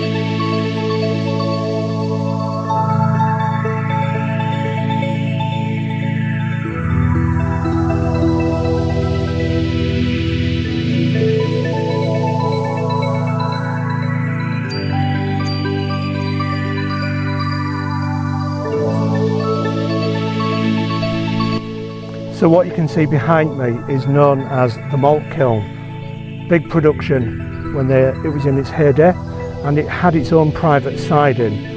I've been round the back, there's no trace of it, it's all been modified and some of the land has even been built on.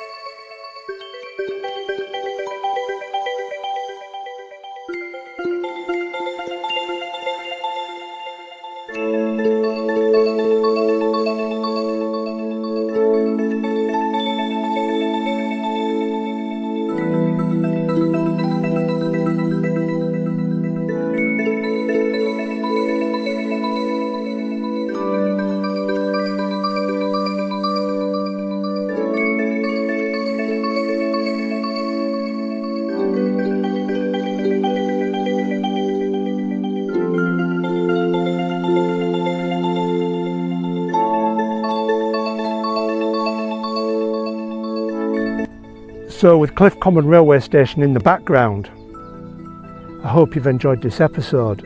If you have, please like, share and subscribe, and I'll see you in the next one.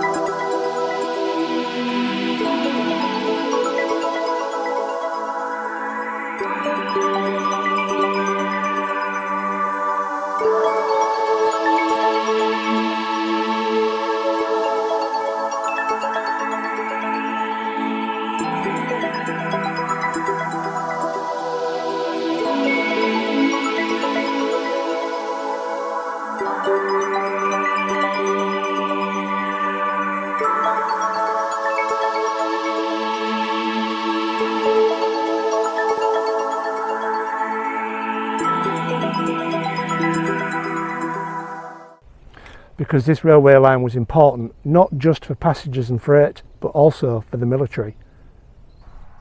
So what you can see behind me is known as the malt kiln. Big production when it was in its heyday, and it had its own private siding. I've been round the back, there's no trace of it, it's all been modified and some of the land has even been built on.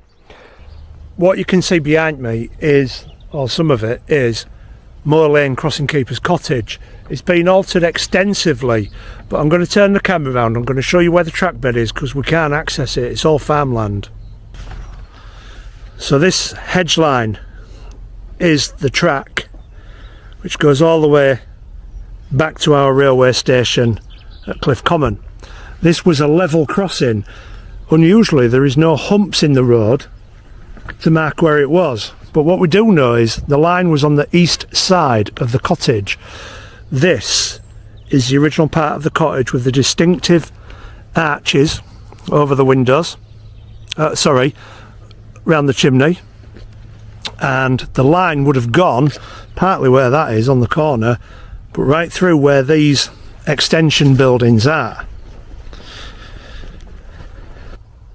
As you can see, it's altered substantially since it was first built,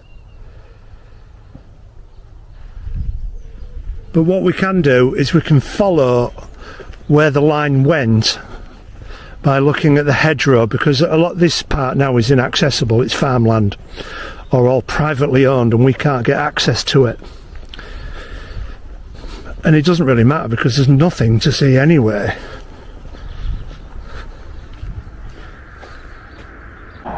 Again, looking back, we're following this hedgerow.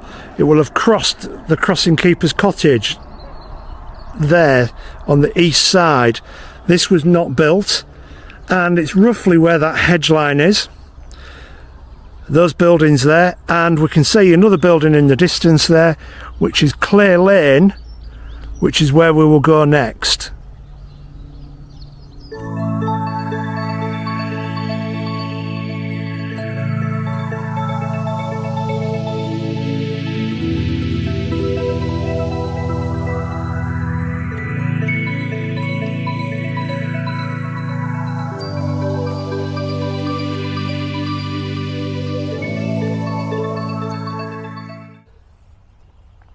After leaving Moor Lane, we are now at Clare Lane, and we've met the owners at the Crossing Keeper's cottage here. Wonderful people. They've got some relics to show us. I'm going to turn the camera around and I'll show you what there is. So what we have down here is some chairs from the railway still remaining here, and then we've got the more modern type there which the loops would be going through. There's also a piece of linkage, possibly from a goods wagon. Uncertain, but what we would like some help with is this. It's heavy, it could easily be £10.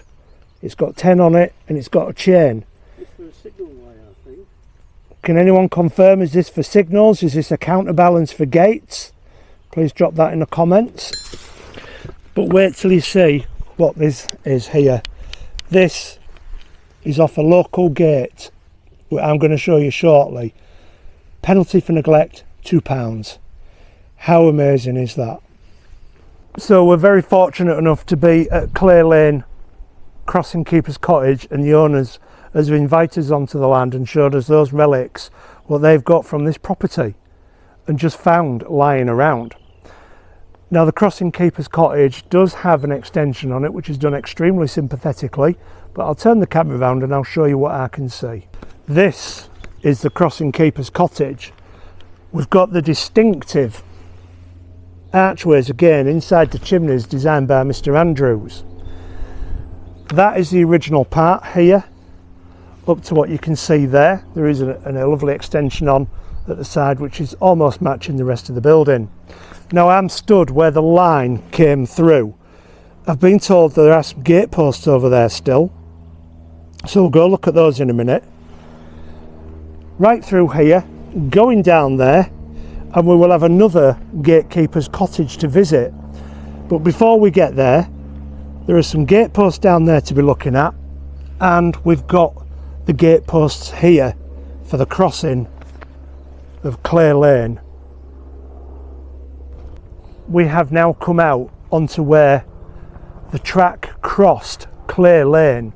It's called Clare Lane because around here behind me it was all clay mines or clay quarries, but this lane hasn't really changed much at all since the railway was here. When tarmac came about, they didn't tarmac all the roads, and this is one of those roads. Our first post sadly has been knocked down, but it's got the hangers on there, and you can see how big these are, how far they would go underground. But our other one, where the catch is, remains in situ, and it's in remarkable condition. Look at this, it's even got this little ring on there still, and when we go to the back of it, it's got this huge thick metal plate on the back. Now, that before we leave, they did tell us they might have some original pots off the top of the chimneys at the front of the house, so we'll have a quick look at those. But I'm just going to go back down. Their garage is built on the line, and you can see through there that distinctive arch. That is our next crossing, which we'll be heading to shortly, and that is on Lund Lane. So just before we leave, it's worth pointing out that the black on the bricks is still soot from when the steam trains used to come through. There are some original outbuildings here as well. There's two there, and there'd have been a further two here, and it turns out that the chimney pots are here. So if you ever wanted to know what they look like, that is what they look like. That is Clare Lane crossing Keeper's Cottage, and the railway came to the right of that cottage down here. Now what you can see here is the remains of the embankment, because this was a slight embankment, and that is all that remains. That is Lund Lane crossing, which we'll be coming to shortly. But what I do want to show you is an old farmer's crossing. We can see it's still raised as the land, and there's still an embankment which has now been taken away for that garden there. But look at this, we've got a wooden gate post with the rounded top. That's a very early one, is this, and we've still got the gate hanger at the bottom. Look, it's been broken, bent, and next to that we've got a wire tensioner still with some ironwork on it. How do I know that that is a farmer's crossing? Well, we've got the opposite ones here. These are slightly more modern. These are concrete ones.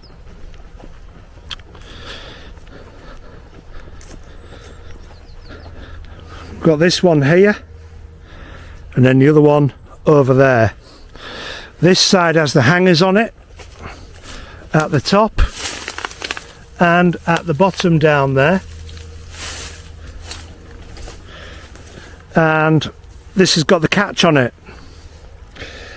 and again it's got a slope up to it, a ramp, because the land around here is quite low. This would have been quite high to go along with the embankment, but look how narrow it is. This is why we're only seeing one gate post at many places, because you'd never get a tractor through there, not a modern tractor. When this was built and that was put up, horse and cart, that's all that had to go through there. Next we're going to get to Lund Lane crossing, which is here. It's been heavily modified. So here we are at the other crossing keeper's cottage. Not a lot to see with this one. There's one half of the building there, and then this here, which is very strange. It just looks odd, does this building, because it's been separated to two, and then the door at the side is being added here, so it looks a little bit odd. but this is a crossing at Lund. This is the actual level crossing here.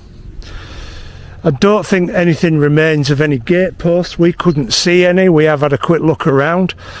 That is all completely modern fencing behind the ivy. This is our railway. Now we've got access to all this, so we're going to walk down there because it is a public footpath, and we'll show you anything else that remains all the way to Osgerby Bridge. So after 3 consecutive crossing keepers' cottages, now remember those were divided into 2, so that there'd been one family or crossing keeper on one side and same at the other. We're now on what remains of the railway line. We're actually on the track bed. This is the Osgerby and Barby Nature Walk, and this should take us down to Osgerby Bridge. We're not hopeful of seeing anything down here because this is a public footpath now, so anything that remains may have disappeared, but if we find anything we'll show you, and you know that we're going to go into hedge bottoms for you as well. Let's see what we can find. It doesn't take long, but it's not much, and we found something. We're now on a slight embankment for the main reason because it's very wet round here and prone to flooding, but I'll show you what I've seen. Just down in here, a railway fence post at the bottom of the embankment. I would have said this is about 10 feet tall where we are, something like that at that side, and probably around 5 feet at this side. But we'll continue on and we'll see if we can find anything else on our way down. This is now all straight all the way through to Balby Junction, but we've got a bridge to find first. Found a little bit more of a signal pulley post. Impressive. We'll go down into the hedge as per usual. It's in poor condition. We're not going to be able to read any dates off there, but there you go, look, it's a single one.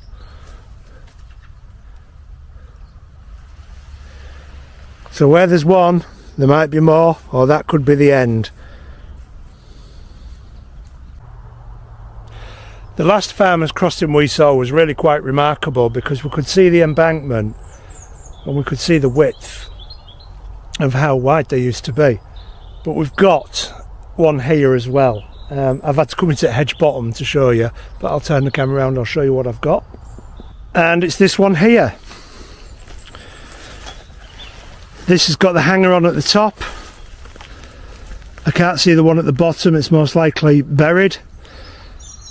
There is no corresponding one at that side, and there is no corresponding one at this side here, but we'll go over to the other side of the railway track because I'll show you what there is. It is just through there, so there must be one on the opposite side, and there is. Here we go.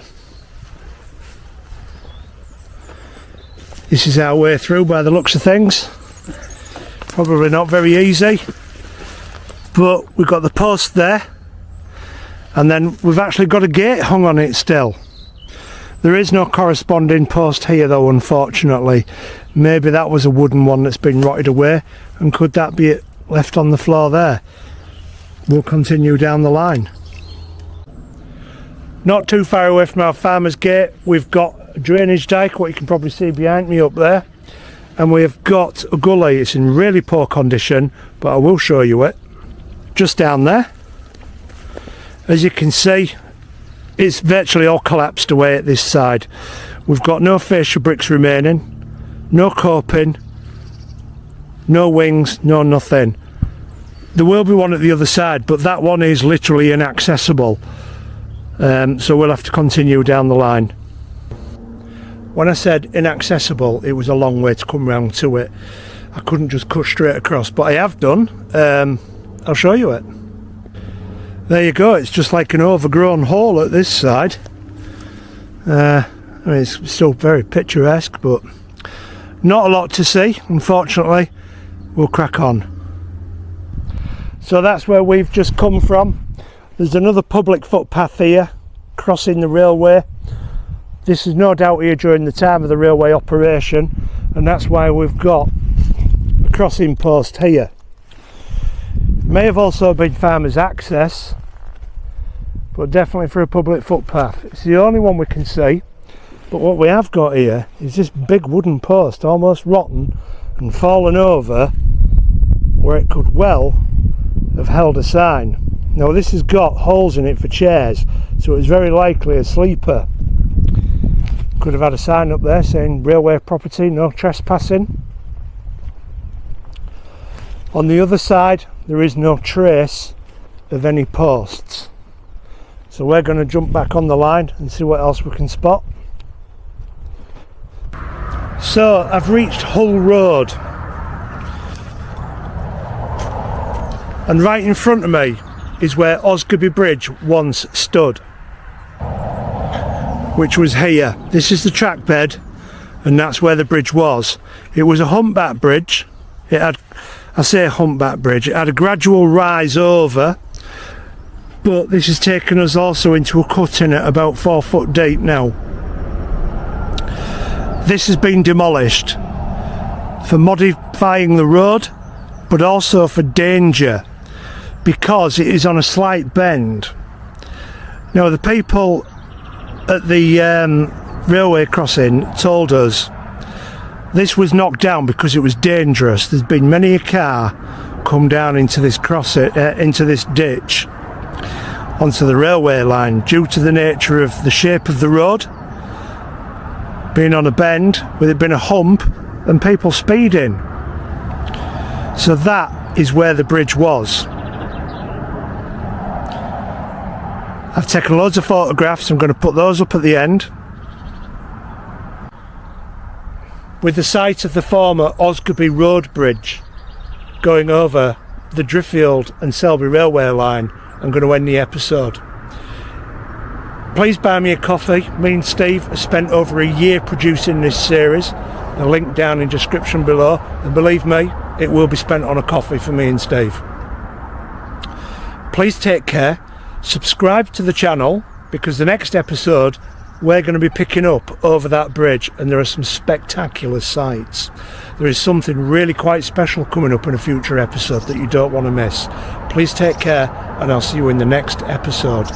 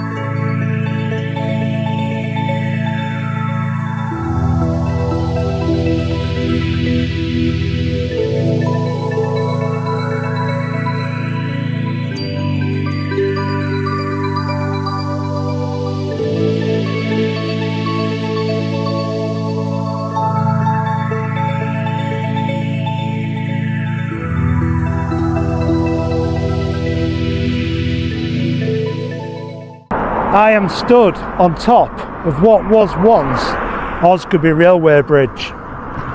The rubble and ruins are beneath me. But on this episode we're going to continue from here. But we're going to jump a bit of the railway because we cannot access that land. It's farmland. So we're just going to skip that part. But we can get fairly close to it. It's not far. We've got a little lane to go down and we'll pick up from over there. Please subscribe to the channel. Now it is a bit of a busy road that I'm on, the Hull Road. This is the track bed coming from Driffield. I'm stood where the bridge was. As you can see, there's nothing here, no parapets, it's all gone completely. And those pylons are roughly where the railway line goes.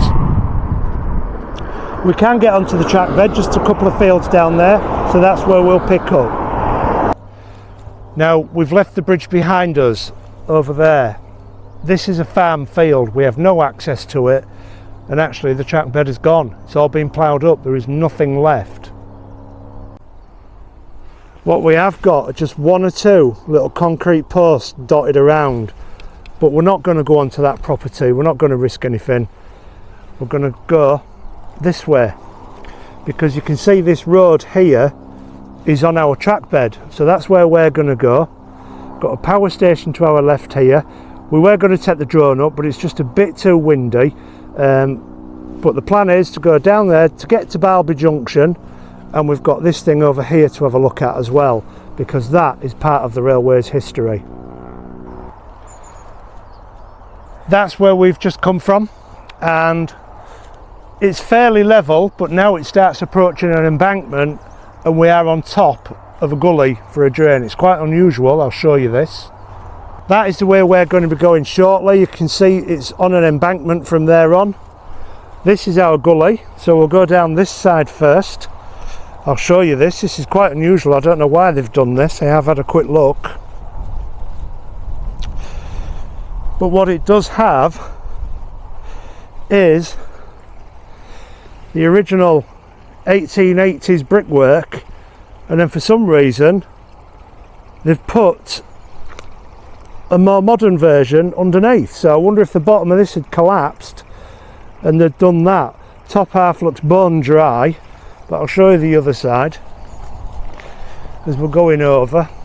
There are no fence posts or gate posts here, but I do suspect it would have been a farmer's crossing because it's a natural end to the fields. Now this one here, you can see we've got the masonry pulled back out the way, so it's going to be in poor condition.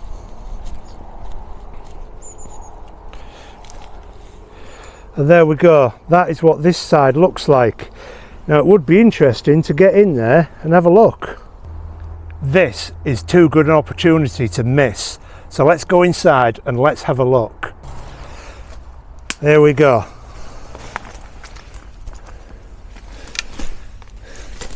Now I'm wondering if we can tell where the modern starts and the old starts from when the line was widened. Now you can see the brickwork pattern there. Hope you can see that. Wow. I'm on a modern concrete floor. And we can see just how the mortar has just been left.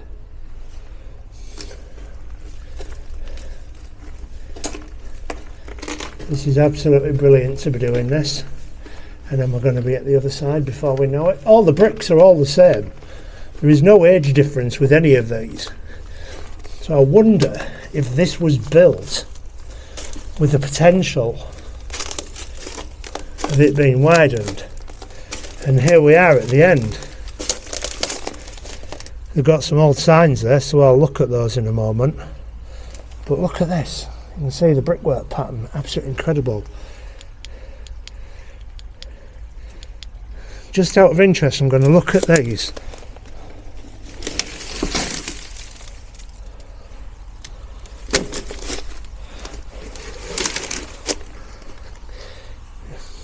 Oh, cable signs. Crazy. Right, time for me to go back that way. So that's the way we've just looked at. Time to head back. I'll have no torch on this time so you can see. It's probably only about 5 feet, 4.5 feet tall, something like that. There we go. How crazy and amazing is that? I'm going to love this white out on the video. Get to the daylight.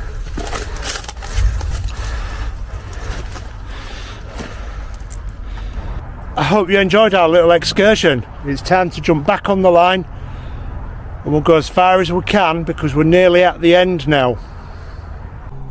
Before I get back up on the line, you can see where our kid is quite far away, so the embankment is here. I just thought I'd show you that from this side because it does level off again, and they had to build small embankments all along this line in places for this very reason. Look at the land, it is flooded. We're no longer on the Wolds, we left them miles away now, so the water hasn't got anywhere to go, it just sits in the land because we are on low lying land, and without these drains you wouldn't be able to farm this. So now we're going to go back onto the railway and we'll see what else we can find. Now behind me is where we've just come from, where that amazing gully was. I am stood at quite an important part on the railway now, where some points were once fitted so that the line could divert off to the right. That's the way I'm looking. Our Driffield, Market Weighton, Selby railway goes straight on, but if you notice this track goes round to the right, and that goes to there. That is known as Barby magazine, and that had its own railway which we will follow, and we will try and have a look around that if we can and tell you a little bit about that as we're going around. But opposite where the points roughly were, we've got this railway concrete box. We've seen these before on the railways, usually left over for electrical components, but this one has got these big lumps of metal in. We don't know what these are for, so if anybody can tell me I'd be grateful. Attached to concrete, there's two of them, and in the box it looks like there is some sort of very small shale packing of some description. Is that what that is? Could somebody tell me what these are for? But absolutely fantastic that it's still here. Now I'm going to move on a little bit further in a moment, just around the corner where we can see this curves off up to Balby munitions area, just there. Called it a magazine. Before we go up to the magazine, we've come to almost the end of the line in a way. We've come to the point where it is no longer two tracks, where it is no longer just the Driffield, Market Weighton, Selby lines. We'll come to the point where there is now two embankments merging into one.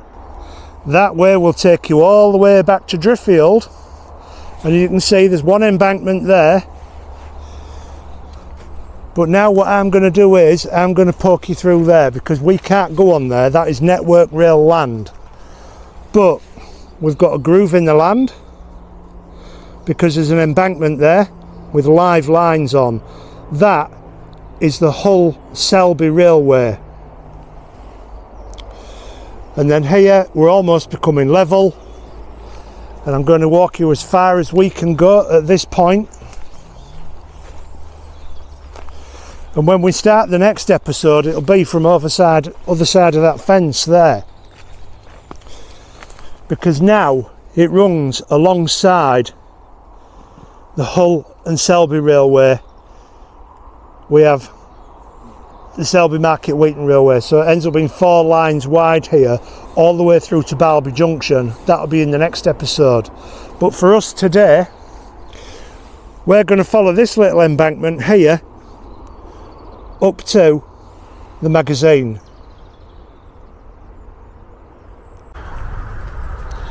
We're now walking up to Balby magazine.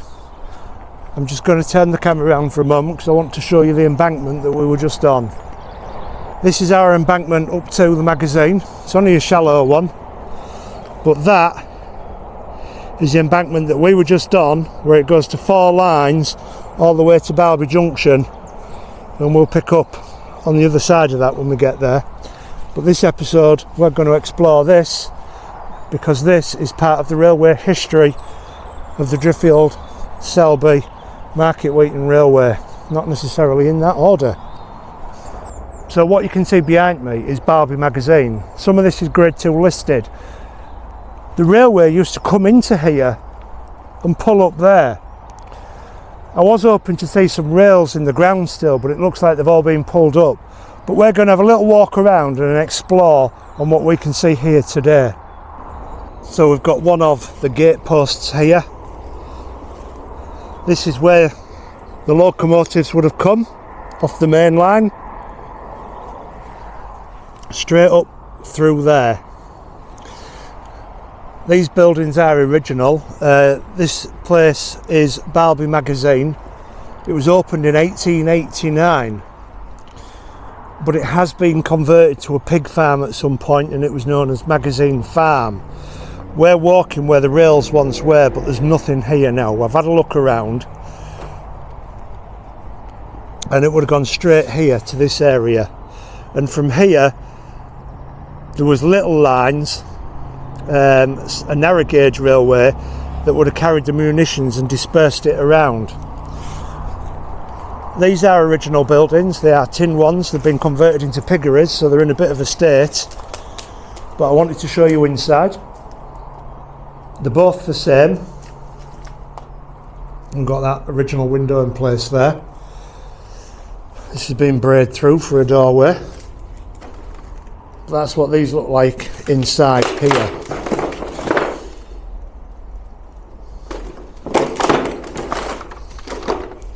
Unfortunately, those will never be saved. Those will end up getting lost and destroyed, decayed away.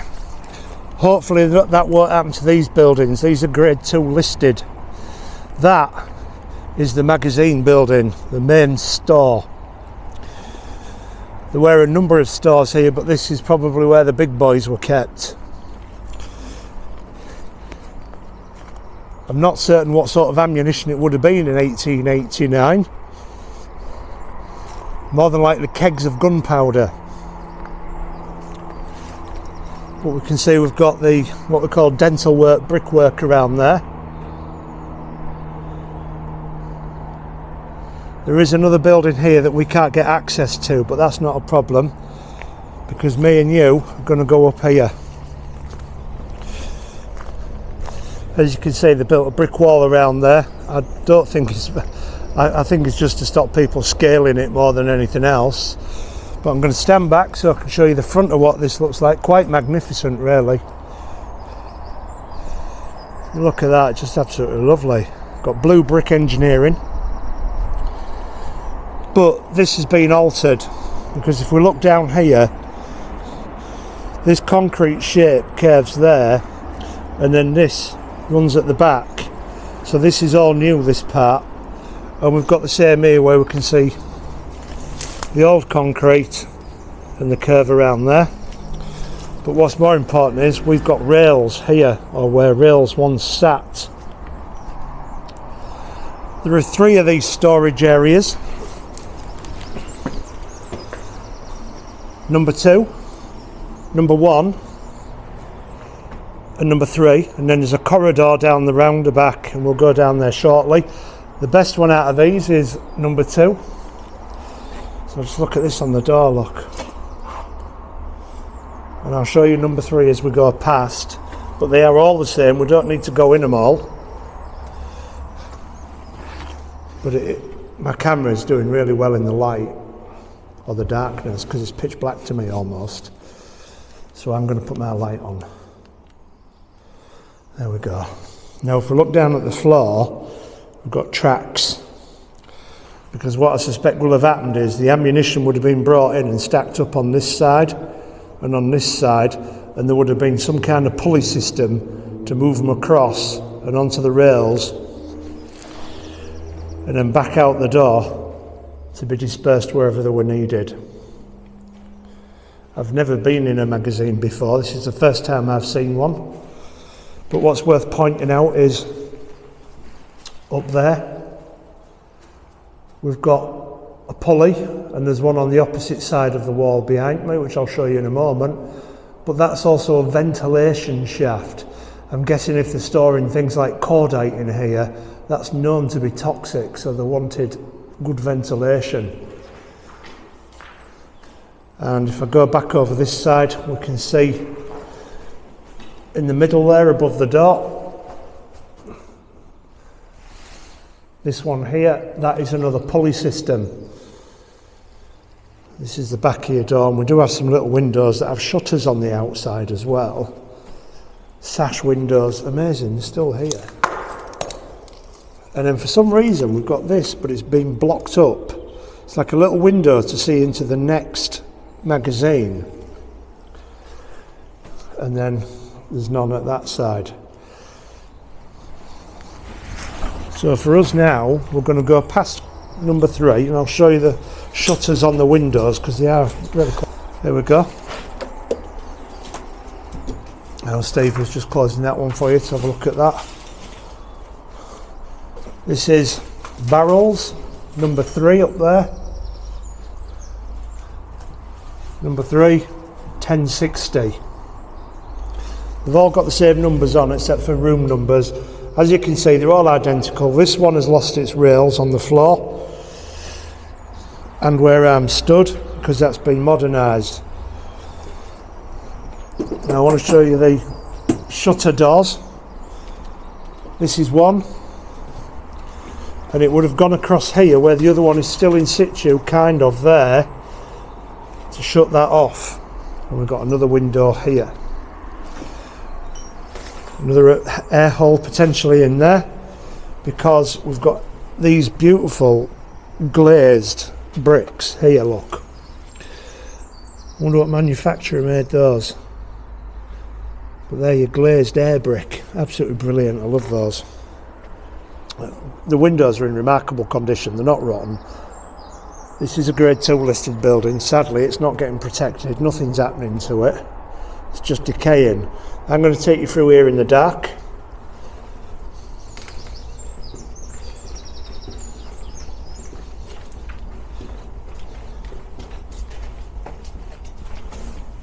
And with the decay on this window, with the brambles coming in, it's starting to fall out. But this goes round. Another air brick down there. I'm going to take you around in the dark again. Now there are holes on the walls to the right, and I'm going to stop at the next one because this is magazine number 2 where we were. That one has been blocked up. And I think this one here is open still. There. So this is magazine number 1, or store 1. Again, you can see the marks in the floor where the rails would have been. Going back round, we've got a window at this side as well. And then this corridor here goes down to a dead end. There's nothing down there. But what we have got is this little room here and a back door, which will allow me to look out the window at the building we can't access. It's got a lovely air brick up there, lovely arches. I mean, this place needs rescuing. These doors are absolutely fantastic. This one closes, and it says up there, lighting. And then on there we've got the G with a passage on it, so a lighting passage. And then that door there's barricaded up, that won't open. There are some more explosive stores, there are a number of those. I will go around and I will show you those next. It looks like we might have found another gate post here. There's the magazine over there with the ventilation shafts that I mentioned. There are some ladders up to those, but we can't access the back of the building. So here's a gate post, a railway one as well. So potentially it could have been the one from the other side. We're going to get over the other side of these buildings next, so we can get our bearings a little bit on what's going on. These are our 2 tin huts. That's our entrance. That's our main magazine building over there. And these are explosive stores. This one has been lost to time. The roof's gone through. But we've still got a fair few down this side. I'm just going to not show you them all because they are all identical and have been converted into piggeries. but I want to show you one or two interesting features on these buildings, which is up there, that ghost sign. Some of them are a bit clearer. Explosive store 20. Gonna go inside there. As you can see, it's been converted into a piggery, but look at the roof. Look at that woodwork up there.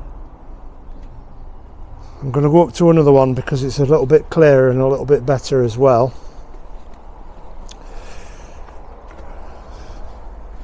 You can see the plinth work here, look at this. These big stones. Another explosive store. I'm going to put loads of photographs up at the end, so stick around for those. These buildings are all a bit newer, so I guess it doesn't really matter that that one's lost its roof. And this one looks much later. I believe this place closed down in about 1971, but opening in 1889, it was definitely built here because of the access for the railway. As we've seen in other videos, the Driffield and Selby railway line serviced a number of military bases. Let's have a look in the gaps. You can see the brickwork up there. This piping will be more modern, but that'll be for electricity, I would have thought, and water supplies for the animals. But absolutely stunning brickwork, it really is. You can see the decay that's going on with that corner. They won't have many years left in them, these buildings, if they're uncared for and unmanaged. Explosive store. Hope you can pick that up on camera. We're going to go into that building over there, but the site is massive. This one's probably our clearest sign. Explosive store number 29.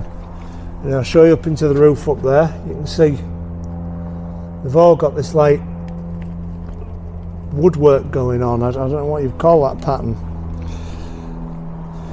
These buildings are sealed because we can't get into those, they're just sealed shut.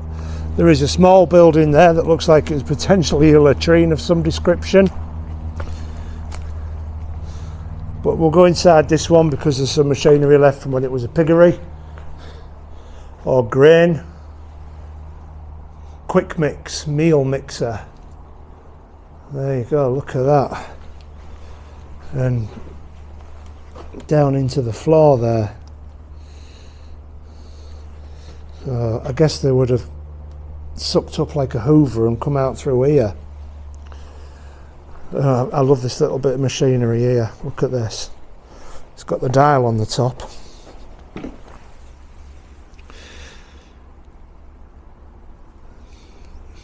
Start and stop. Got a turny button on there too. Looks, I mean, it's absolutely amazing to look at, is that.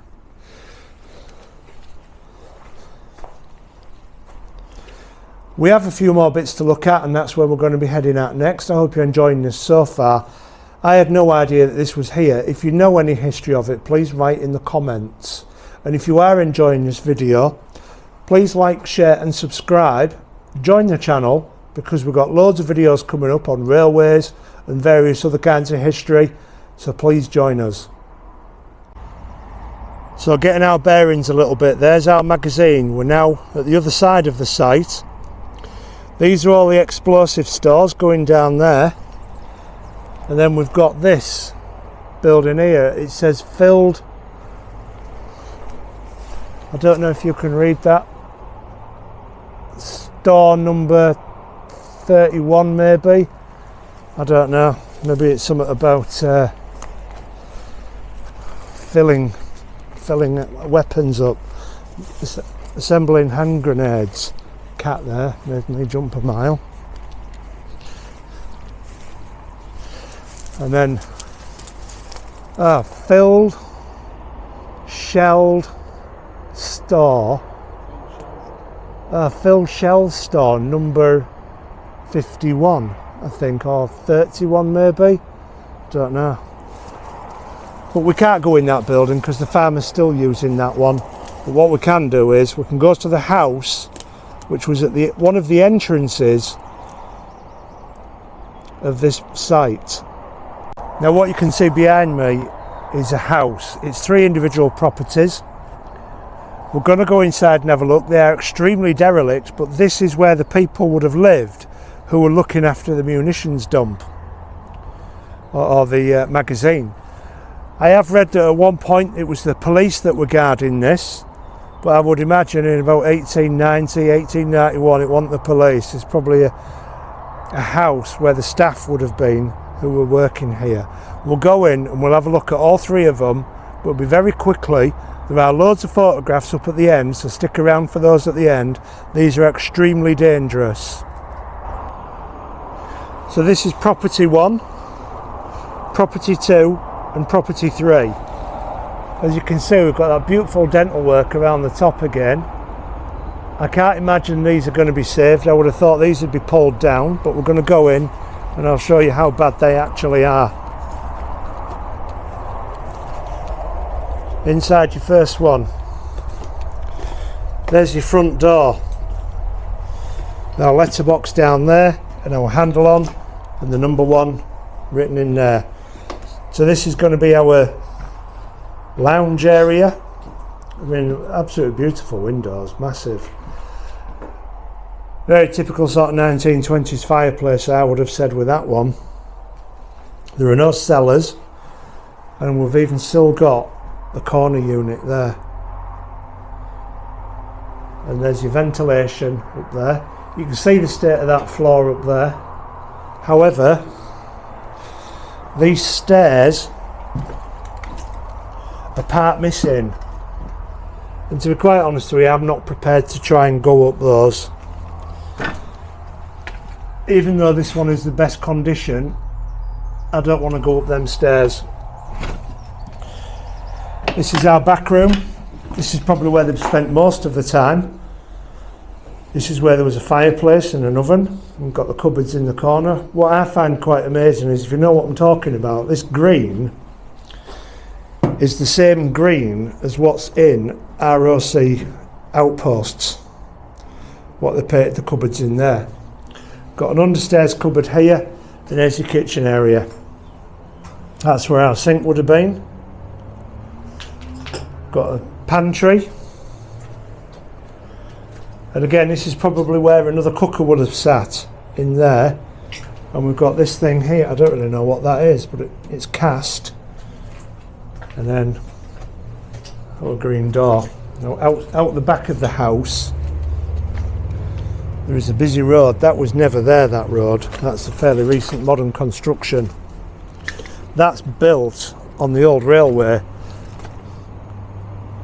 that used to go to York.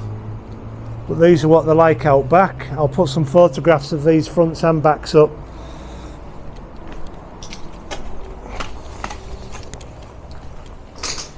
When we get there. So I'm just rushing out now, because I'm going to go around to number 2 and then number 3. Number 2 does have stairs.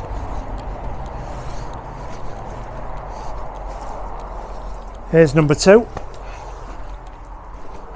And again, there's our front door, same design. Looks like a handle there, or a letterbox. And then this is our lounge area in here. A bit more of a fancy fireplace, but more of the same, but it does have these extra tiles in there. Woodwork's gone.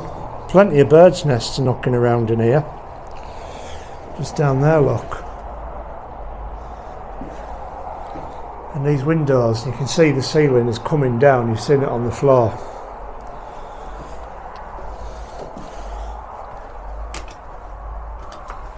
Now this is the back room in this property. You can see the ceiling up there, look. And there. And then we've got our cupboards through there. The fireplace is gone. Back window. And here we are again in our kitchen area where the sink would have been, probably a Belfast sink. We can see we've got some tiles in here, look. Look at that. This one does not have the metalwork embedded in the wall like the other one did, but this has got modern plaster on compared to everywhere else. And there's your old light switch. Now I'm going to show you up the stairs, because I have been up in this one to have a quick look for you. But what I will tell you is I'm not going any further than just to the top. I'm going up here very cautiously. I have been up, so I know what to expect. Bit dark. Let's have a bit of light. There you go. Don't look too bad up there, does it? But look at the floor.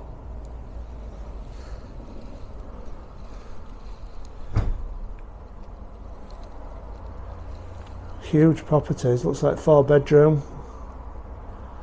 But we can't go any further to explore that. You've got the lovely skirting board down there still. I've got the banister up that helped me up there. Right, so we're going to go down now.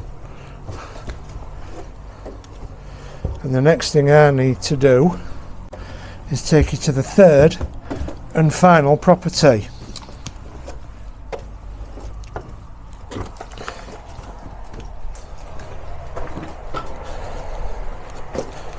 If you thought that was bad, check this one out. This is number 3. There's our front door. And there's our number 3. So let's go into the front room. I'm not going to step any further than that because look at that up there. There is no floor above. It's all collapsed down to here. That piece of concrete there has come through from up there because it'll be the half of that one. The stairs are gone.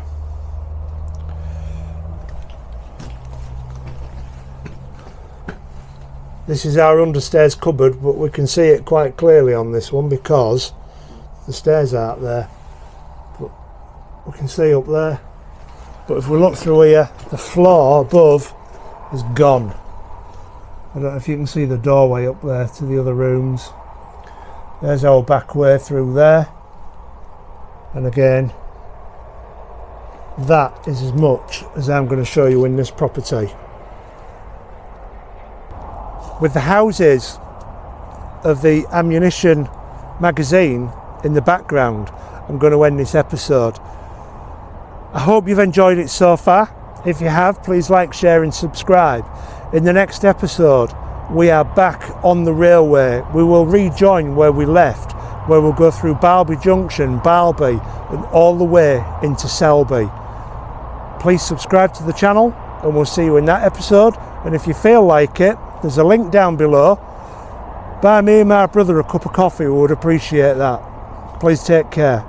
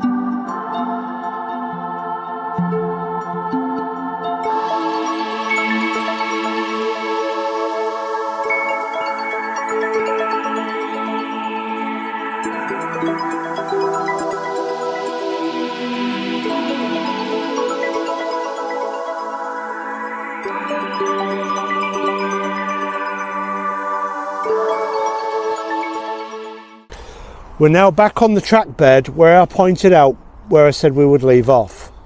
So that is our track bed there. It's an embankment here now where we left it behind, and our ammunition dump follows that line, which was a railway line, up to the magazine. So we're stood on what was left of the embankment, but it's gone. There's this big green network rail fence here, so we can't go beyond there. But what I can tell you is that that's embankment, and here it's been cut away, and we're going to be following that hedge line under that bridge, which was never there. That's a new bridge, and we're going to pick up from there. So as I was just saying, we are on what was the embankment, and it's been cut away, and my brother's been having a dig around, and he's been picking up these little bits here. Bit of clinker with some unburnt coal in there, and a huge piece of clinker here. And if we just look at the ground, we can see the colour, this dark brown where we just scrape away the surface a little bit, and there's the elevation of where the original track bed was. We'll go back down there because at this point it was 4 lines wide. What you can see behind me is where the embankment was. I'm stood on what was the embankment, and here we are now where it is now still a live line, Hull to Selby. And there's something interesting down here. That's this. We potentially thought this might have been a sinkhole, but we've shone the torch down there and it's got old brickwork on either side, old enough potentially for our railway, and we can see track bed in there. I shone the torch that way and it seems to go under the railway line, and I've shone the torch this way and it seems to go under the railway line. It's not a brick arch, it's a flat top, potentially a drain that used to go under the railway long before this modern road was built. These lines are still probably on the original alignment, and then we're on what was the track bed.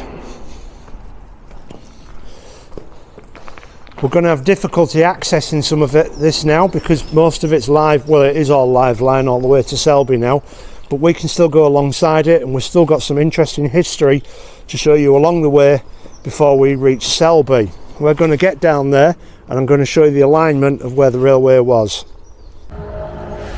That's the bridge we were just under there. This is our track bed all behind here alongside of this dike here. Now I believe we can get closer to the track bed a little bit further up there, so that's where we're going to go. This is all overgrown and inaccessible to us at the moment. That's the hedge line we were just talking to you from. This is our embankment now, and we're right on the edge of the embankment. Looks like this was a drain at one time, but just sat nestled in there, which I'll put some photographs on at the end, is a signal pulley post, what we've been spotting all the way along this railway line. Now that is part of our Selby to Market Weighton railway. If we see any more, I'll take some photographs and I'll put those on up at the end, so stick around for those. Now that's the one we've just seen up there, and we can see it's got like 6 pulleys on it. There's another one here, right at the side of that tree in there.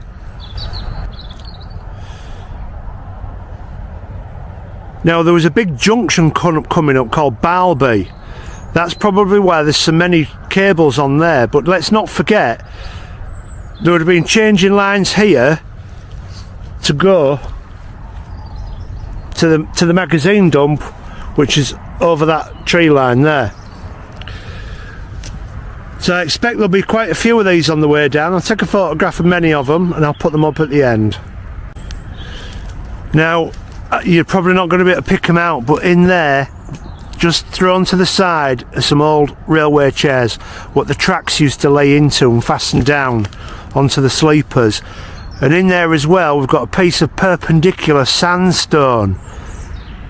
I know, it's interesting to see what that was. I cannot go on there. That is Network Rail land. That is criminal trespass. That is prison. That is a fine of up to £1,000.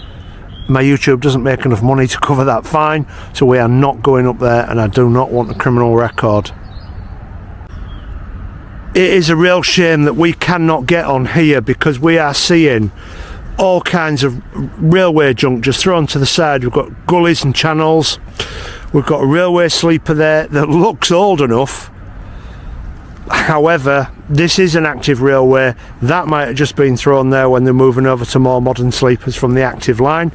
We've got pieces of cast iron down there, and we're just seeing all kinds of things along this embankment from the railway.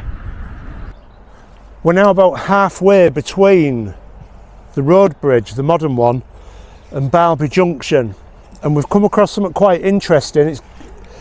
It's been demolished, but we can figure out what was going on. We've got this gully here. We've got an original brick arch there. The other side is pretty much demolished. I say demolished, it's overgrown, we can't see it, but we can see it here. This is original brickwork from around 1848. I am now on top of what has been modernised of an original gully, which lay here alongside the track bed. So all this here will have been built over and had a track bed over the top of it for the Driffield Market Weighton Selby Railway. Now in there I can see a dark hole and I can see an original archway. This is our track bed here. It's all been demolished. If we look through the fence here now, we can see that this is the active line, and this big flat expanse here is our track bed. That will take us down to Barby Junction. But before we get there, I'm just going to go over there and I'm going to point this way. This is the other side that I was going to show you, that's all overgrown, and that's going on to our live railway line. Here we can get a better see on what was going on. It's roughly where that return is, there is where our track bed ends. This gully here was running alongside the railway, and we can see we've got the original brickwork in there. Now the question is, that side's gully, this side has been bridged for some reason, that side is gully which has now been lost and filled in, and then this way would have been gullied to go under the railway line. Why was this here? Perhaps this was a farmer's crossing at one time in history that's been long gone and lost, and there's no access anymore. Our next port of call is we're going to try and get down to where Barby Junction box 1 stood, which is not far down the line. I'll just give you a better shot of that. So that is approximately where Barby Junction box was, just on the other side of those trees there. This is our track bed. We're going to walk down here and we're going to see how close we can get. This is our embankment here, and just in there where them base of them trees are, there is a sleeper what them trees have grown over, and on top of there is our live line, and we can still see how wide that is because this was still 4 lines wide. We're almost at Barby Junction. Barby Junction was an important junction for many reasons. Before we get down there, I just need to point something out to you. Our original track bed is over this fence on the really wide embankment that still exists there. But a little bit further down there is the old East Coast Main Line junction, which was at Balby, and this is where it ran. Once it left Balby, which is probably about 100 metres away, it came here, and what we're looking at there, we think, is an embankment of where it ran and the fence posts, and where it runs now is where you can see all those cars and that road and up the A19. We're going to have a quick look on there to see what remains, but that's not our purpose today, that's the future. But we're trying to get to Balby. So this is the East Coast Main Line track bed. What I thought was an embankment is just piled up rubble and rubbish, and it could have been a cutting, it could have been level, we're not sure at this point, not researched it, but what I can tell you is we've got concrete posts here from the East Coast Main Line. We've got one there that's super overgrown. I'm going to put 1 or 2 pictures of these up at the end. We've got quite a substantial one here. This was more than likely a wire tensioner there, and probably the remains of a telegraph pole. I'm going to get up to roughly where the track bed was, which is in here. And if we look down on the ground, we've got ballast everywhere.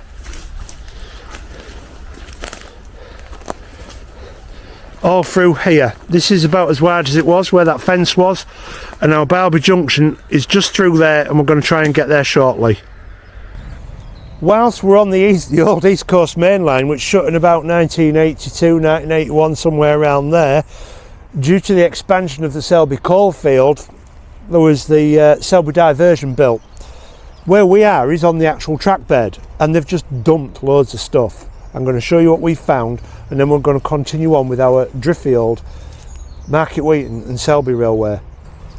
Now what we're looking at here are sleepers piled up and dumped. Some of them have got chairs on. So what I've done is I've cleaned one chair off here to show you that we've got NER date on here. I'll come around the other side so you can read this one with me. This has got 1940, I think it's 47, that, no, yeah, 1947. Amazing. And there is another chair there, another chair over there, more under there, and I wonder if any of these date from World War II, when they would have been using this line to visit Balby munitions dump. We're going to continue on, and we're going to try and get to where Barby Junction box was. It's going to be very difficult for us, but we're going to do our best. Those are the sleepers we were just looking at. It's worth noting and telling you there is ballast everywhere. They did a very poor job of cleaning what was here. We are now at Barby Junction. There's nothing here, no longer a junction. It was a very busy junction. We can still see behind me the live line. It was still four tracks wide at this point. It also curved off behind me up here to go to the East Coast Main Line. I'll turn the camera around. Now I have got some photographs of what this junction used to look like, and our signal box used to be somewhere around where them trees are, in between them trees, somewhere around there. Nothing remains. There was also sidings that went into this factory here that no longer exists. It was a chemical plant. Now what I'm going to do is I'm going to hold the camera here, and I'm going to say the signal box was there. In the background over there was tanks, storage tanks for chemicals. So when I fade the photos in, I want you to have a look at those. Now what we're going to do is, this signal box is gone, but our next signal box remains, and that is at Balby. This was known as Barby Junction, and the other one is Balby, and that's where we're going to go to next.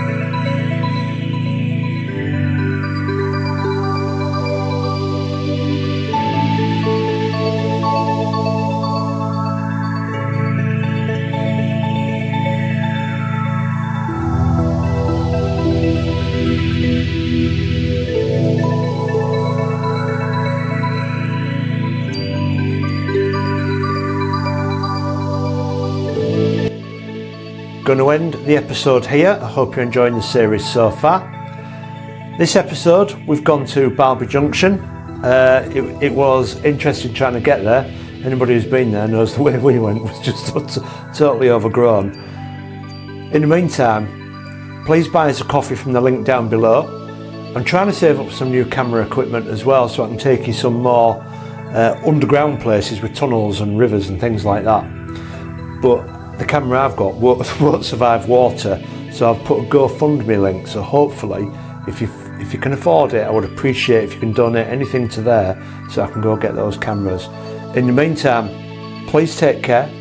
Stick around for the next episode, which will be coming very shortly. And I'll see you in the next one.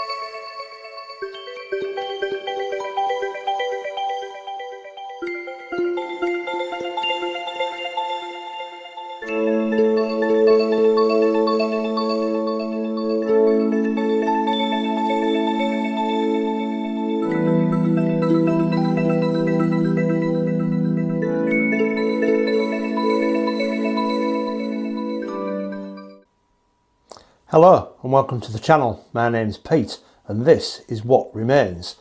This series we are covering the Driffield, Market, Weighton, Selby Railway, and we have made it. This episode we're going to be coming from Barby. We'll be looking at where the engine shed was at Selby.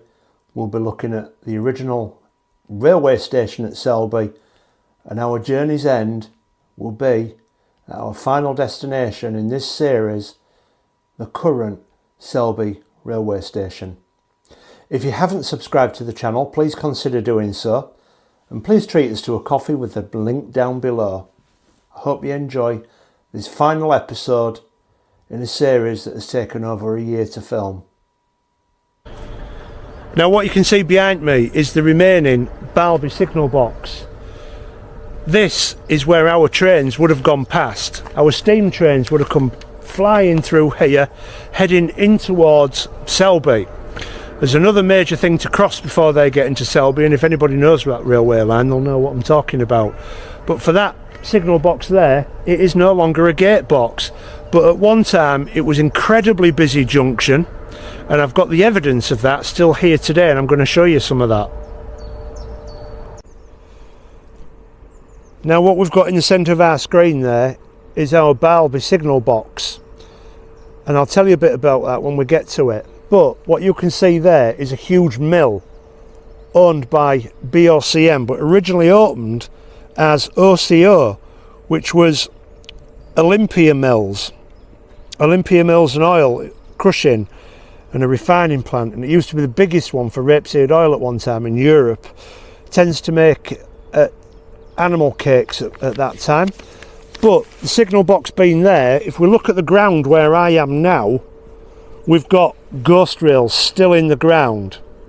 They don't go anywhere, they don't come from anywhere, but they will have done at one time. They would have come from the railway line down there. When I'm crossing the crossing, I'll point you down and I'll show you what's going on down there. But there would have been, that signal box would have controlled these lines.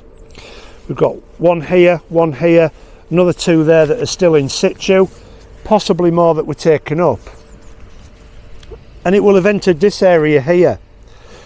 As we can see here, we've got the lines going through but going to nowhere.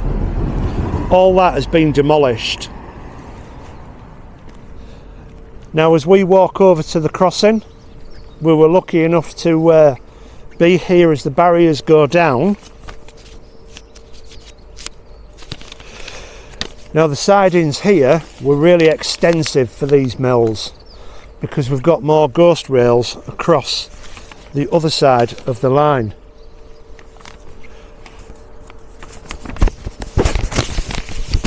Now as you can see, the land raises up slightly to accommodate the railway, so it's on a slight embankment from the natural land.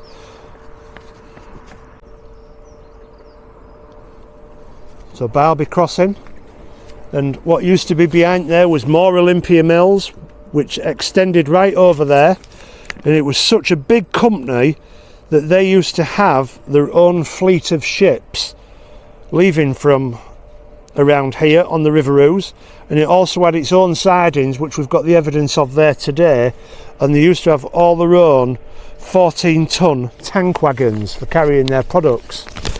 That is from where we've come from. This would have been 4 tracks wide at this point, and this signal box here would have controlled going down to the 2 tracks, which would have been the through lines through Selby. But down there we would have had Barby sidings, which are now all gone. And what we have here is Barby signal box. Now I have asked to go inside there and film, but I'm not allowed. The chap was very nice and explained that he's not allowed to let people in there to film, which is completely understandable. But he did let me have a look. And I can tell you that the barriers are electrically on and off, up and down, and then it's also got 3 levers in there. One of them helps control the barriers as well, and 2 are dead and don't do anything. Now this Barby signal box was opened by the North Eastern Railway on the 6th of November 1898. It's going to back up a little bit so you can see it a little bit clearer.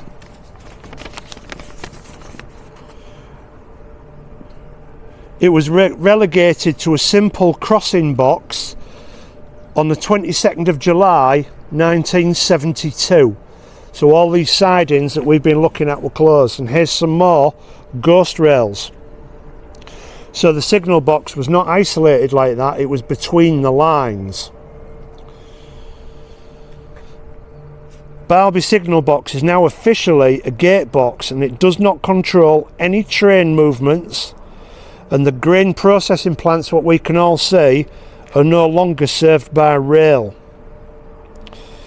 Barby was opened as a signal box in 1898. The original lifting or pole barriers, the first barriers were installed in 1937, and it was one of the earliest use of those kinds of barriers. And then it was the loops that were being controlled by Selby South, which took over that, which was then taken over by Selby West, which was renamed Selby, and that box now controls what is left of the Selby complex, giving rise to the swing bridge of what we can see.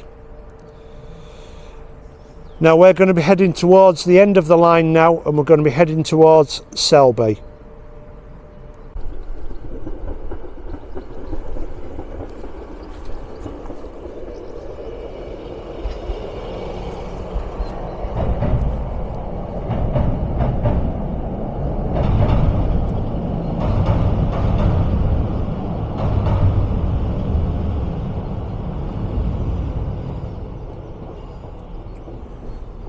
We are almost there at Selby, but now we're at the Selby Swing Bridge.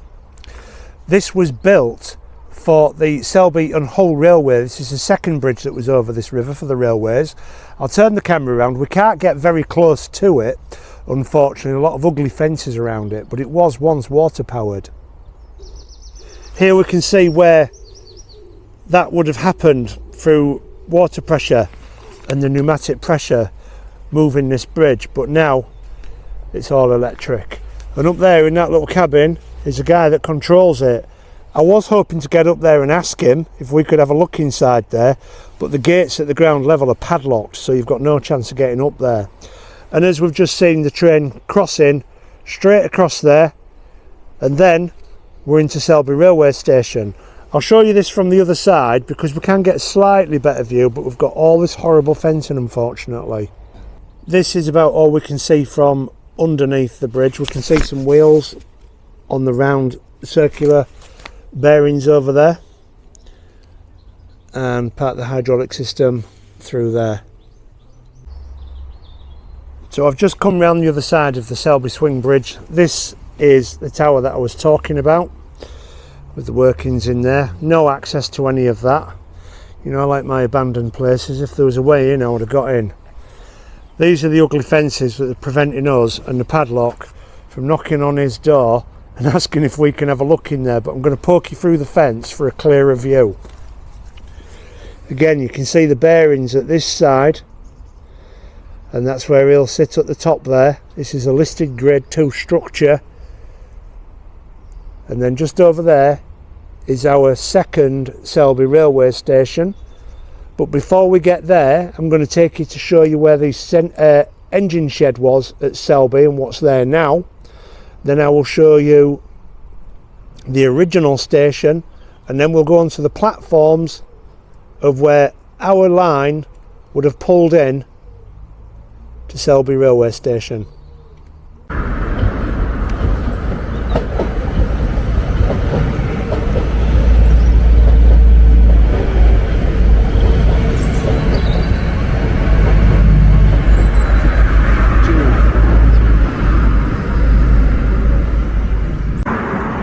After looking at the swing bridge, we've come a little bit further past the station onto a bridge.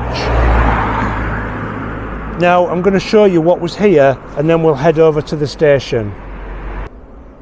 This is still a live line, as you can see. We could go straight on to Doncaster, or we can go around right, which would be the Selby loop, and that would be our excursions down to Leeds. Now if you look down here, we've got a building with ivy around the chimney. That looks very old, and our trains would have passed that heading to Leeds for our excursions home. But all these buildings here are new, and in there was the Selby engine shed. Now that was known as a roundhouse, even though it was square in shape. It was still called a roundhouse, and it used to hold 19 engines.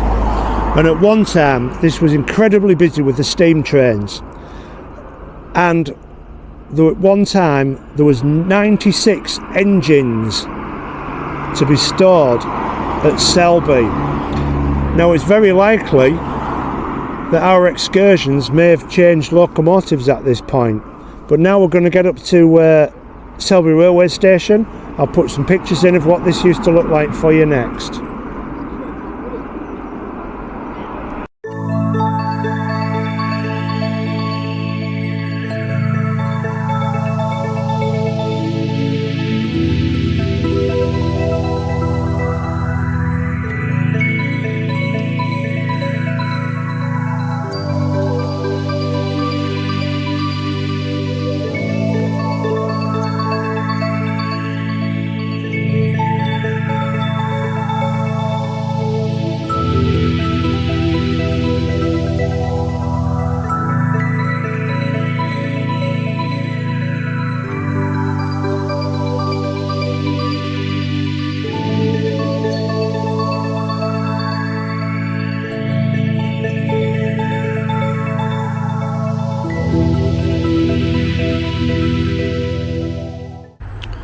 I've just come down to the side of where the engine shed was of that bridge that we were just on, so I can show you just how many lines would have come through here for the coal yards at the station, as well as maintaining access to the sheds.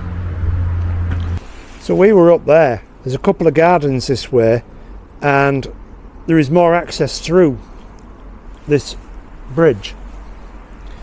We can see here it's been fenced off. That's probably one of the original fences that fenced it off with underneath there.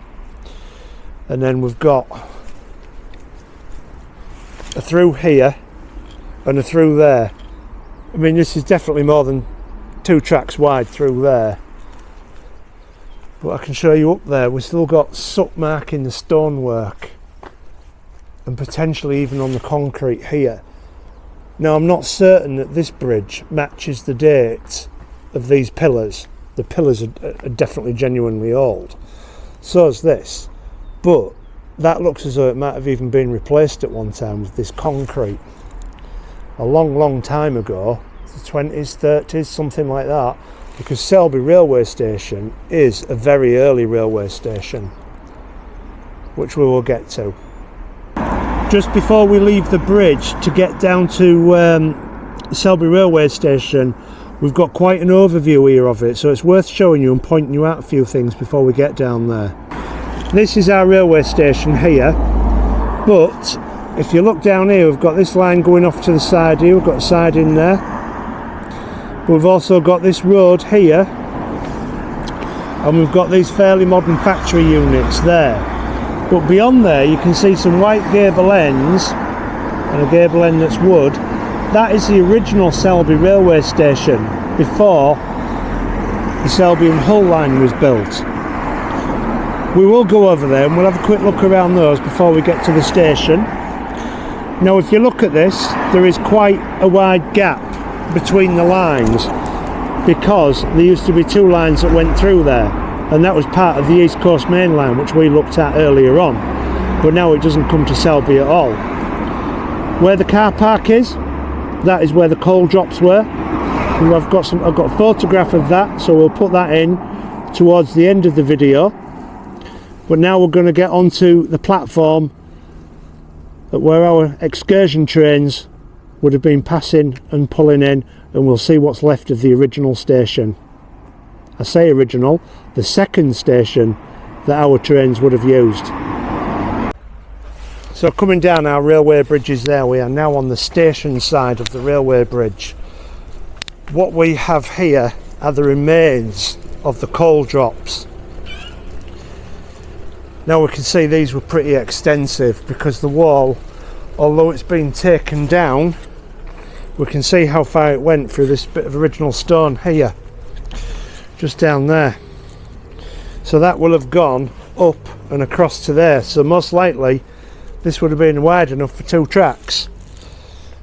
And what's happened is they've taken them down, made a little bit of a feature of them,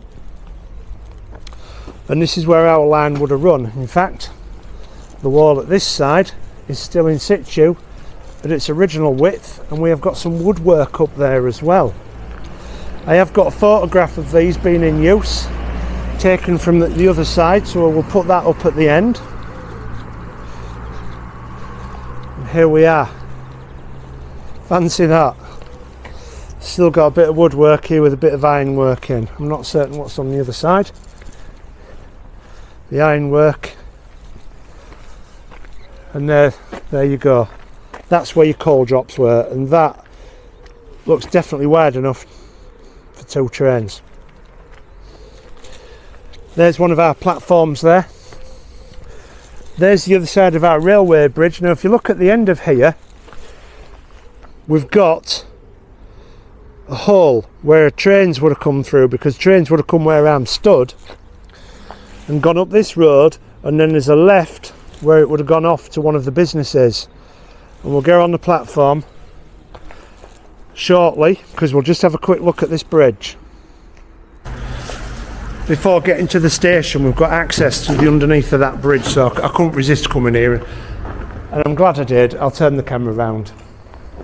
So I couldn't resist coming underneath this bridge.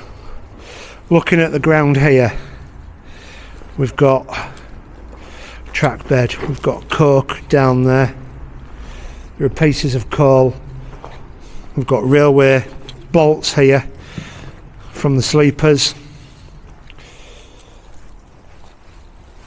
definite soot underneath the vault of the ceiling. Looks like it's concrete and vaulted. This is the one that would have taken us to the coal drops. The one at the other side would have taken us to, I think it was a malt, I can't remember, I'll tell you when I go up there. And I think my brother's underneath the other one. If we look, huge pillars in between, because it's going to support a major road going over there.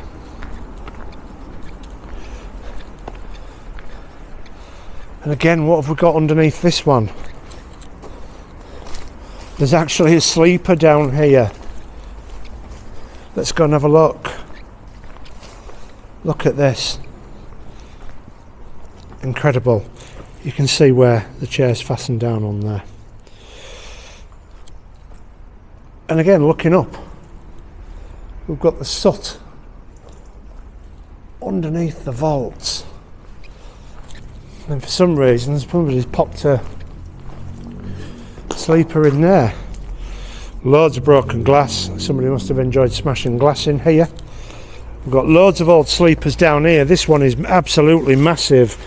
Right from there. This is continuous all the way through to there. Could that have been the centre one for the East Coast Main Line when it was all wood? Now we're almost at the track side here. You can see the live railway line there where we're not allowed to go.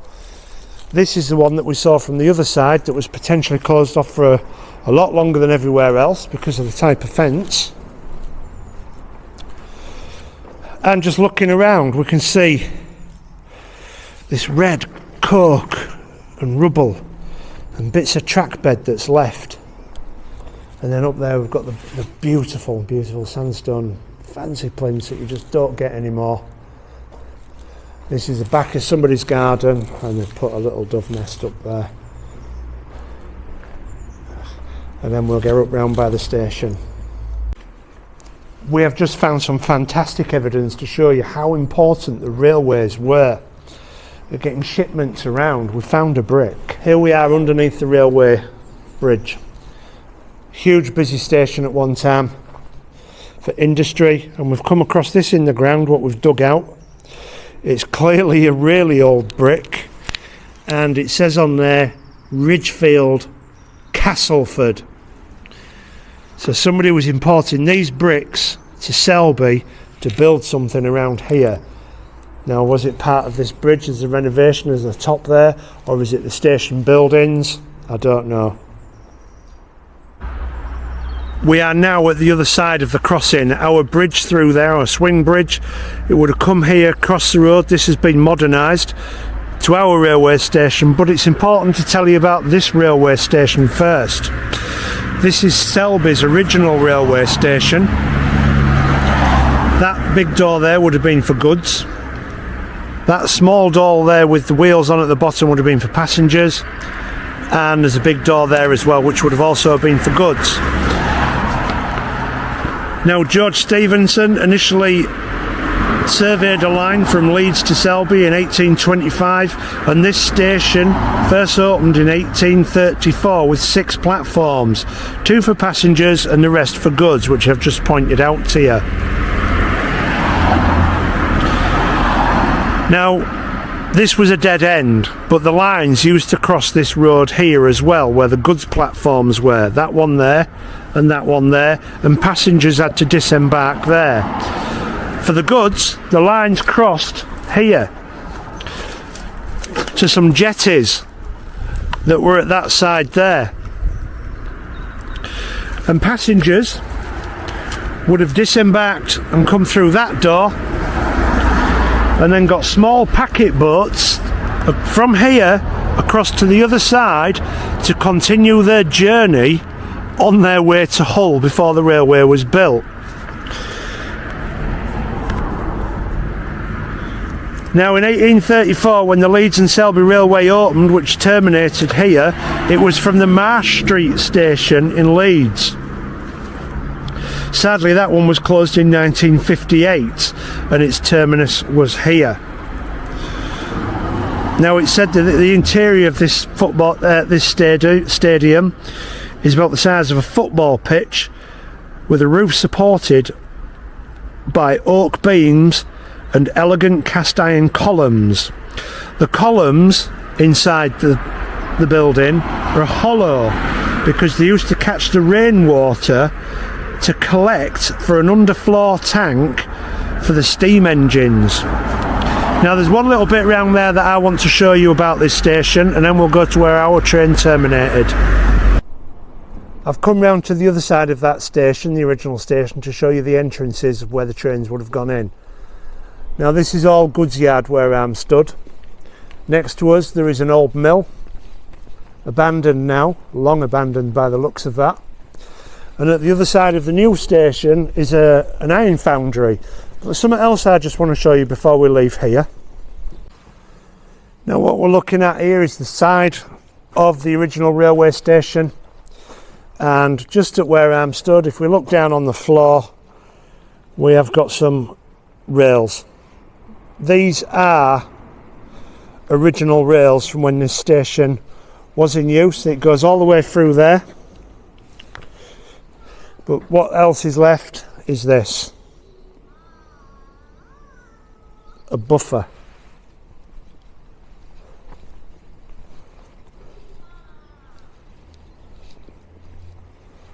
Look at that, still here from when it was originally in place, and it is a genuine one from when this station was used. With that quick look at Selby's original railway station, I did use the word terminus earlier to describe where our line went. It's not a terminus, it is a through station, and we'll go there next and we'll go onto the platform where our railway once ran. We are now at Selby railway station. We've made it all the way from Driffield through Market Weighton to Selby, and we've shown you everything we possibly can that survives along the way. I'm going to turn the camera around and I'm going to show you what's at Selby railway station. There are some original features to see, and some of these features will have been here while passengers from our trains would have been disembarking and embarking on their excursions to and from Selby, to the coast and to the city. Looking back this way, this is the railway bridge that we were on earlier. We can see to the left lines would have come through there, and there's some buffer stops there, and those ones there are the ones we looked in, those arches, and that is where the coal line was, just there. Now our railway line, Selby to Market Weighton, opened on the 1st of August in 1848. It had a fairly long life. It was over 100 years that that line was running, and eventually it was closed in 1965, which left all those villages and towns with no transportation. Yes, there would have been some buses, but public transport then was as terrible as what it is now. So here we are at Selby railway station. This is the second railway station to be built at Selby. Our original one is just over that way, which we looked at earlier. This railway station was built because of the Hull and Selby railway line, where they wanted to build a swing bridge or a bridge over the River Ouse, and today a swing bridge still exists today. That line was extended through and a new station was built with our engine shed along that side over there, which was built a bit later, and that was demolished in 1959. You can see we've got platforms at that side, and we're quite wide in between there where our through line would have gone, the East Coast Main Line. Unfortunately, that now goes nowhere near Selby. So what we're going to do is we're going to go up to that railway station there, and we'll show you some of the original features that still remain. What's important to note is the left hand side, as we're looking at over here, most of that is of 1960s construction. Now the original station must have been demolished. There is one small section of it left, but the platform we're on is grade 2 listed and mostly original.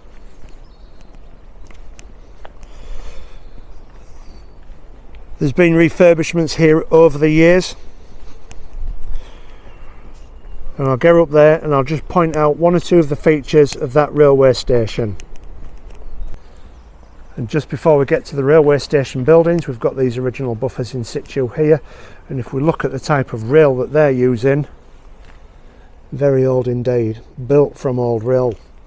These are the buildings. This is of modern construction, built in keeping with the original buildings. These are all grade 2 listed. This is a later edition, so it had to be fitting in, and we've got the original bridge with the original ironwork going across there.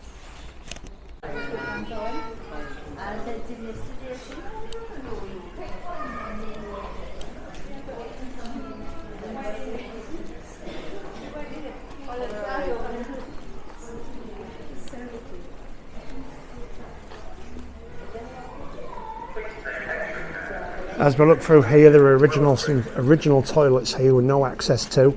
They're not allowed to modify these, but if you see, we've got the tiles through the back there. These are currently sealed off to the public. If you notice all the scaffolding around the ironwork on here, This is because the roof is getting redone. It's got nothing to do with the ironwork failing. It is there to simply protect the ironwork.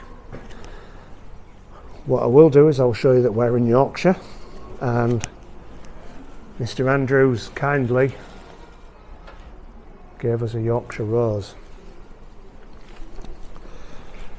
Now all these buildings now are full of offices. As you can see, today's a Sunday and this is still a busy railway station, so you can imagine how busy it would have been when the main line came through, as well as railways that would be taking you up to York, Market Weighton, Scarborough, Bridlington. You could have got everywhere here direct, but not today. That way just goes to Hull across our swing bridge. That was the site of the old signal box. And as I turn you around to look down the station, the Leeds and Selby line opened in 1834, the Hull and Selby opened in 1840, the York and Doncaster branch passed through here, and that opened in 1871. Then there was the Market Weighton Selby railway line, which opened in 1848. There was also the Coward, Wistow and the Selby Light Railway, the Selby and Goole line, not to mention all the industrial lines that would have come through here, through the mills at Balby, through the ironwork which we can see just behind these buildings here, as well as all the other numerous industries along the line. Sauce factories and everything would have come across here. The roundhouse was built in 1896, which is down by the other bridge there, and demolished, and it had a 50-foot diameter turntable in it, but it is all gone. And this is one of the platforms, and these pillars here are where the passengers would have walked past on our railway.